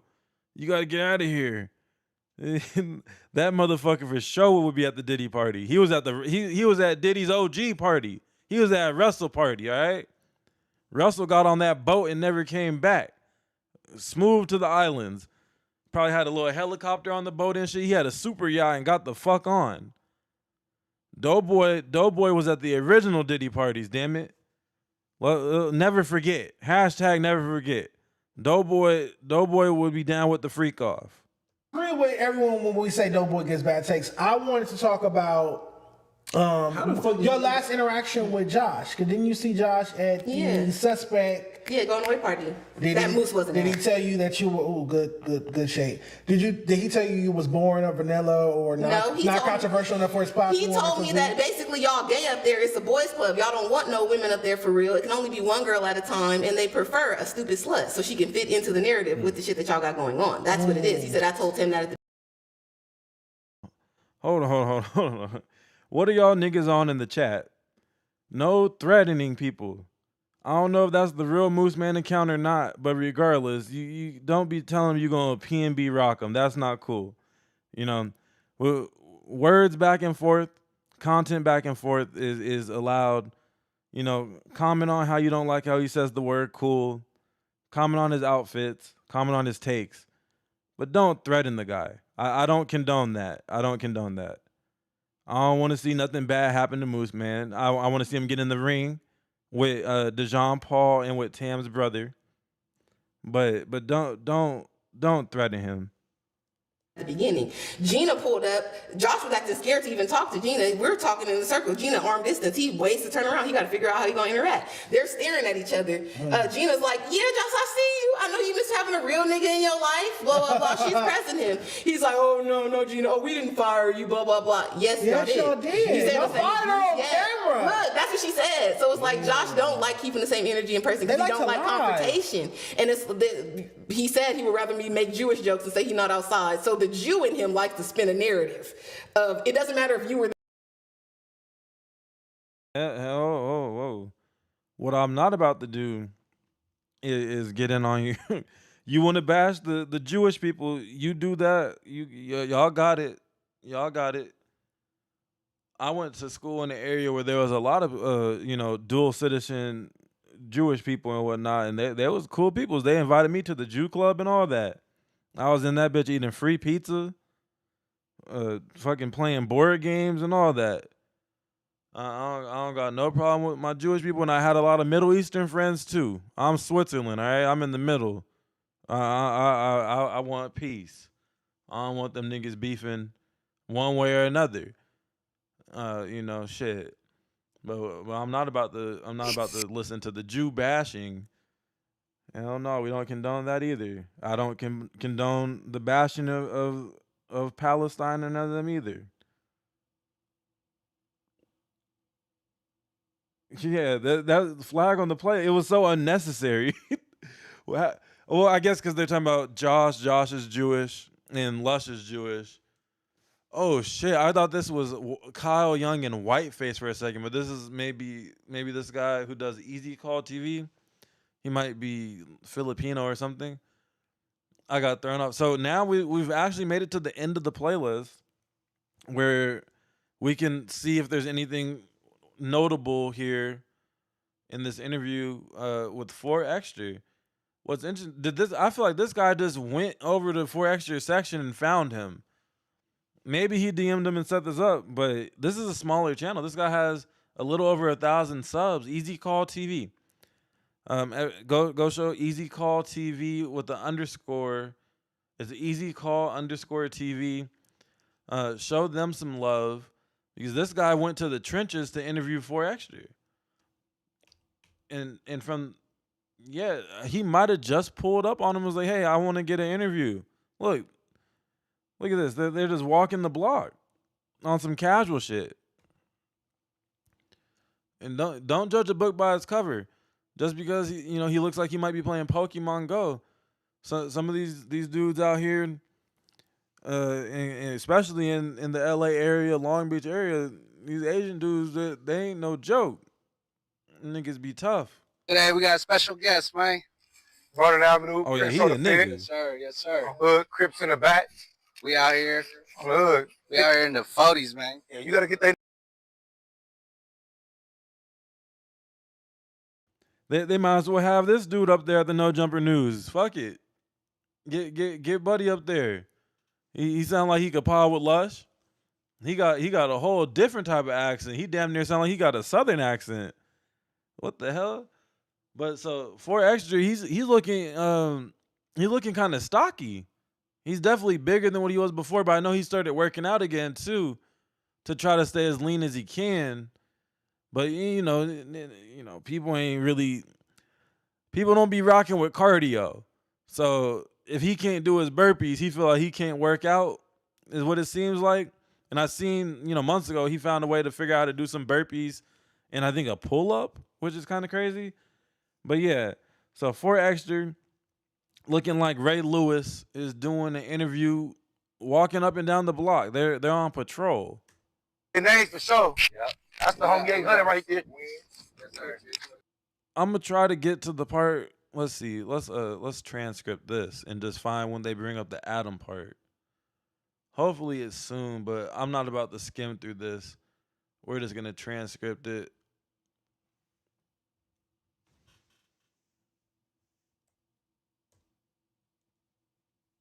You got 11 mentions of it. All right, cool. Oh, it's like right away, damn near. Perfect. It better be. It's only a 20-minute interview. Hell yeah. That's all the fig. Everybody know that. That ain't nothing new. Northern Avenue. Hell yeah. Ask them that they don't know, man. Ask them that they don't know. All right. What's your relationship with Adam as of right now? Oh, man, This way. Yeah, this way. For some stuff. Going to the famous wine barrel. Yeah. You know what I'm talking about? Well, that shit, you know how that shit go, bro. Eventually, one day we'll talk, you get what I'm saying? Right now, we ain't talking, but you know how that shit go, though, bro. For sure. And then what? You said what? Well, with your new album dropping, bro, what's Oh damn, we might have got clickbaited. That was a very political answer. One day we might talk, and sometimes we do talk. You know how that go, bro. And then on to the next question. All right, bet. So I guess we can go on to the next video. I just wanted to know about, because there's that flyer out where it's gonna be Adam and 4 Extra facing off at the live show supposedly. So I wanted to see if we could get any context clues, and then this was just okay. We're done. We're done. We made it through all the topics. Does anybody in the chat want to throw out a topic before I close the show out? If there's something I didn't queue up from the weekend that would be a fun one to cover real quick.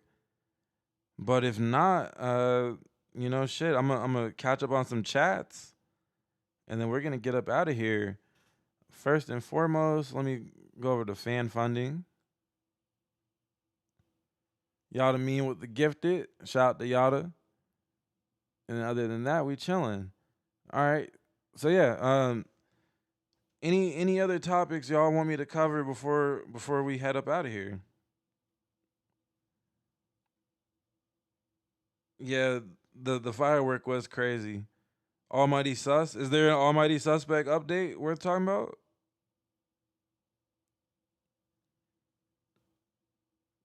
Wait, what? Dragon Knight Crip did a face reveal on the Thursday news. Is that right? Is that right? Appreciate you for subscribing, Dragon Knight Crip. You're low key tripping though. I feel like you could have held on to your face reveal a little longer. Well, hey, whatever. Teach their own. I did not watch the full Thursday news. What did you do? They had you FaceTime into the show? Tam, this is Gush L Moose. Shout out to Gush. Gush got the burner account loaded up, ready for the No Jumper news, huh? Is Gush banned from the shit? Oh, they didn't show your face? You just like FaceTimed Adam or some shit? Oh, you're trolling. Okay. You dropped your license plate on Kyle's live. I'm smoked out. Come find me, cuz. Bet. W trolls. I appreciate a good troll. Did you cover Chunky Barbie fighting? No, I didn't. I did see that though, Brandon. I did see that. I looked into it a little and I was like, this is crazy. He just got out the slammer literally last week, and apparently I don't know if that's supposed to show that he fought her. I doubt he would post if he fought her, right? So I think DC Baby Draco might have had there was a fade. Chunky Barbie probably didn't like that he was moving on to a different girl, and so she ran the fade with the new girl. I thought I seen a knife in her hand in one of the pictures, but I don't remember. I would hope not.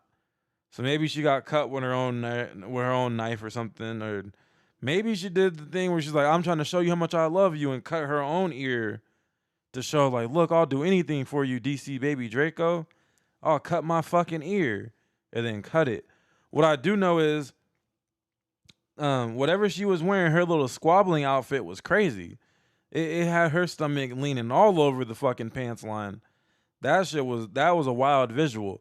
And DC Baby Draco, he may have not done what people put on his name, but that is a horny ass nigga. To knock that down consistently, like, if you have a moment of weakness, you're blackout drunk, and Chunky Barbie, she's flirting with you by eating a hot dog a certain way or something, and you fall for the trap. It didn't happen to the best of us, right? Everybody had a questionable encounter, a questionable night, but to be consistently knocking down something like that, you are a freak. You're a super freak. Gush is banned on 12 accounts. I don't even have one left. Well, Gush, you got to make some more Gmails, man. You can make unlimited Gmails, and then once you cap out on that, you just make a whole nother. Like you can make a bunch of accounts, Gush. But that is, why are you getting banned from No Jumper so often? Are you talking crazy in the chat? I know I was talking crazy in the chat at one point.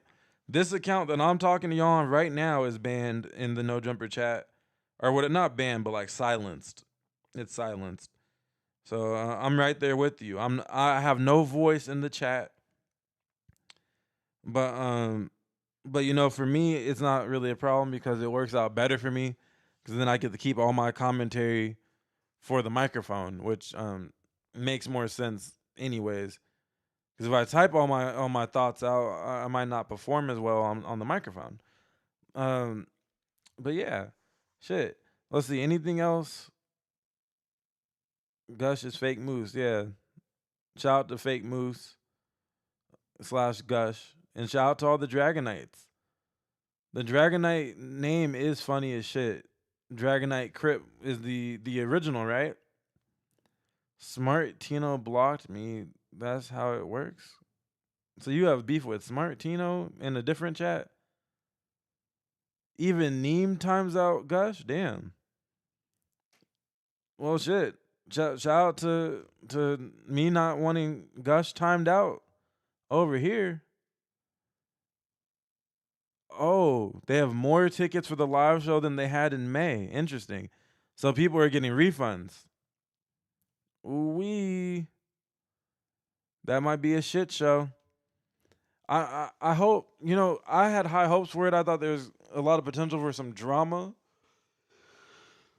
Oh, excuse me. I'm yawning.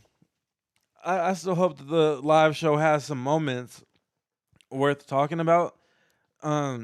It would. I think it would be funny if a lot of people showed up in shiesties and everybody just pretends to be just clips. Like some of you guys that might not sound like me, maybe don't talk at all. But what were the tickets, like $40 or something? It's the price of the free eighth that they're not supposed to give out anymore, but they're gonna give out. I know the Adam Wack show was there's no point in covering it because nobody said cover the Adam and Wack show. But I was watching that newest episode, and they were saying how the venues like, hey, don't advertise the free eighth because like the fire marshal probably. But I hid you, Henry. I didn't hide you from the chat. You're commenting right now, unless you're arguing with someone else. I don't even know you, Henry. But yeah, I think as many of my viewers, if you guys can go and troll at the live show, that would be hilarious. I'll react to those clips of you guys maybe heckling when Moose speaks. Heckle him. Don't throw tomatoes at him physically, but throw them verbally. Be like, boo, Moose, you suck. Boo, run a fade, Moose. Things like that. Go and heckle at the live show on behalf of Just Clips. And, who knows? Maybe I bought a ticket. Maybe I will be in attendance with a shiesty on. So that's why we need as many people with shiesties on as well, so they don't know which one is me. Because if I'm the only one with a shiesty on, they're like, why does this guy have a shiesty on? And they're going to start asking me questions, and I can only disguise my voice for so long. Even though I am decent at disguising my voice if I have to. Because, I did act once upon a time in childhood. But yeah, if you guys want to get off an elite troll and you're in the LA area, let's all go to the live show and heckle them the entire time. Especially DoBoy's going to be doing stand-up comedy. I think he deserves hecklers, right?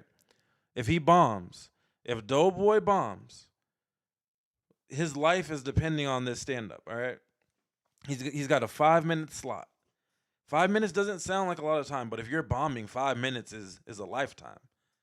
And I think he deserves to be heckled. He deserves to be ridiculed off the stage.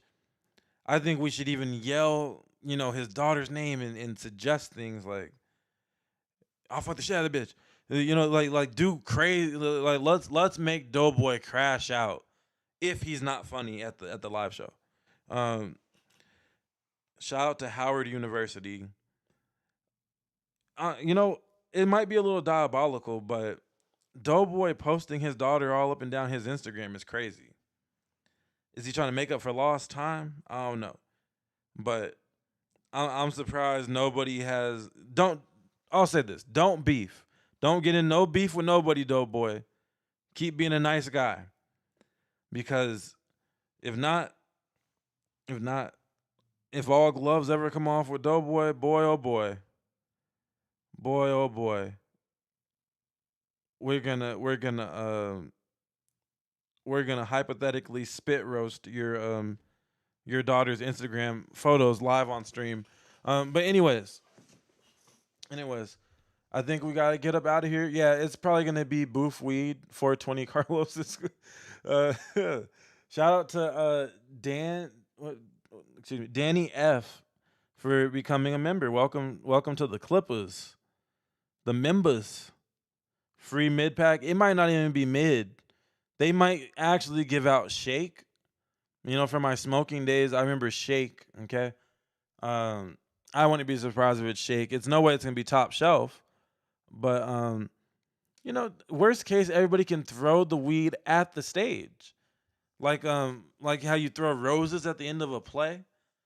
Everybody take the nugs out and throw it at the stage, and Lush is gonna scrape it up. He's gonna be crawling on the floor, scraping it up, putting it into his man purse with his little .22 pistol, allegedly, and he's gonna have plenty of boof to go home and smoke. You might as well smoke oregano, but that's neither here nor there. Yeah, but see, that's the thing. Maybe the show will suck, Mr. Mooseman / Gush. Maybe the show will suck, but maybe it will suck so bad that it's hilarious. Because of the potential roasting of potentials. DoBoy, Lush, Mooseman, Ricky, and I don't know, like, what other names are going to be there? That's about it, right? Who else is there? So, with that said, let's all buy tickets. Let's all buy tickets and go and pretend to be Just Clips and just heckle the night away. If it's supposed to be funny, if it's supposed to be entertaining, there's nothing like a good old heckler. Let's turn it into crowd work, but the crowd needs to work them. We need to work them, the people on the stage, and make them prove that they should be on a stage. Anyways, Jessica West is gonna be there. That's crazy. Is she gonna bring her fucking Sprinter van of horrors? That's not necessarily content, but I guess they. Oh yeah, I forgot. 607 Uncle will be there at least, and probably Jalik. You guys think Jalik is gonna be up there, catting out on the stage? That's a possibility. But anyways, thank you for joining this live stream. This might have been our longest morning show to date. We're approaching the 5-hour mark, which was expected on my end because of all the videos that were queued up. But yeah, I'll see y'all on Wednesday morning for sure. I might drop a video or two tonight or early Tuesday morning, Tuesday afternoon type shit. Hell yeah, everybody should hit the gym. Shout out to Mr. E about to hit the gym. I'm about to hit the home gym too. That sounds like a good idea. We don't want to have to wear prescription pants, so hit the gym, eat good kale salads and things like that. Don't eat too many carbs. Eat some carbs so you don't pass out, but do it the right way. Eat lots of broccoli and fiber, y'all. Drink your water. Don't do gang drugs. If you smoke and drink, moderation. And I appreciate each and every one of y'all. See you on the next one. Peace.